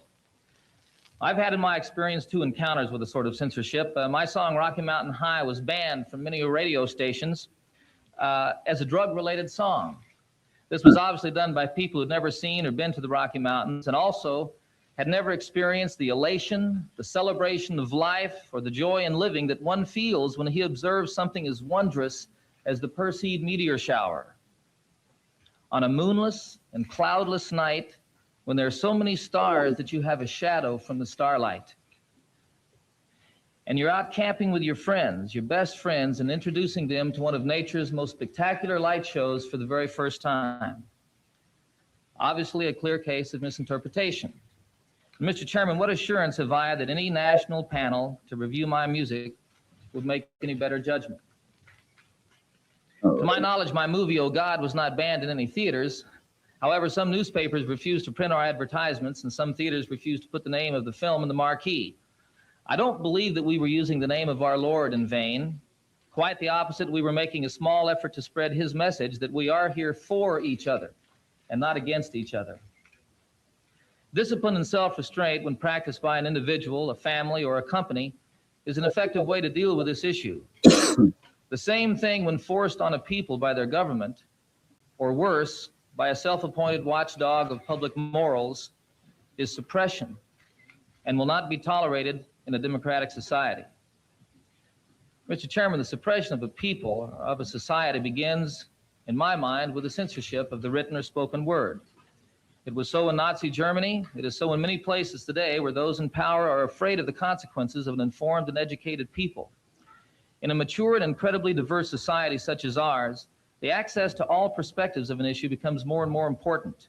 Those things which in our experience are undesirable generally prove to be unfurthering and sooner or later become boring. That process cannot and should not be stifled.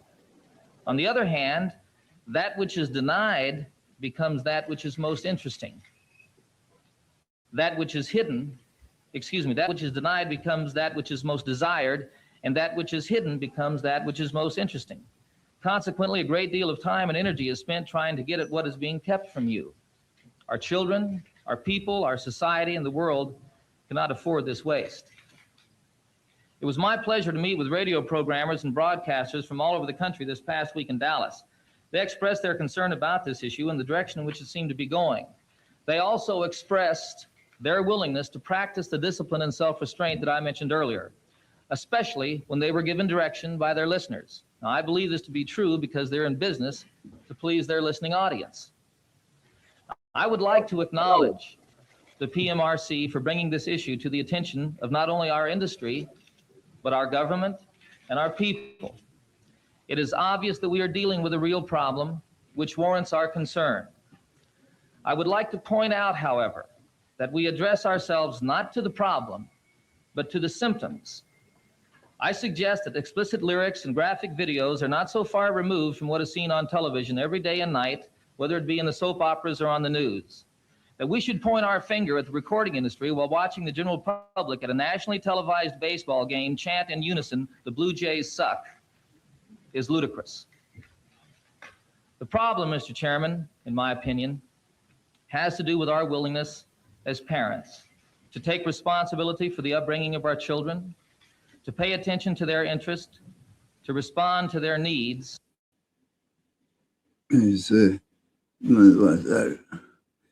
Yeah. Well, yeah, Frank Zappa's up too. Yeah, this is the hearing they had in 85. I don't know if you know that, but it's like I guess all the senator wives, they was trying to make everybody rockers, but Dean Snyder comes in there and don't give a fuck either. Frank Zappa fucking really was good, his testimony, but trying to put his warning labels on fucking teach your kids. It's the parents. The government don't need the government to parent my fucking kids. And to recognize that we as parents and as individuals have a greater influence on our children and on each other than anything else could possibly have. To quote a wise old man from ancient China, if there be righteousness, not self-righteousness, that's not part of the quote. If there be righteousness in the heart, there will be beauty in the character. If there be beauty in the character, there will be harmony in the home. If there be harmony in the home, there will be order in the nation. And if there be order in the nation, there will be peace in the world. I thank you very much. Jonathan. Mr. Chairman, if I may, add a couple of personal words. Well, I'm a father of 2 children, both adopted. I have a lot of friends in the music business, other rock performers who have children also. And all of them, including myself, we have a great concern for our children. That's why I'm here today. In my experience, sir, all over the world, one of the most interesting things about the music that young people are listening to is it gives us as adults a very clear insight as to what is going on in their minds. We can know what they're thinking by listening to the music that they surround themselves with. The people that I've had the opportunity to talk with, the troubled children, the teenagers who are considering suicide, what they express to me is a real frustration in their lives, an inability to communicate with their parents, an inability to understand or to envision any kind of a possible future because of the nuclear threat that we live under. They don't see things getting better economically. They don't see things getting better for the small businessman, for the small farmer. They do not see a future for themselves. It is my opinion that it is out of this What's up, Rick? that some young people put a gun into their mouths and pull the trigger. We can turn this around, sir. We can address the reality of a problem and not deal with just the symptoms and create not only a better world for our children, but for ourselves and all of humanity. We can end hunger. We can rid the world of nuclear weapons. We can learn to live together as human beings on a planet that travels through the universe, living the example of peace and harmony among all people. John, thank you very much for your excellent statement. You talked about the importance of, like in your words, an informed and educated people, and about the importance of communication between parents and their children. And as I understand it, that is exactly the point that was made by the Parents Music Resource Center group that was here earlier. That is, they're not asking for censorship. They're not asking for government action. Yeah. Nobody's proposed that. To my knowledge, there's no legislation that's pending that in any way suggests any censorship. The point is not less information. Nobody is trying to prevent rock stars from singing whatever they want, or music companies from publishing whatever they want. The question is one of communication and openness. Senator Exton said earlier, if we're not legislating, why have a hearing? Frequently, we have oversight hearings in the Congress, and one of the reasons for it is to just air what's going on, to bring it all out in the open. to increase information, not to reduce information. What the mothers are saying is that they don't have sufficient information. They want to know more. They want to be more informed. They don't want less information. They don't want censorship. They want more information. They want to know. They don't want what goes on in their home simply to be a matter between the music artist, the rock star, and their 11 or 12-year-old, 13-year-old. And see, this is where I'll stop this for a minute, because Frank Zappa fucking made him speechless. Fucking everybody, because they thought Frank Zappa was just a fucking idiot too when they brought Frank Zappa in. He's smarter than that whole fucking lot of them. John Denver's probably smarter than about half these fuckers. But yeah, the whole point of this PMRC, I forgot what it stood for. It's these fucking wives, senators' wife shit. But the main thing is they want to put words. The main thing is like, take care. We don't need I don't need the government to come in and tell me that we can. I don't need it. This is 85. I don't need you to come in and tell me how to live. I know how to govern. You can take care of your young, and you can just censor. You don't need you to child, they want to be in on the act too, and all they want is more information as to what's going on. And it would seem to me that that is a reasonable request for them to make, that it is reasonable for all of us to be in on the act rather than just to have almost a private relationship between our kids and somebody outside. No, we need our relationship between your kids and your parents, not you, not the motherfucker. I'll fuck you motherfuckers. I understand, Senator, and I applaud what is taking place here today. My concern is that it's sort of, it feels like if we're bringing this issue to the Congress, to the Senate, there's a very real possibility that legislation is going to be acted upon. I understand that it hasn't. I understand. But several gentlemen have said that if it looks like there's possible to make legislation, some of you today have said if it's possible to make.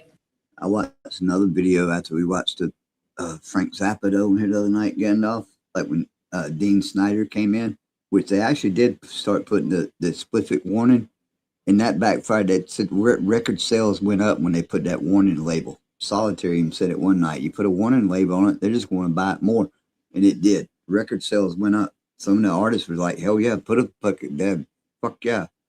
Their sales went up when they put the explicit lyric label on it.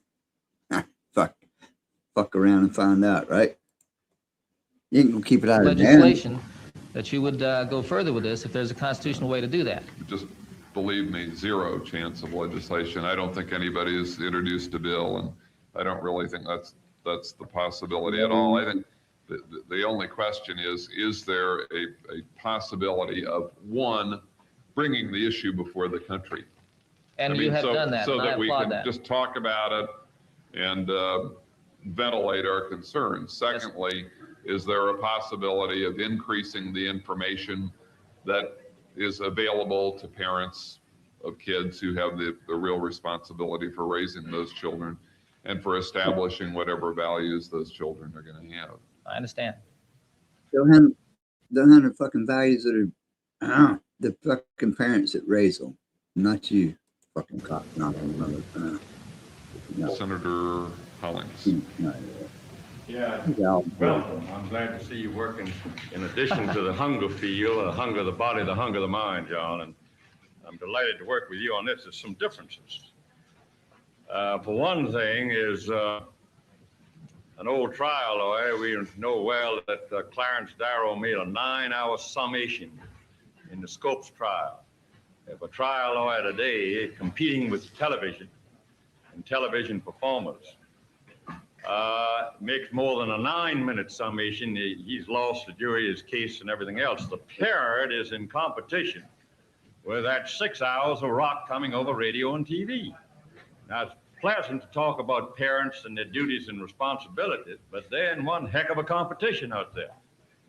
And what competition are in? I'm not in a competition. Who are they in a competition with?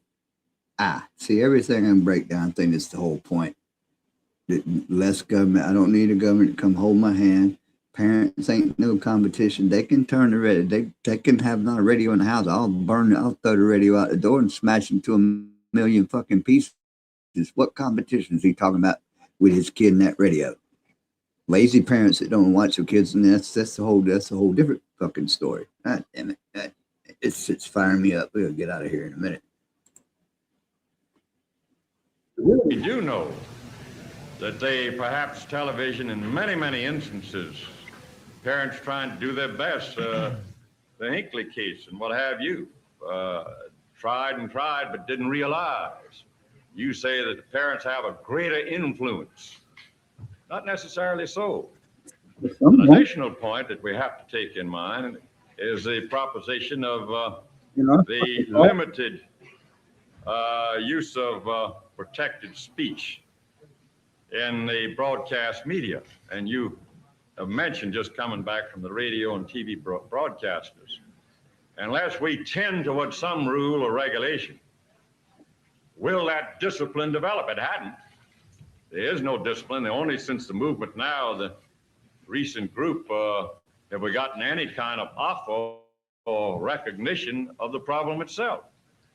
We know, talking about free speech, that the broadcast airwaves belong to the people. We'll take a radio station in my own backyard using full-letter words. The FCC fined them. That wasn't unconstitutional. We do have some authorities. We do have some responsibilities here. And they're not all clean-cut John Denvers. On the contrary, I haven't listened to too much of it, but it seems like the majority is otherwise. I think that the oral atmosphere developing in this particular hearing, that the committee's on trial and make darn sure we don't do nothing, or to transmit rather back to the original problem. Filth, pornography, suicide, all this other stuff coming out of these records. Now, the other gentleman, Zappa, says, print the words. I rather like that. Since I wouldn't have to read it. He would read it one way. All right, Gandalf. All right, good night, Gandalf. I'll see you. I'm probably out of here for 2 months longer. Oh, yeah, they're trying to destroy it. Obviously, and I would rate it differently. And there is that human error involved. Do you have any recommendation for the committee other than just do nothing? I mean, you've talked in beautiful terms. You're the best I've seen on peace and the family. I'm not speaking facetiously, and the family and the responsibility and the wonderful human nature. And I'm with you on the stars. We're both supporters of Cousteau. He was very full of himself. He said, you talk. Frank Zappa fucking killed it. We watched Frank Zappa, his speech the other day. They were just too pissed off that he was smarter than every one of them. This guy's just a fucking full of shit. And I've authored in this particular committee the oceanography programs. Barring all of that, are you saying do nothing? No, sir, I'm not saying do nothing, and that is exactly why I'm here and why I applaud this hearing and applaud what these ladies, what the PMRC has presented to us. Well, I think we've got to be sensible about it, but there is, like you say, particularly with at least the radio and TV, I can't read the words coming there. I can see that difference between Mr. Zappa and myself. If persons of free volition can go in and read the language and see the words there, I wouldn't have to read it. But then to not have some inhibition, some kind of discipline, as you describe it, within the broadcast media, then we've flunked the course, because there are 6 hours of that thing steaming and beaming into the homes. Well, you know, Senator, excuse me if I'm interrupting. No, sir, not. I'm trying to. When I was raised, television was just coming out, and golly, it was an attractive medium, and I could sit there in front of that TV set and watch it all day. My parents had some restrictions on how much time I could watch television during the week, especially when I was going to school, and I could choose the programs that I wanted to watch. And I think that this is kind of an influence that we can exercise as parents on our children. Just because it's on 7 hours doesn't mean our kids are going to get to sit there and watch it that whole time. And we can give them a certain amount of time. And over here for me, you know, one of the things that I'm fortunate with is my children and I live in a beautiful country, and we have a lot of activities which really call us outdoors, call us together and away from the boob tube. No, I don't watch very much television. And I think that we can exercise this kind of influence on our children, even in a city environment. You and I are different. I mean, you and I are the same. We don't watch. I don't watch that much television, obviously, but the record is otherwise. They watch in television as much as instruction in the classroom in the public schools and more. All surveys show that. So it's being watched. So that's the fact. And living in the real world, where you and I would like to restrict our children, or me, my grandchildren now. So many is watching, well, propaganda if they's watching in school. It's a real problem. It's a real problem. And I guess you know from being a master at the art, the way you start off selling that record is get it accepted at some good programming, some good broadcasting, and then the sales follow. And you can't print those words ahead of time, so I'll know to cut the television off quick or whatever it is, unless that discipline develops, in other words, with the broadcast media. We are going to be forced somewhere with regulations through the FCC or otherwise. I don't think the American public is going to go along just with a nice hearing up in Washington today. I think there's going to have to be something more developed of some kind of discipline, as you indicate, and I'm trying to find out from you, how do you develop that discipline a little bit better than what has been developed? Well, I think that you know, a good beginning to addressing this real problem is this hearing that is taking place. What most concerns me, aside from potential legislation which might be enacted, which we have said which we've heard today is not going to be the case, is that the whole presentation made by the PMRC comes from, in my experience, a foundation of fear. The only thing we have to fear, as President Roosevelt said, is fear itself. I'm not afraid of anything. I'm not afraid of what my children might see. I'm not afraid of anything that might be shown them or done in their presence that would lessen my influence on them or their opportunity to grow up and be fine, upstanding adults and perhaps someday serve in this very august body. Well, most respectfully, President Roosevelt never heard these records. Senator Gore. I think the things that he heard were far worse, sir. Senator Gore. Thank you very much, Mr. Chairman. It's an honor to be able to ask some questions. I've been a fan for a long time, Mr. Denver, and not only of your music, but also of your contributions to efforts like Farm Aid at the present time, and also world peace and your trips to the Soviet Union and elsewhere. Do you see the kind of trend in some rock music that is outlined by this presentation? Have you ever been to a Motley Crue concert, for example? No, sir. Do you agree that there does seem to be a growing trend in the, at least in the heavy metal area, that emphasizes explicit violence and sex and sadomasochism and the rest? You're aware of that music, aren't you? Yes. Why do you think that has been growing in popularity?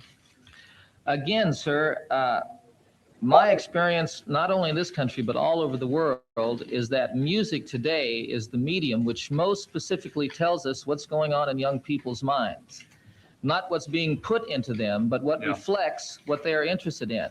I think that this addresses itself to a much graver problem, in fact, the source of the symptom that we're discussing here today. Well, I mean, if a 10-year-old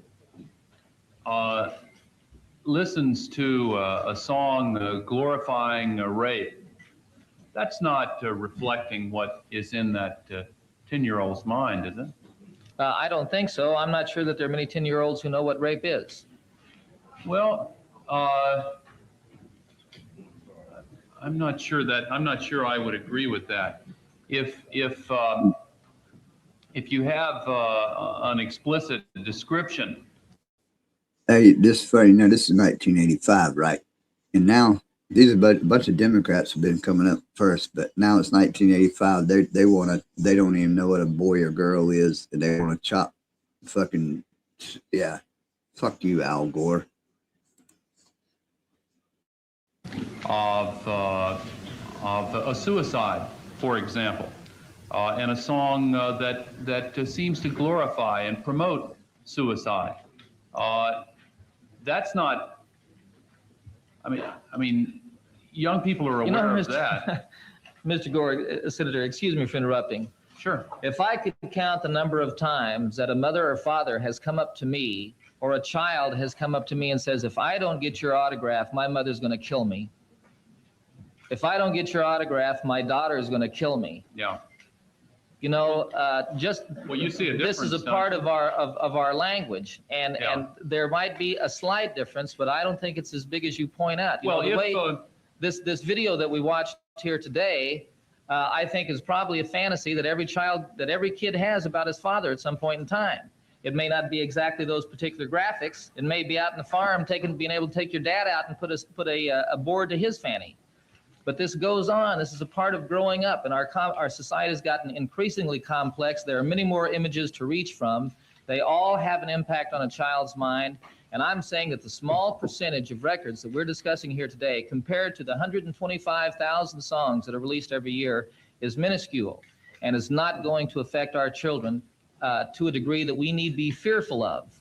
We need to be conscious of it. We must concern ourselves, and we need to communicate with our children and have them feel comfortable with communicating with us. Well, let me come back to the question about suicide. Let's say you have a popular rock star who is who has a lot of fans, who sings a song that says suicide is the solution, and appears in. She's talking about Ozzy Osbourne now, Suicide Solution, which I don't think it's yeah. I know is that wine is fine, but whiskey is quicker. Yeah, that's exactly who he's talking about, Ozzy. Fan magazines with a gun barrel pointed in his mouth, and promotes material that seems to glorify suicide. Here we have one of the highest rates of teen suicide of any country in the world. The rate has gone up 300% in the last decade among young people, while it's remained constant among adults. Do you think it's a responsible act for a record company to put out a song glorifying suicide, and for the artist to promote the album by putting a gun in his mouth? Yeah, it's Ground Gore, 85. Yeah. So when I first started, Bobo turned me on to part of Frank Zappa's part. I'm gonna listen to some more. But this is 1985 Senate hearing. Yeah, that's where they started. This is where all the censorship would be. As some of the ground zero, like you say. But Gore. In a suicidal, in a simulation of suicide? I would not like to be the one to tell a record company or an artist what to do. I certainly think the picture that you describe is deplorable. And if I found that in my home, I would talk to my kids about it and get rid of it. See, there you go. My understanding that you have to leave. Is that... Okay.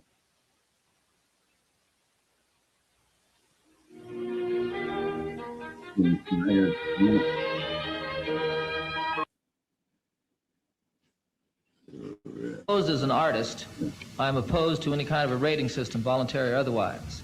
Putting the lyrics on the. Yeah, Zappa said probably just put lyrics on the back and let you parents. Are you for the printing of material on labels? Are you for or against, or are you for or against any kind of a rating as long as it's done voluntarily between the record companies and the producers? That's my key question, and I would simply say one more time, which I said every time I've had this microphone this morning. I think it's wrong to imply that although no bills have introduced, bills might not be introduced, and I want to hold that threat for what it's worth over the head of trying to accomplish some free enterprise volunteerism that most people have agreed to. What do you think about a free enterprise volunteerism getting together and either printing or coming up with a rating program of some kind that would be prominently displayed on records? I'm opposed as an artist. I'm opposed to any kind of a rating system, voluntary or otherwise. Putting the. See, I'm gonna say one. I gotta use the bathroom right quick and watch some more. I'll come back and but Frank Zappa said the same. Frank Zappa said the same thing. They was doing like the rating. He was like, and they compared it to like movies with G, PG, R-rated movies. But like Frank Zappa said, when he was up here before these fuckers, he said movies are different. They're live. These people are just acting out a story, and you don't know. But you can't stifle the artists. You don't because that might fuck their things up. They're not that. They're real artists. These people are pretending. Movie. They're pretending to be somebody. It's why they got to put their rating because what they're pretending to do, not what they're doing. If that makes sense, I think it's probably what he might say the same thing. I'll be right back.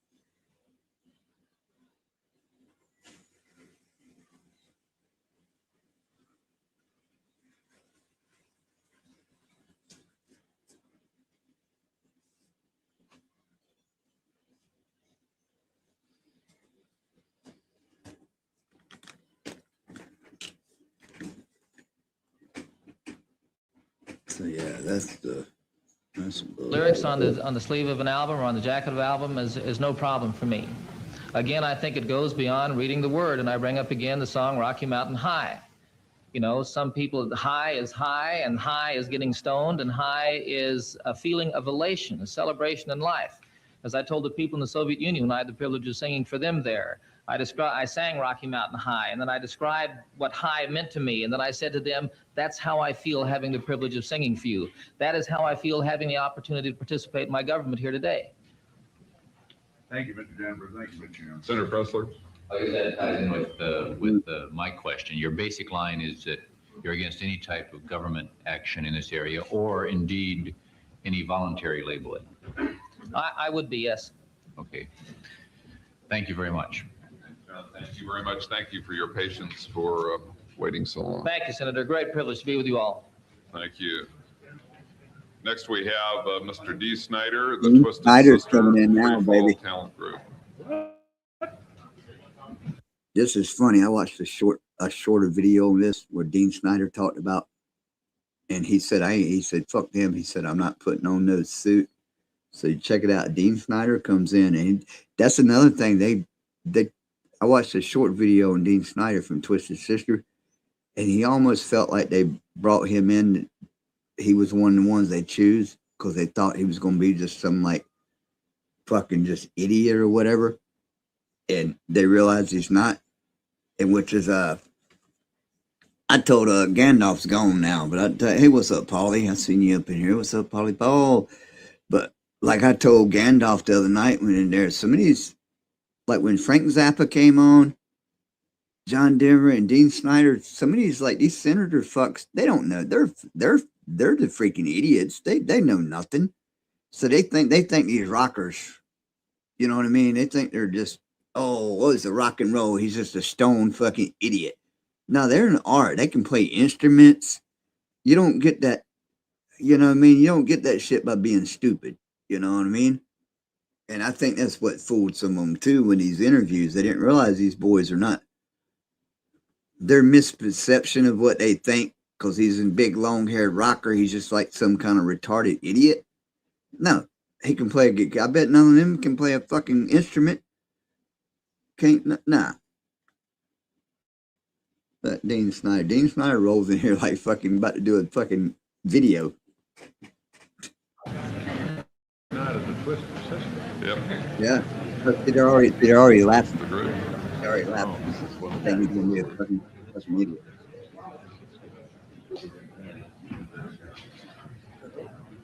He didn't wear no suit either. Yeah.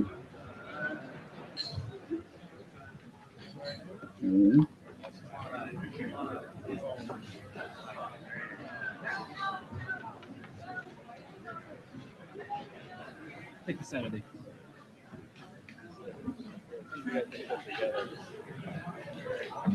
Take this.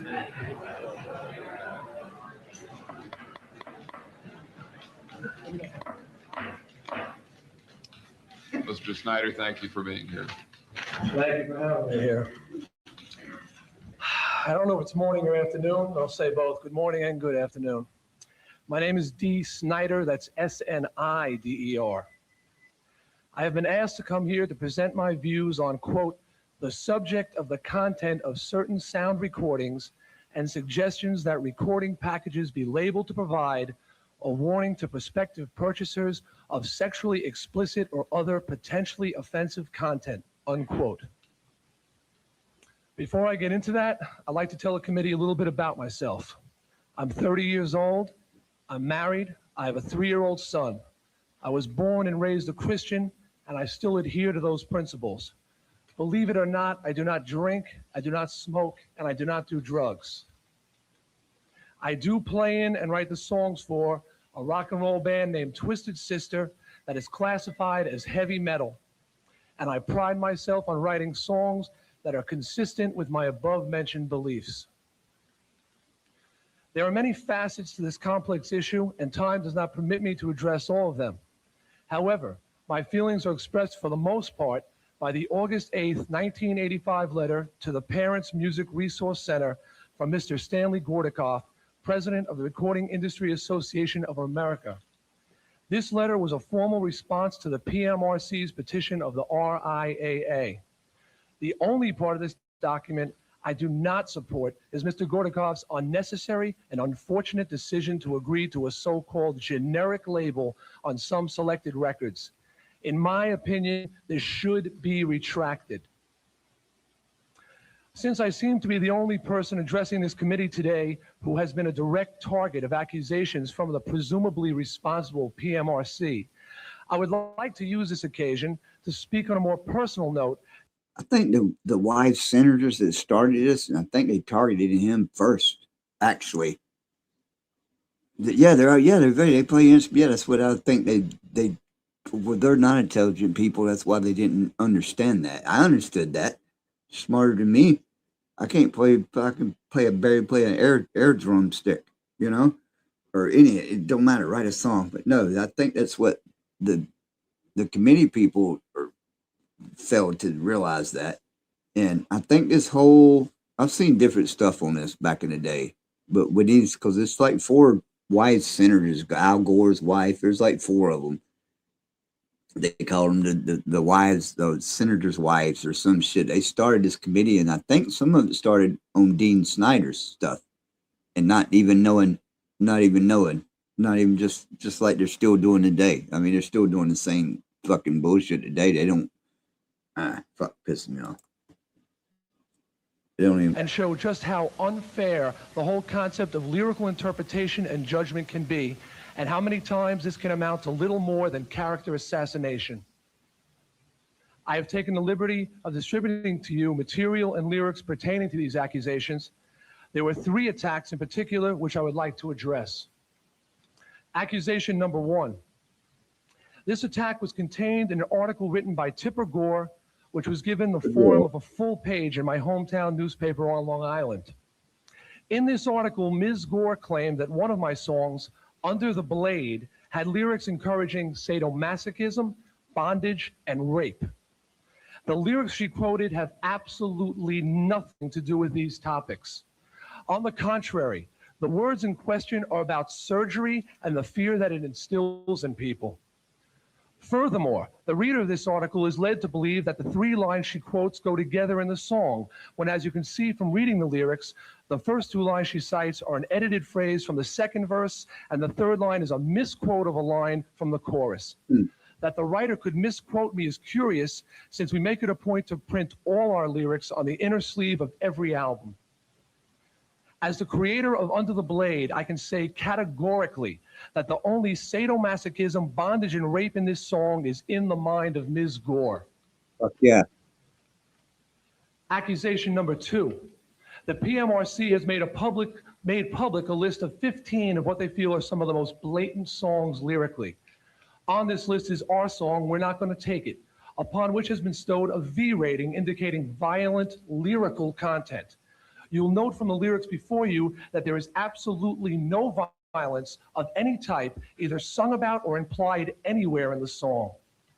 Now, it strikes me that the PMRC may have confused our video presentation for this song with the meaning of the lyrics.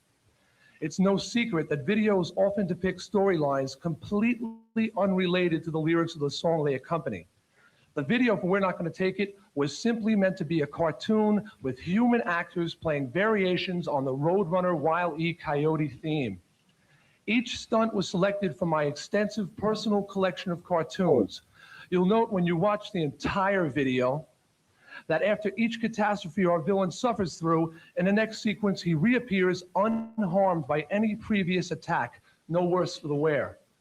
By the way, I'm very pleased to note that the United Way of America has been granted a request to use portions of our We're Not Gonna Take It video in a program they are producing on the subject of the changing American family.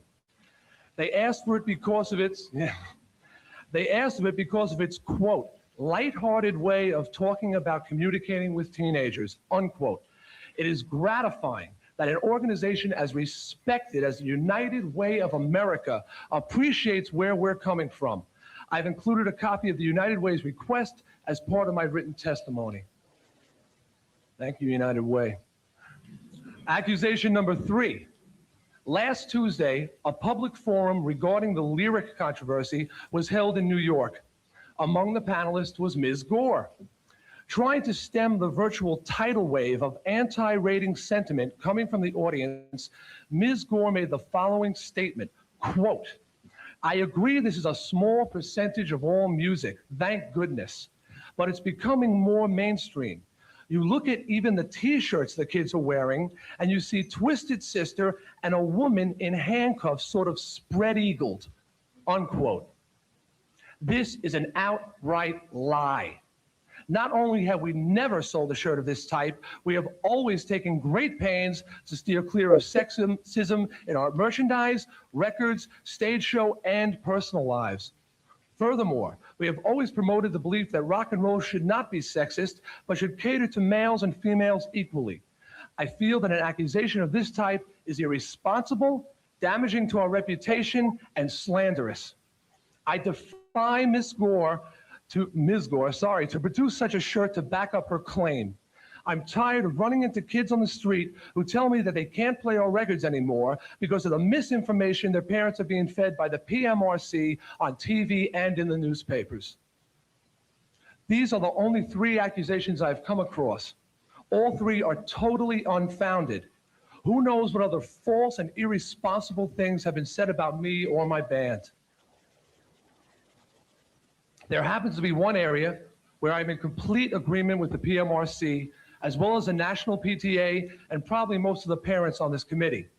That is, it is my job as a parent to monitor what my children see, hear, and read during their preteen years. The full responsibility for this falls on the shoulders of my wife and I because there is no one else capable of making these judgments for us. Parents can thank the PMRC for reminding them that there is no substitute for parental guidance, but that is where the PMRC's job ends. Right. Fuck yeah. The beauty of literature, poetry, and music is that they leave room for the audience to put its own imagination, experiences, and dreams into the words.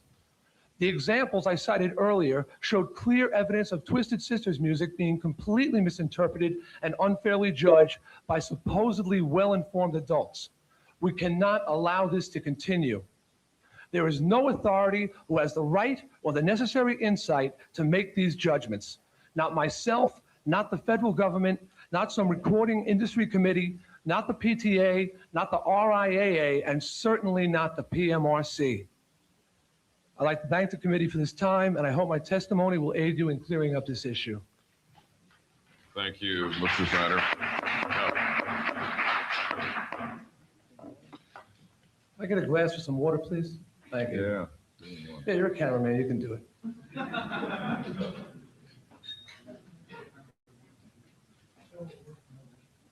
Thank you, sorry. Mr. Snyder, let's suppose that there is music which say glorifies incest, not yours. Let's suppose that there is some music that glorifies incest. Do you think that, do you think parents should know about it?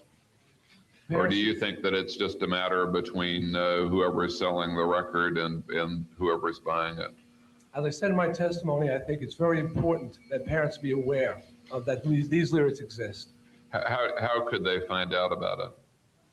Well, quite simply, as a parent myself and as a rock fan, I know that when I see an album cover with a severed goat's head in the middle of a pentagram between a woman's legs, that it's not the kind of album I want my son to be listening to. Right.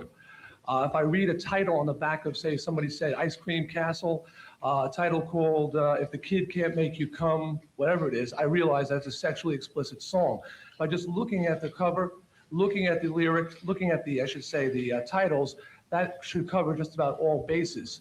The few albums that do not express their intentions on the cover or in the song titles, I think a parent could take it home, listen to it, and I don't think there's too many retail stores that would deny them the ability to return the album for something different. Do you think that that most parents, or even kids for that matter, know everything that's on an album when they buy when a child buys an album? I don't know half the things that are on half the albums I own. Right. Some of the bands I listen for musical reasons. Other bands I listen to for lyrical reasons. I know that AC/DC, one of my favorite bands, sings a lot of songs glorifying hell and damnation. I'm a Christian. I don't believe in, I don't want to go to hell and I don't want to be damned for all time, but I do like the feel of the songs. The lyrics have no effect on me. Other bands who have more to say, I listen to their words and I learn from their words. Do you think that now there is adequate basis for parents to know what's on the records that their kids are buying? I think if they really are concerned, there is. But quite honestly, I don't think that the majority of parents are in reality as concerned as the PMRC or myself. I don't think they really want to spend the time to listen to what they might consider to be a bunch of noise. You know, they put it on and they can't understand the thing that's being said anyway. So I think most of them don't spend enough time with it. Senator Hollings? Yes, Mr. Snyder, I think I'll just take the opportunity to make an observation because you and I would differ as to what's obscene or what's shocking or what's vulgar. And persons of goodwill will differ on that particular score. I think that somewhere in this hearing record, we should not be on the defensive and we shouldn't create the atmosphere that we're powerless. The absolute nature of your statement that we don't have any authority, I only want to refer everyone to the Pacifica Foundation case, where the Federal Communications Commission was questioned as to its power to regulate public radio, TV broadcasts that was indecent but not obscene. You see, they differed between what was indecent, what was obscene, and what was shocking. They had the 7 dirty words. I think everyone remembers that case on the West Coast. And the Supreme Court of the United States found out positively the FCC had the authority, had the responsibility, and I'm quoting from the language of the Supreme Court, patently offensive, indecent material presented over the airwaves confronts the citizen not only in public, but also in the privacy of the home where the individual's right to be left alone plainly outweighs the First Amendment rights of an intruder. So this isn't just a forum to rally one way or the other and hope something happens. This is a forum with a definite responsibility with respect to Congress and enunciating the duties of the Federal Communications Commission, which have been constitutionally followed. So I understand your opinion, and that's why we invited you up here to hear your words and not mine. But I think that the general nature of all this testimony of nothing censorship, First Amendment absolutism does not pertain with respect to the broadcast media. And that's, of course, the main media, I guess you would agree, to actually sell the record, wouldn't it not be? Yes, except I'd like to clarify something. I said no authority has the right or necessary insight. I didn't say you weren't able to. I said you don't have the right, or I don't have the right, or the RIAA. Also, we're talking about the airwaves as opposed to a person going with their money to purchase an album, to play in their room, their home, on their own time. The airwaves is something different. I think that the FCC and even MTV have done a fair job in keeping profanity, obscenity, and things like that off the public airwaves. But as far as what you listen to your own home, that's something totally different, I feel. Yeah, I think that record ought to be elaborated to show just that. Previously, about 5 years ago, 6 years ago, before this committee, we had the TV networks. And pursuant to that particular hearing, they again came back, I remember specifically CBS, and they demonstrated how they had this film, and then they got together with their producer and removed certain scenes of violence and certain four-letter words and did not offend the producer's sense of art and the production itself. So we've made some progress, but bottom line with respect to these particular records, the Supreme Court has found that there is that right and that responsibility. Thank you, Mr. Chairman. Senator Gore. Thank you very much, Mr. Chairman. Excuse me, are you going to tell me you're a big fan of my music as well? No, I'm not. I'm not a fan of your sorry, music. I'm aware that Frank Zappa and John Denver cover quite a spectrum, and I do enjoy them both. I am not, however, a fan of Twisted Sister, and I will readily say that. Mr. Snyder, what is the name of your fan club? The fan club is called the SMF Friends of Twisted Sister. And what does SMF stand for when it's spelled out? It stands for the Sick Motherfucking Friends of Twisted Sister. Is this also a Christian group? I don't believe that profanity has anything to do with Christianity. Thank you. That it's just an interesting choice because I was getting the impression from your presentation that you were a very wholesome kind of performer, and that is an interesting title for your fan club. In Surge, you say your song Under the Blade is about surgery. Have you ever had surgery with your hands tied and your legs strapped? The song was written about my guitar player, Eddie Ojeda. He was having polyps removed from his throat, and he was very fearful of this operation. And I said, Eddie, while you're in the hospital, I'm going to write a song for you.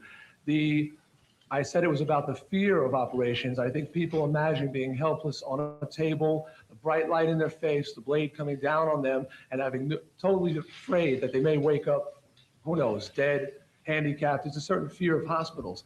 That's in my imagination, what I see the hospitals like. Is there a reference to the hospital in the song? No, there isn't, but there isn't a reference to a woman, sadomasochism, or bondage, yes, I'm sorry. There's just a reference to someone whose hands are tied down and whose legs are strapped down, and he's going under the blade to be cut. Yes, there is. All right. So it's not really a wild leap of the imagination to jump to the conclusion that that's about something other than surgery or hospitals, neither of which are mentioned in the song. No, it's not a wild jump, and I think what I said in one part was that songs allow a person to put their own imagination, experiences, and dreams into the lyrics.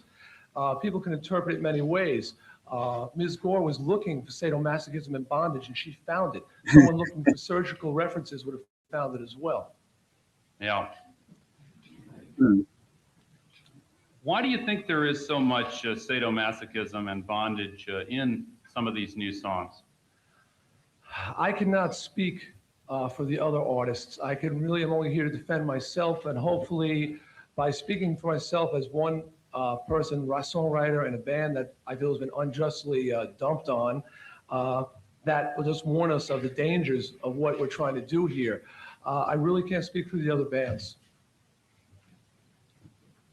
Now, you made reference to a comment about T-shirts. I would simply note for the record that the word T-shirts was in plural, and one of them referred to a Twisted Sister, and the other referred to a woman in handcuffs, and was not intended, as I understand it, to say that you appear with a woman in handcuffs.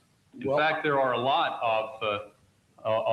of different T-shirts and advertisements In fact, I've noticed from some of the fan magazines of particularly heavy metal that little sadomasochistic outfits are advertised with the fingerless gloves and spikes and studs on them, and that these little S&M outfits are marketed to teens and preteens. Is that correct? Well, it's saying how the times have turned. Oh, these fuckers. This is where some of this bullshit started. What's that got to do with his album? Who's go after whoever marketing in that? Yeah, I don't give a fuck now. Fuck you, Al Gore. Well, they are marketed. Who buys them, I'm not sure. I'd just like to say in reference to the comment about T-shirts, I have with me a taped cassette of the exact... No, I'm reading from your transcript of it in your statement. I have to check the transcript, but again, I'll say when it was said, there was no question she was referring to a Twisted Sister T-shirt. There was no question if I played the tape for anybody. In your own transcript, it's plural T-shirts, and 2 examples are cited. But I don't want to belabor that point.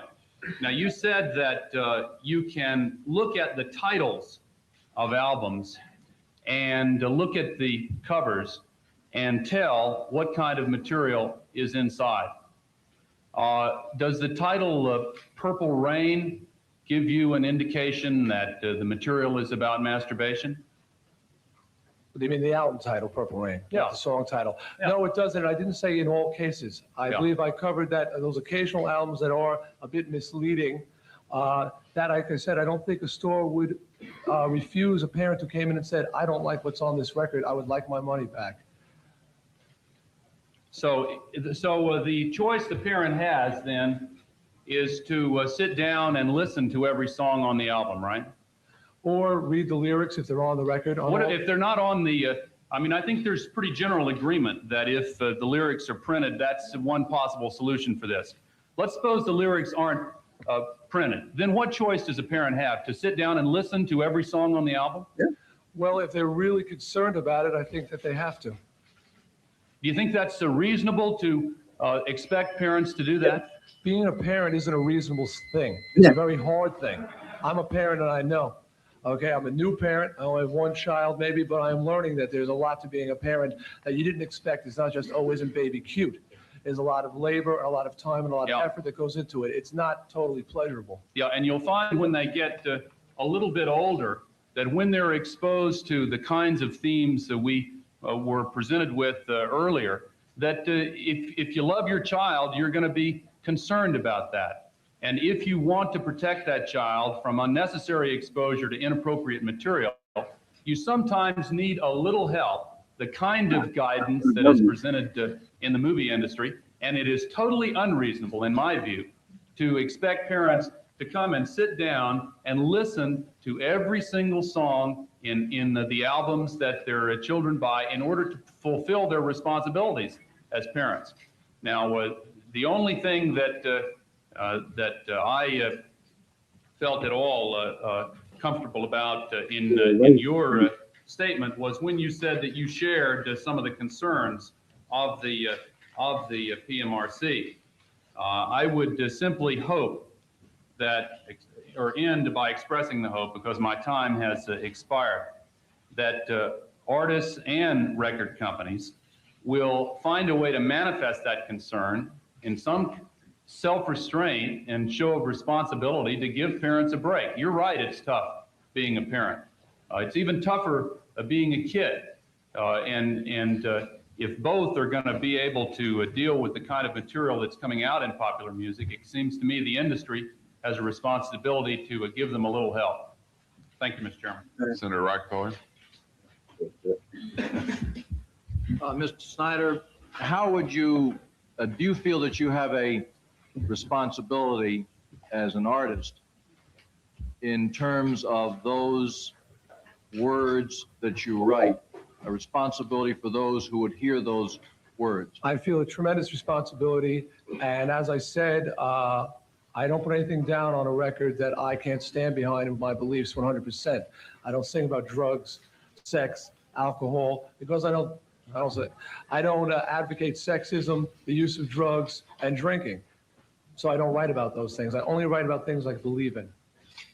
And that's the way you define what your responsibility is. That is not to write about things that you don't believe in.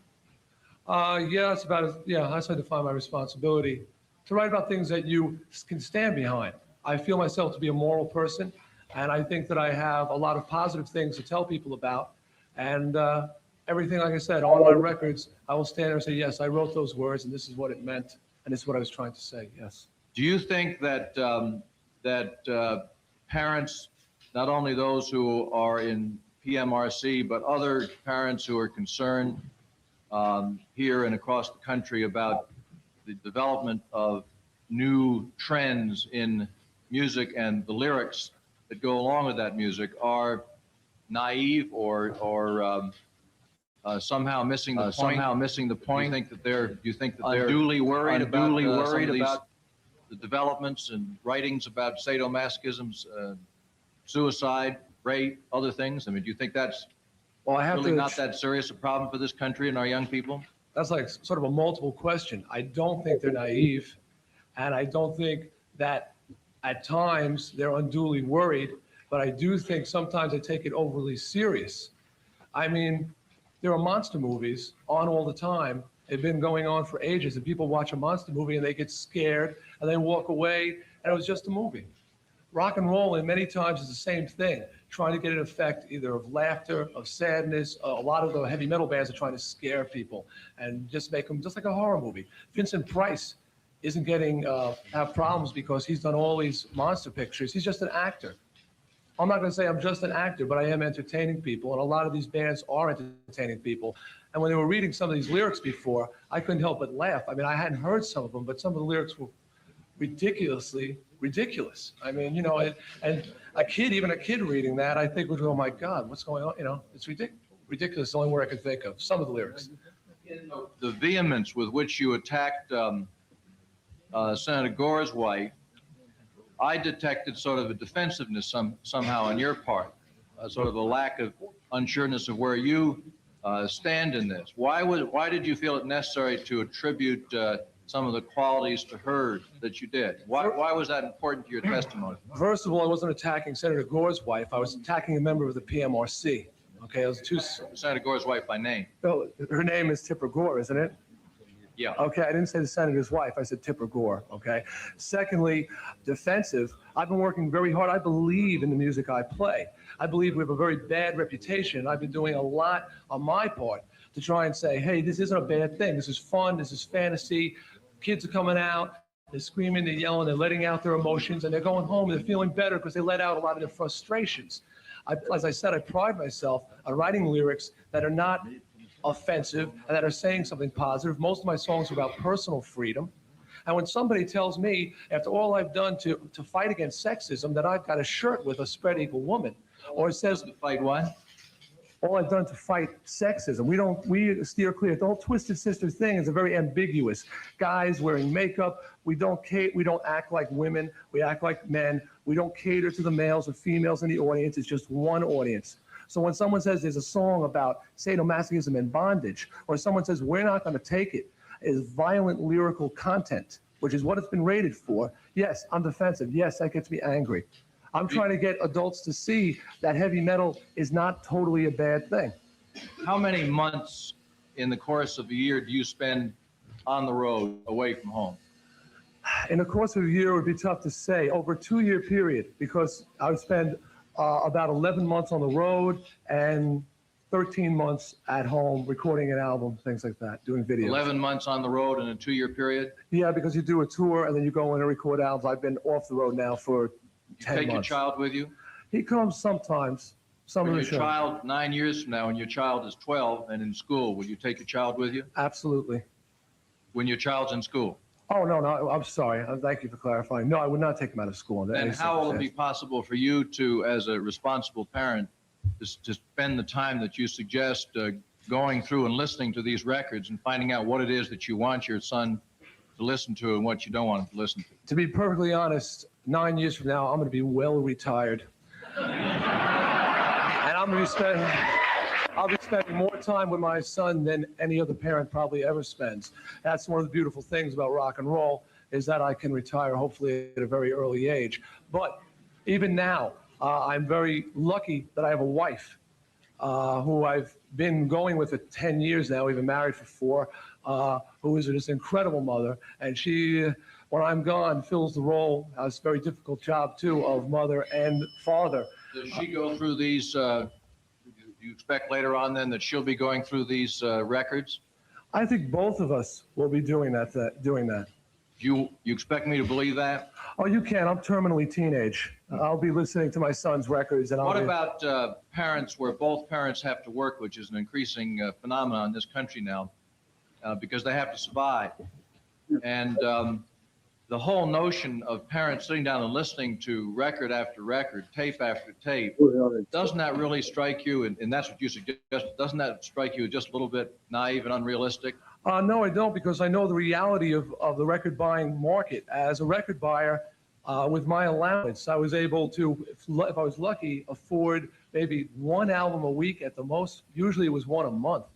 Albums cost anywhere from $6 to $10, and that's a lot of money to a teenager, to a pre-teenage. It's a ridiculous sum. To a teenage kid, that's a considerable amount of money. So to listen to 1 record a week, I don't consider that a hardship. Senator May I ask Pressler? just one final question, Mr. Chairman? Bearing in mind that it's 12:30 and we have a lot of witnesses left, yes. Well, then I won't ask the question. I'll bear that in mind and won't ask the question. Senator Pressler? Well, basically, I want to get down to your recommendations in terms of governmental action, be either by this committee or by any government body. You would recommend no governmental action in this area. Absolutely. What about industry actions? What would you recommend any type of voluntary labeling? I don't feel the industry, it's been expressed by many other people, but each artist has an individual agreement. And one of the big things is artistic freedom in your contract. 45. All right. All right, this time there's a lot more. That's pretty. I didn't know it was going to go long. I have to pick back up on that. I stopped it at 2:45 mark. I have to pick back up on that. What up? Who's still percolating? What's up, Rickster? 4 people who's here still. Hang out here for a little bit longer. You still hanging out, T? What's work looking like? Get them headphones off for a minute anyway. That's interesting. I didn't know Snyder. That was interesting though, but I can't say I don't know how much longer he's gonna be up there. There's another hour of the thing. But I don't think he goes for the I don't know what the rest of it's like. We'll see. But what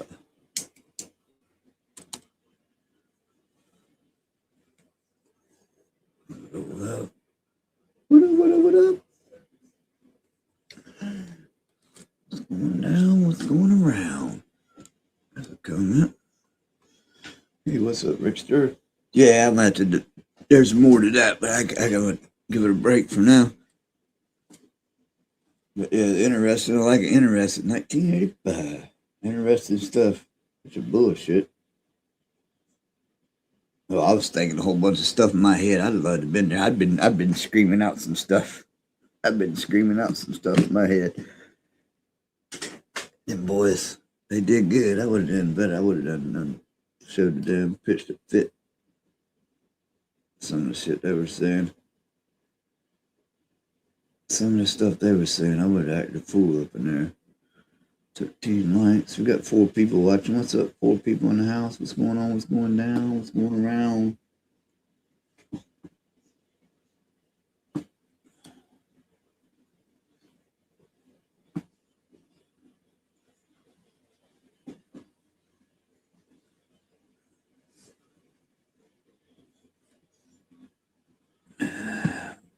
Rolling up long. See if checking to see if T's still around for a minute.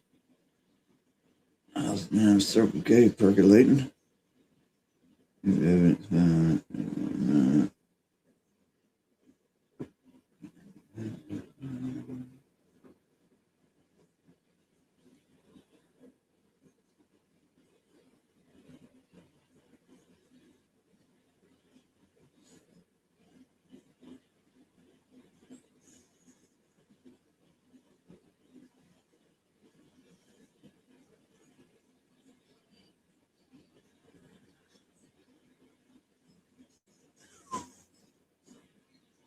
Yeah, it was a lot. I ran everybody down the hallways after that. I didn't mean to play that. I just wanted to hear my attempt was just to hear the John Denver part of it.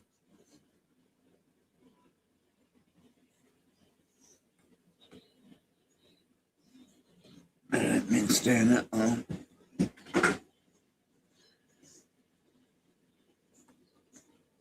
But it was interesting. Dean Snyder, that was funny. He was all laughing when he came in, saying he was an idiot and shit. That was funny. A couple things I would have told him differently. But no.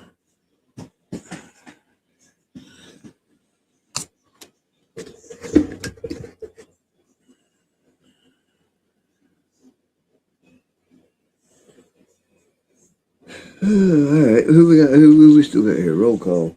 What's up? 3 people watching.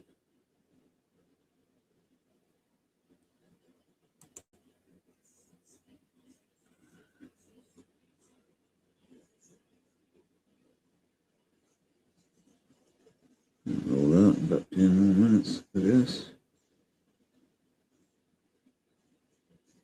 I'm about ready to roll out. If ain't nobody here. Check, check, check, check, check.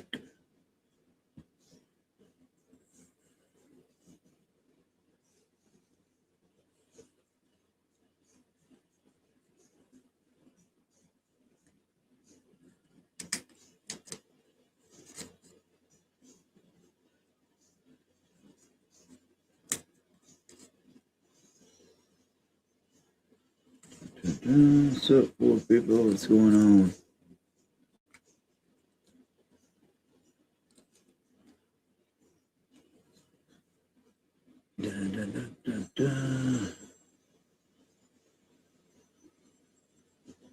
There's 3. Now let me check the damn duck thing. It ain't work. Oh, but I got the salt flat thing to work with though. Yeah, they do. Yeah, they shadow banned that video. For whatever reason, might as well take it down. They ain't gonna show it nowhere.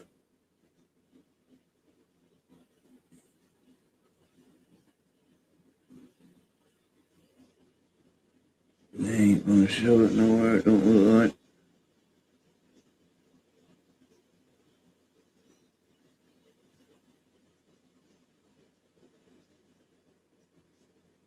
I don't know if birds.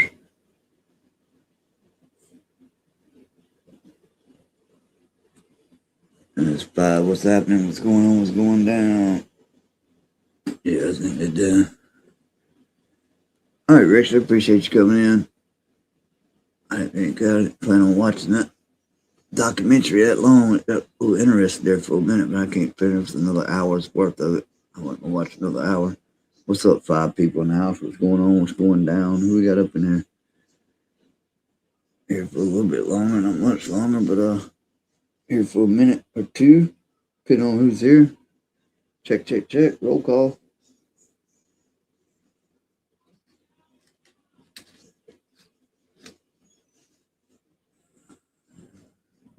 Rubik's Cube. Solve this Rubik's Cube. What's this? Must be some kind of down speed racer looking shit on it or something. Oh, there's a monkey.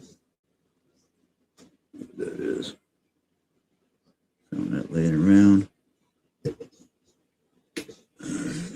Not the roll call.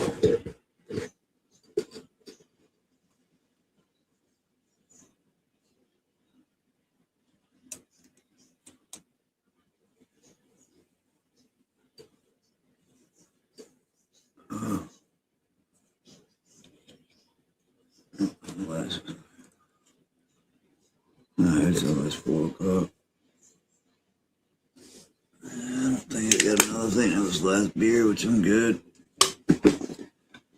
Good with that. A glass of milk.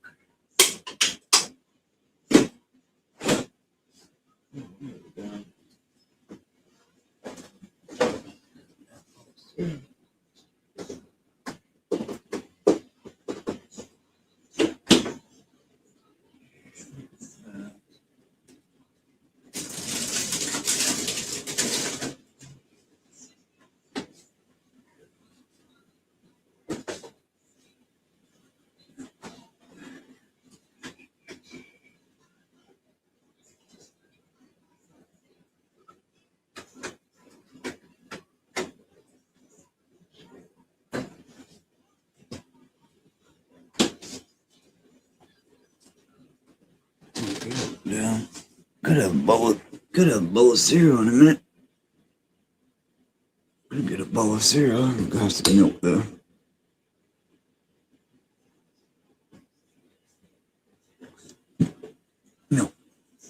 Milk does the body good.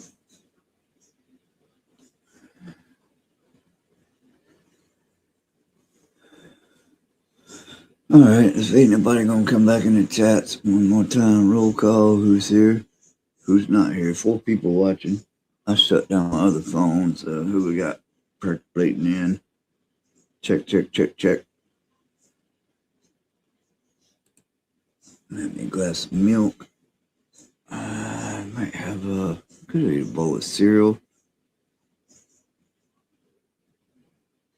There's a couple burritos for them. Might nuke a couple burritos, 4 o'clock in the morning. Midnight snack. It's always good. A little sour cream on top. It don't sound too bad, actually. Might do that.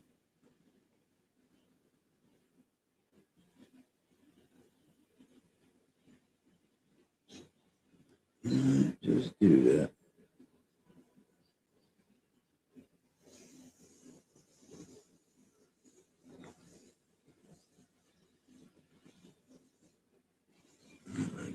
Fuck it. I'm gonna roll out. Peace. That's the way we end it.